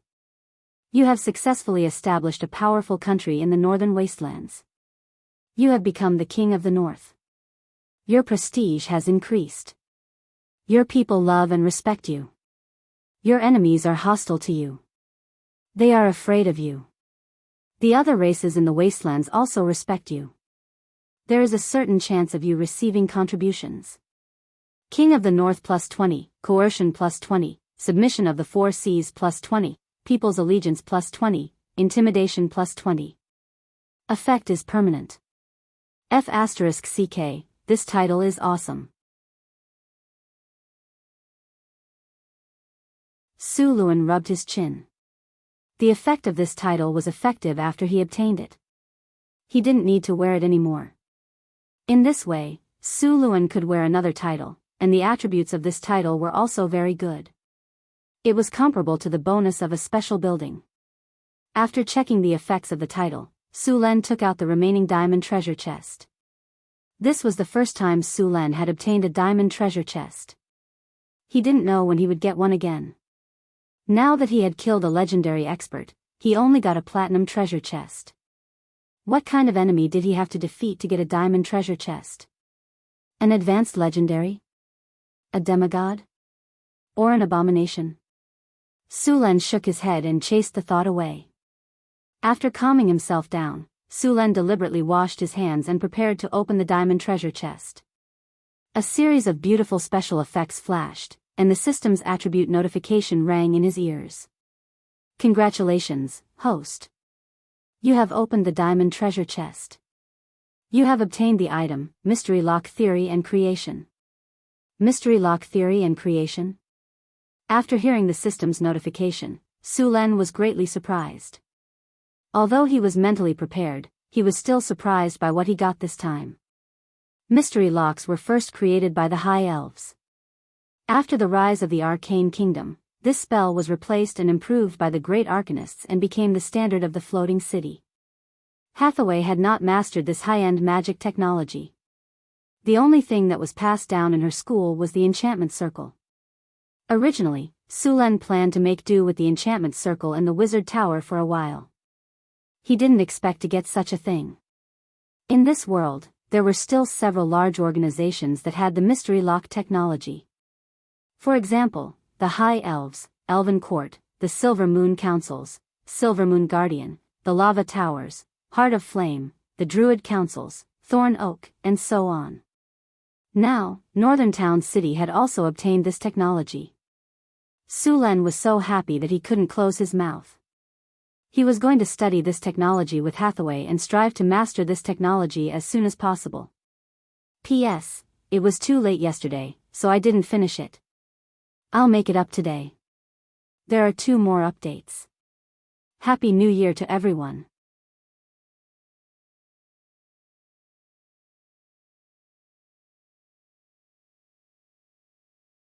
Chapter 388. At first, there were 24 runes that he had learned from the High Elves. After many years of development, the number of runes that had been published in the Arcane Empire had reached 36. It was said that some of the runes had been mastered by the Great Arcanists. There were rumors that the number of runes had reached more than 70. Each rune had its own unique power. During the Arcane Empire, there were even people who developed rune stones. They used a special method to make a rune into a gem, and then combined several rune gems according to a certain formula to make a powerful equipment. However, the process of making rune gems had been lost. Most of the rune equipment circulating now were products of the Arcane Empire, and some were made from rune gems excavated from ruins. Enigma was a spell sequence composed of a large number of runes according to a special arrangement. At first, the Enigma of humans did not cover a large area, generally only 300 to 500 meters. At the same time, the Enigma created by the High Elves could cover a city. During the Arcane Empire, the Enigma of humans developed by leaps and bounds and became the standard of wizard towers and floating cities. After putting away the important spell book, Enigma Principles and Creation, Sulen took out the last remaining blueprint of the Building of Wonders. Building of Wonders Blueprint, Hero's Spirit Tower. After use, you can build a Hero's Spirit Tower of Wonders. Hero's Spirit Tower. Construction requires the Triumphal Arch. This is a tower built with iron and blood. It is the final home of a warrior. With this building, the martial spirit of the territory can be improved. Within 30 miles of the city, newborns have a 10% chance of becoming warriors. At the same time, the morale of all the soldiers in the North Town City plus 20. The souls of the dead soldiers will enter the Triumphal Arch, and the chances of the souls of war becoming heroic spirits plus 20. Martial Spirit plus 35, Indestructible plus 37, Strong Will plus 35, Unyielding Soul of War plus 28, with space of the Heroic Spirit Palace, space can grow. The Hero's Spirit Tower was not bad. It was a perfect match with the Triumphal Arch. With the Hero's Spirit Tower, the chances of the souls of war becoming heroic spirits would increase a lot. However, to build this building, he still needed 2 battle soul stones. Sulen did not have any battle soul stones now, so he could not build it for the time being. It wasn't easy to get a battle soul stone. Sulen had issued a mission to the caravans to purchase battle soul stones. Over 100 caravans from all over the continent had gathered in Northern Town City. As long as the price was right, someone would be able to get it. After packing up, the atmosphere of the banquet in the palace was very hot. Su Luan came to the banquet in a good mood and greeted everyone. After staying here for more than 10 minutes, he left the banquet. After the establishment of the principality, life in Sulen did not change much. After all, it was only a small country with a population of a few 100,000. There was no need to appoint ministers. The caravans that had come to attend the founding ceremony of Beifeng Principality also began to load up the goods produced by Beifeng City and leave. Because of the celebration, Sulen specifically ordered that the quota for this month would be doubled. Now, the most popular commodity in northern Battlefront City had changed from white sugar to toilet paper. This kind of toilet paper was not only popular among the nobles, but also among the commoners. Of course, the nobles would buy the delicate, soft, and white toilet paper that was sprayed with perfume. The commoners would buy the yellow toilet paper that was of average quality. When Sulen saw that the toilet paper was selling like hot cakes, he immediately thought of soap and perfume. However, when he was about to start making them, he suddenly realized that he had no idea how to make soap. After all, he was not an engineering student in his previous life. He had no idea how to make soap. Therefore, he could only let the craftsmen study it slowly. As for perfume, it was very simple. All he needed to do was dissolve the perfume with alcohol. The difficulty of making perfume was not low. The first step was to find high-purity alcohol. The alcohol content of the drinks in this world was average. For example, ale had about the same alcohol content as beer. It was not easy to find a high alcohol content. At present, the highest alcohol content was the vodka brewed in Northern Town City. The alcohol content was only between 30 and 40%. If he wanted to obtain high-purity alcohol, he would need to distill it. However, since vodka was selling well in Northern Town City, Sulen did not plan to use vodka to make perfume. Therefore, he only made a few bottles for Hathaway and the others. The celebration lasted for 7 days. From this year onwards, this would be the national day of the year. After the grand celebration, everything returned to normal. The commoners in Northern Town City once again began their busy lives. The merchants seized the time to buy goods and make money. Every day, long caravans would come and go. The army also began their training and cleanup missions again. Sulan yawned and rubbed his sore head. The book, Enigma, involved too much knowledge. It was a bit difficult for him to study it. Fortunately, with the talent of erudite, Sulan's learning ability had been strengthened. It increased his learning efficiency by a lot. He was now studying Enigma while learning other wizardry knowledge. After stretching his body, Sulan put away the book and left the palace. Although he had become a Grand Duke, Sulan still liked to wander around the city. This way, he could better understand the situation of the city's lower class. A lot of things happened during this period. Some things happened in the Southern Sea. A pirate ship found the legendary Treasure Island. It was said that the island was covered with gold, silver, and all kinds of gems. The ship was brought there by a storm. When the pirates left, they recorded the route. As soon as they returned to the coast, the pirates on the ship had a fierce fight. In the end, only a few people managed to escape alive. The map was obtained by the first mate of the pirate ship. The remaining pirates sold the information to other forces. As a result, many forces started to fight for it. Of course, the northern wasteland was thousands of kilometers away from the Southern Sea. It took a few months for the news to reach here. It was said that this matter even alarmed the Red Dragon Queen. Red dragons loved treasure very much. There was also some other news. For example, a marquis of the Lorenza kingdom raised his flag and rebelled. He joined forces with another kingdom to attack the Lorenza kingdom. The Lorenza kingdom suffered heavy losses in the Orc invasion last year and was now in a defensive state. Although this was the latest news from Northern Battlefront City, the most recent news was from half a month ago.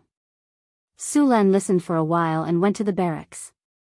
He planned to officially recruit the embroidered uniform guards and establish an intelligence network in the northern city with the help of the Eagle. In the barracks, Sulan gathered the soldiers in the barracks. There were not many requirements to recruit the embroidered uniform guards. Their strength had to be grade 1 or lower. As long as the army in the northern city was a regular army, most of them were grade 2. A few of them were grade 3.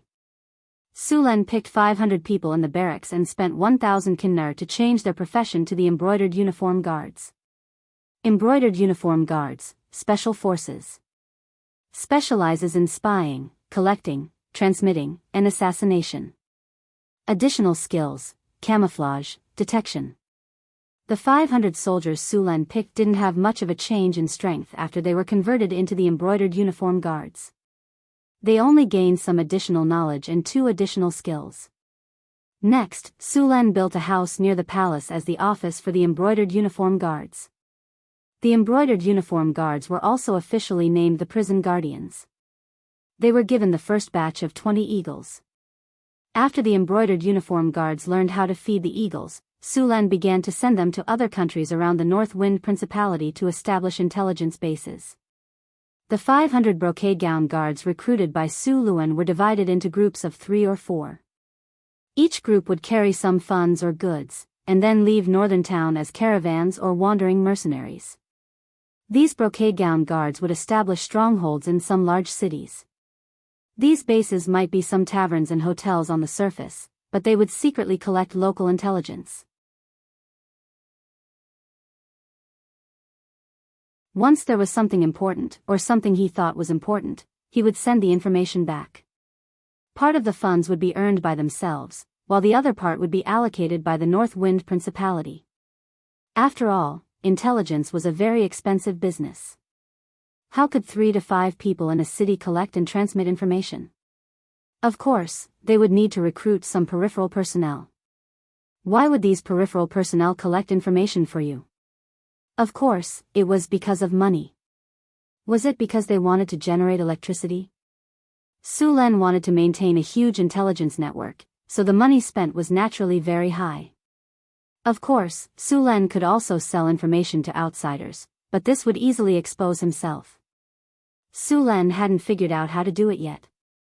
The number of eagles cultivated in the eagle nest wasn't many. Apart from a portion of the eagles left for the scouts, the rest were all given to the embroidered uniform guards.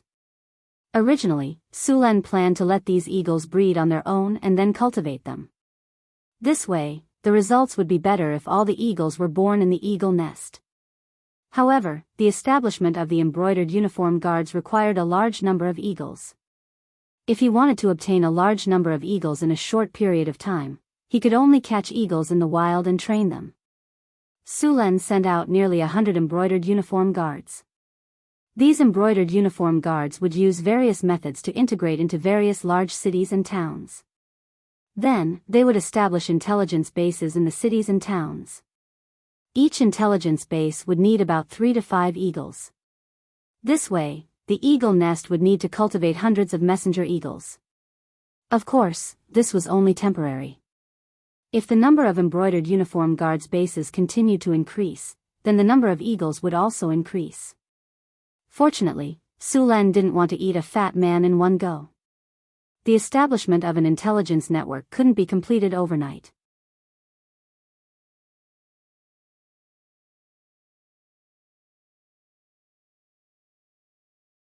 Chapter 389. Sulen woke up from a deep sleep as the morning sun shone through the curtains. He immediately felt something soft and smooth on his arm. He turned around and looked at the little succubus who was sleeping beside him. Traces of the storm still remained on her delicate face. She looked seductive and a little tired, but she was still sleeping soundly. Although succubi were known to be fearless in bed, they were still defeated by the plasma cannon. Suluan carefully pulled away the jade-like arm entwined around his arm and Phyllis, who was sleeping soundly on the other side. He got up, picked up a robe and put it on, and then covered himself with the soft silk quilt. It was already July, and the northern wasteland was already very hot. However, Hathaway had set up a large-scale thermostatic magic circle in the palace. Although the technology in this era was backward, many things that could not be done by technology in his previous life could be solved by spells here. Of course, these were only wizards' methods. They were not universal and could not be popularized. Since awakening the dragon bloodline, Phyllis had also undergone a lot of changes. For example, her body had undergone a second growth. The most obvious change was that she had changed from human to all the way from B+ to D+. In addition, she had become more beautiful. Some of the original flaws had disappeared after awakening the dragon bloodline. Phyllis's charm value had increased from 19 to 23. Perhaps she felt Sulen leaving, Phyllis murmured but did not wake up. She subconsciously waved her arm, trying to grab something. In the end, she just happened to grab Sulen. She curled her body into a more comfortable position. As a dragon bloodline sorcerer, although his body was very strong, it depended on who he was compared to. Even if it was 1 against 2 last night, the succubus and Phyllis would still lose.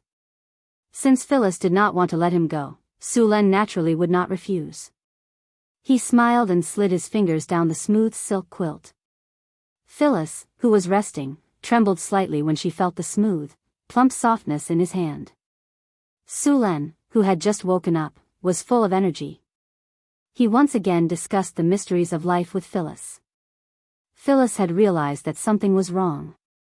She struggled weakly to escape, but was easily caught by Suluan. Suluan patted the peach that was as plump as a full moon. Pia. It was clear and melodious. Then, he used his arm to help her position it into a triangular structure with the bed. A triangular structure was the most stable structure, and it was perfect for a cannon. Soon, a melodious sound came from the room. The sun was high in the sky. Sulen finally came out of his room. The air was filled with the smell of heather. Reaching out his hand, he slapped the perky peaches of the 2 blushing personal maids. After that, Sulen walked towards the dining room delightedly. After becoming a Grand Duke, Sulen's life did not change much. He still lived the same life as before. Of course, there was one more activity now, which was to learn about puzzles and mage knowledge. The system would sort out and summarize everything that happened in Beifeng Principality. All he needed to do was take a look at the way the council hall handled matters. If something important happened, the system interface would directly notify him. Sullen's job became much easier after he digitized the information of Beifeng Principality. Wizard Tower. A tall steel golem stood still. Hathaway spent a lot of effort and finally completed the steel golem. The steel golem's strength was at grade 4, and its challenge level was 17. Hathaway got the technology to build the steel golem from the tower spirit in the secret realm.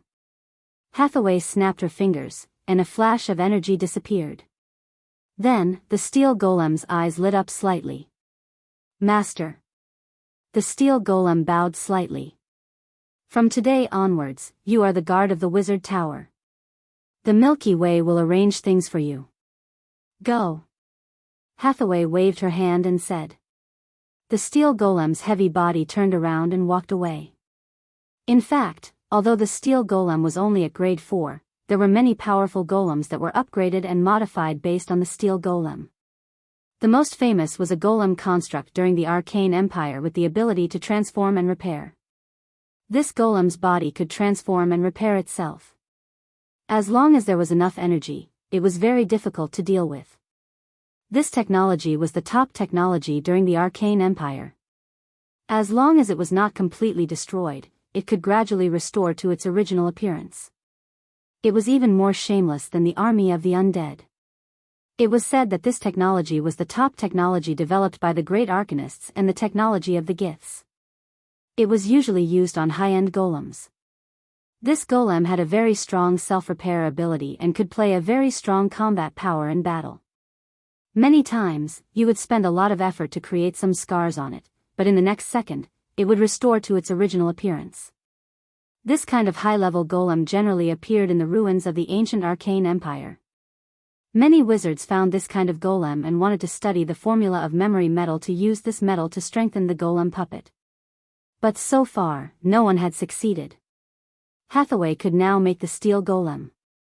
Next, she would study the legendary golem. In fact, the legendary golem was the wizard's trump card.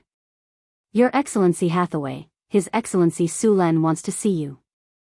The Milky Way's voice sounded. I know, I'll go now. Hathaway moved her body and closed the laboratory. Hathaway went all the way to the top of the wizard tower, the astrology platform. At this time, Sulen was lying on a recliner and reading a spell book. Why are you looking for me in such a hurry?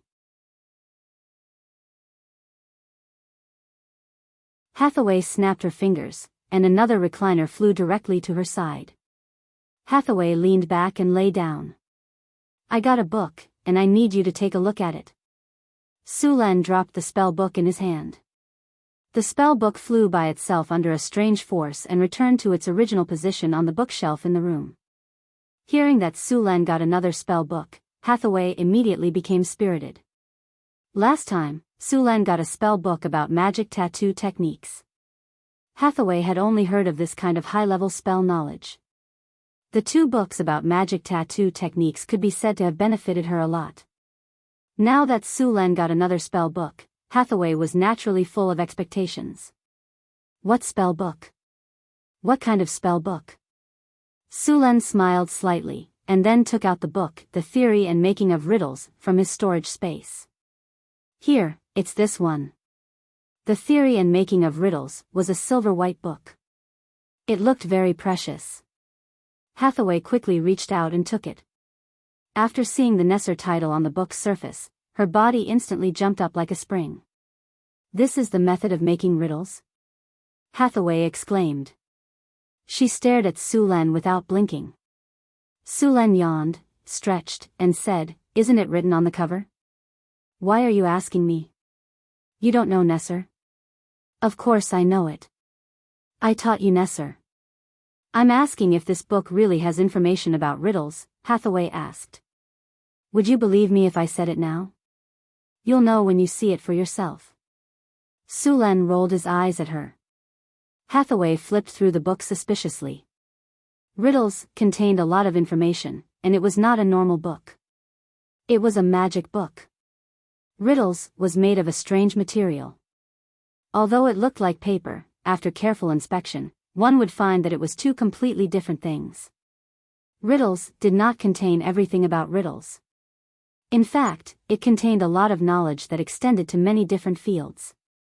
Since this book dared to name itself The Theory and Making of Riddles, the knowledge contained in it was all-encompassing. Su Lan even suspected that the author of this book was not an ordinary arcanist. When Su Lan read the book, he found that if one's mind power and intelligence did not meet the requirements, they would not be able to understand the content. There was a strange magic in this book. It seemed to be able to categorize the mind power and intelligence of the reader. Not everyone was qualified to read this book. Take Boulder and Johnson for example. Their brains were full of muscles, so they couldn't open this book at all. This thing could be used as an intelligence detector. Of course, even if one was qualified to read this book, it did not mean that one would be able to understand it after reading it. This book was a magical item. To read it, one would need to concentrate his mind power, which would consume a lot of his mind power.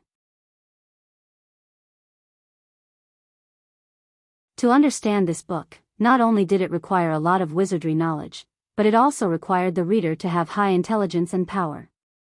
Even if Andre were to read this book, he could only scratch his head and not know where to start. Hathaway flipped through the book and immediately found that this book was different. She frowned and began to read it. Many words automatically appeared on the cover of riddles.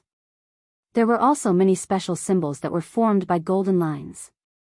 As she read, the lines would automatically form various complicated rune patterns and diagrams. Hathaway could not move her eyes away from the first time she read it. Although this book did not look thick, it contained a lot of knowledge. If all of it was recorded in words, it would take a few million or even tens of millions of words. Su Lan spent a week reading about 500,000 to 600,000 words. It was not that he did not want to read more, but that he did not have enough knowledge. If he forced himself to read it, he would find that he could recognize all the words, but could not understand the meaning when they were connected. This was the problem of not having enough professional knowledge. The more Su Lan wanted to read this book, the more he needed to learn the other basic knowledge and read it. This method was too time-consuming. He wanted to find Hathaway to find a teacher who could explain it. P.S. Thank you to bookfriend Long Ting Guoxiu, Cici Makujio, Yun Xiao Shifan, Emin, I Like Martial Arts, Sockfield, Pain in the Dark, Nightmare Bodyguard, Are You Alright? Shengguan Chuha, Q. Ice, 350 degrees C, The Beauty of Poetry, Sa, Ashima More Popular, Crazy Me, Nameless Mo Chen, Unforgettable Thoughts of Death, Nangong Shu, Floating Dreams Short and Small, I Am Not Short and Not Small, Sa Zhu, Treasured Spear Edge Sharpened, Yang Shua, Huang Junming, Forgotten Darkness, Heaven Rewards the Diligent Book Friend, Floating Dreams Thanks. Thank you to book friend Rotsen, Isa for your rewards.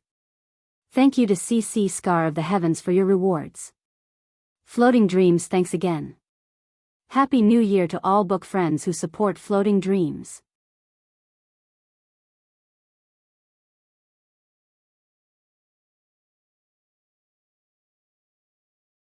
Chapter 390. Hathaway's reading speed was not fast. Seeing that she was reading seriously, Su Lan did not disturb her. Instead, he picked up another book from the shelf and began to read. After about 2 hours, Hathaway let out a long sigh of relief and closed the book. After exiting from that state, Hathaway only felt a sense of exhaustion. Her temples were slightly swollen and painful. Just now, she had finished reading, and her power of will and magic were severely depleted. How do you feel? Su Lan walked over and gently pressed her temples with his fingers. Hathaway moaned comfortably and closed her eyes in enjoyment. Phew. After a while, Hathaway let out a long sigh of relief. I feel much better now. When I put down the book just now, I felt like my head was going to explode. Su Lan smiled. You read for too long. I only read for half an hour each time, and then I rest for a while before continuing. You read for more than 2 hours in one go. Of course your head is going to explode. Don't force yourself in the future, Hathaway said with a frown. What did you learn? Su Lan asked.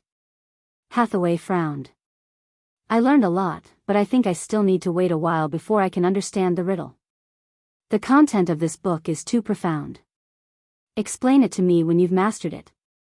I still have a lot of things I don't understand. Su Len said as he massaged her. Okay, I'll find you a few books later. The knowledge in those books is all prerequisite knowledge. You need to master it. Hathaway's body curled up in Sullen's arms and changed into a more comfortable position. Although your basic knowledge is lacking, your talent for learning is really good. As long as you fill in the basic knowledge, it won't be hard for you to catch up with me. In reality, apart from the limitation of aptitude, the requirement of intelligence was also very high. Many powerful wizards had the ability of encyclopedic knowledge. Wizards with this kind of talent would be heavily nurtured as long as they were discovered during their apprenticeship period. Every time, they would be the target of many wizards when they were recruiting disciples. Above the talent of encyclopedic knowledge, there was an even more powerful talent called eidetic memory. With this talent, as long as one didn't die prematurely, becoming a legendary wizard was basically something that was set in stone. With this talent, they could master a lot of knowledge, and the Wizard Academy would fully support them. Hathaway had the encyclopedic knowledge talent, which allowed her to easily master a lot of knowledge. Retentive memory was a rare talent. A Wizard Academy might not even have one in 100 or 200 years. Okay. Su Len looked at the list of books that Hathaway had made. Those books were almost as tall as him. With so many books to learn, it was no wonder that wizards were all otakus. After a simple lunch with Hathaway, Su Len went to the training ground. He had not slacked off on his combat skills for a long time. When he arrived at the training ground, Su Len saw that Phyllis was already training in a hunting suit. Although Phyllis was a princess, she was not delicate at all during training. She had a serious look on her face as she practiced with the half-elf ranger. To be honest, the skills of human warriors were not suitable for Phyllis, so Su Len let the drow warrior and the half-elf ranger teach her combat skills together. Su Len did not go to the training ground. Instead, he stood not far away and watched for a while. Phyllis swung her long sword very vigorously. She was much stronger than before, and her footsteps were also very nimble. What she lacked now was combat experience. Looks like the effect of the dragon blood baptism is not bad. Su Len looked at Phyllis up and down with satisfaction. Her slender waist and plump butt were not bad. The recovery ability of the dragon pulse is good. Su Len nodded with satisfaction. After the awakening of the dragon pulse, a person's physique, strength, reflexes, and so on would be strengthened. It was an all-round improvement. Dragon warlocks were different from normal spellcasters. They usually learned a lot of melee combat skills. It could be said that a dragon warlock was not inferior to a warrior in melee combat. Compared to wizards, a dragon warlock had a lot less spells.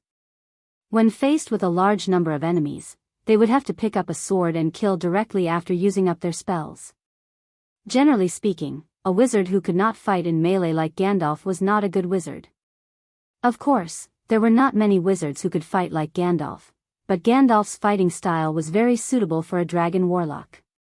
Su Len stood aside and watched Phyllis train with the half-elven ranger. Since the awakening of the dragon pulse, Phyllis's physique had improved significantly. The half-elven ranger in charge of teaching was also shocked. As Phyllis's teacher, he was very surprised by Phyllis's performance.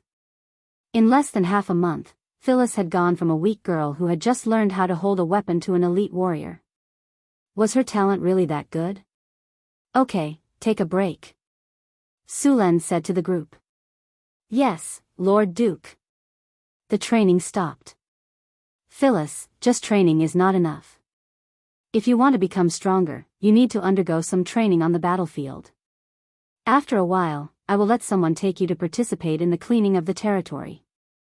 You should be able to easily deal with those goblins, kobolds, and gnolls. Su Len looked at the heroic Phyllis and said.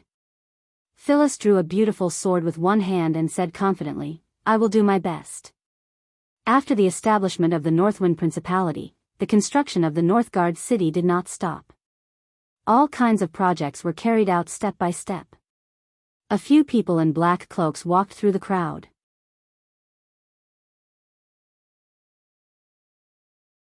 Their attire was not eye-catching in the Northgard city, and many mercenaries and adventurers liked to dress up like this. As the largest city in the northern wastelands, there were many adventurers who went to the northern wastelands in search of ancient ruins or rare materials. A small market similar to the black market of Kalant's city had gradually formed in Northgard city. It was often used to trade things brought out from ruins or materials found in the northern wastelands. Sulan did not ban this spontaneous market. Instead, he sent a few tax officers to collect taxes. He didn't care what people were trading, but they had to pay taxes. At first, there were some who did not pay because they were strong, but soon, they were taught a lesson by the powerful military of Northgard city. These people in black cloaks came to the market. They were very interested in all kinds of things that came out from ruins. Have you heard? The Grand Duke is going to build a wizard academy here. A young man in a black cloak picked up a piece of metal from the stall and said. Another person in a black cloak nodded and said, I heard. Are you going to join? I haven't decided yet, but if the pay is good, I will consider joining, the young man said. The young man said. Then he waved the injured metal shard and asked the stall owner, how much is this metal shard? 10 kinnar. The stall owner was an adventurer in his 30s. He was wearing a shabby leather armor and had a scar on his face. He looked a little down, but the light in his eyes showed that he was not as simple as he seemed. The young man paused for a moment and put the piece of metal back. Hee, you can keep it for yourself. After that, he stood up and walked to another stall. The other person in a black cloak also left. With our current strength, we will need a lot of resources to advance. It is almost impossible to rely on ourselves. If we want to advance, we have to join an organization. Of course I know that. But there is a problem. How can you be sure that we will not be used as cannon fodder if we join an organization? The other person in a black cloak asked. We have also studied the Northwind Principality and the personality of the Grand Duke. The probability is very small. The younger man in a black cloak said. We've come all the way from the southern sea to here, and we've met quite a few wizard organizations along the way. However, those organizations don't trust foreign wizards. Even if you join them, you won't be treated well. Most of the time, you're just cannon fodder. They trust the wizard apprentices they've cultivated more than people like us. Of course, I know that. But you should know that those wizard organizations are all old forces. The most recent one has a history of almost 1,000 years. They have enough apprentices and all kinds of people. But Northwind City is different. I have already asked around. There are less than 10 wizards in Northwind City. They have no one to use. We do not have to worry about being used as cannon fodder. Alright, since you've already made up your mind, let's give it a try. If any of the Grand Dukes can offer decent conditions, I'll join the academy as well. The other magus thought for a moment and nodded in agreement. After hearing his companion's agreement, the black-cloaked wizard was very happy. Then it is settled. After we are done here, we will go to the wizard tower to sign up. Okay. The other wizard nodded and said, Northwind City is not bad. The concentration of elements here is much higher than normal places. The northern wasteland has a lot of materials, and the price is much cheaper than the south. I heard that the legendary wizard has a botanical garden in his wizard tower. I don't know if it is true or not. I think it is true. Have you sensed the garden in the sky in the city? The concentration of elements there is even more shocking. Also, there are a lot of magic plants there. It is said that as long as you can join the Magic Academy, you will be able to get a small piece of land. You should know that it is a piece of land that can grow magic plants. I really admire that Grand Duke. The cost of building such a garden is shocking, and he is using it as a reward. Let's not go to the market today. Let's go sign up now. If we wait any longer, the Sky Garden might have already been divided up. Another wizard heard the news. He stopped walking around the market and left with his companions. You're tuning into the Carefree Valley YouTube channel. Don't forget to subscribe and join us on this journey to catch the most captivating stories.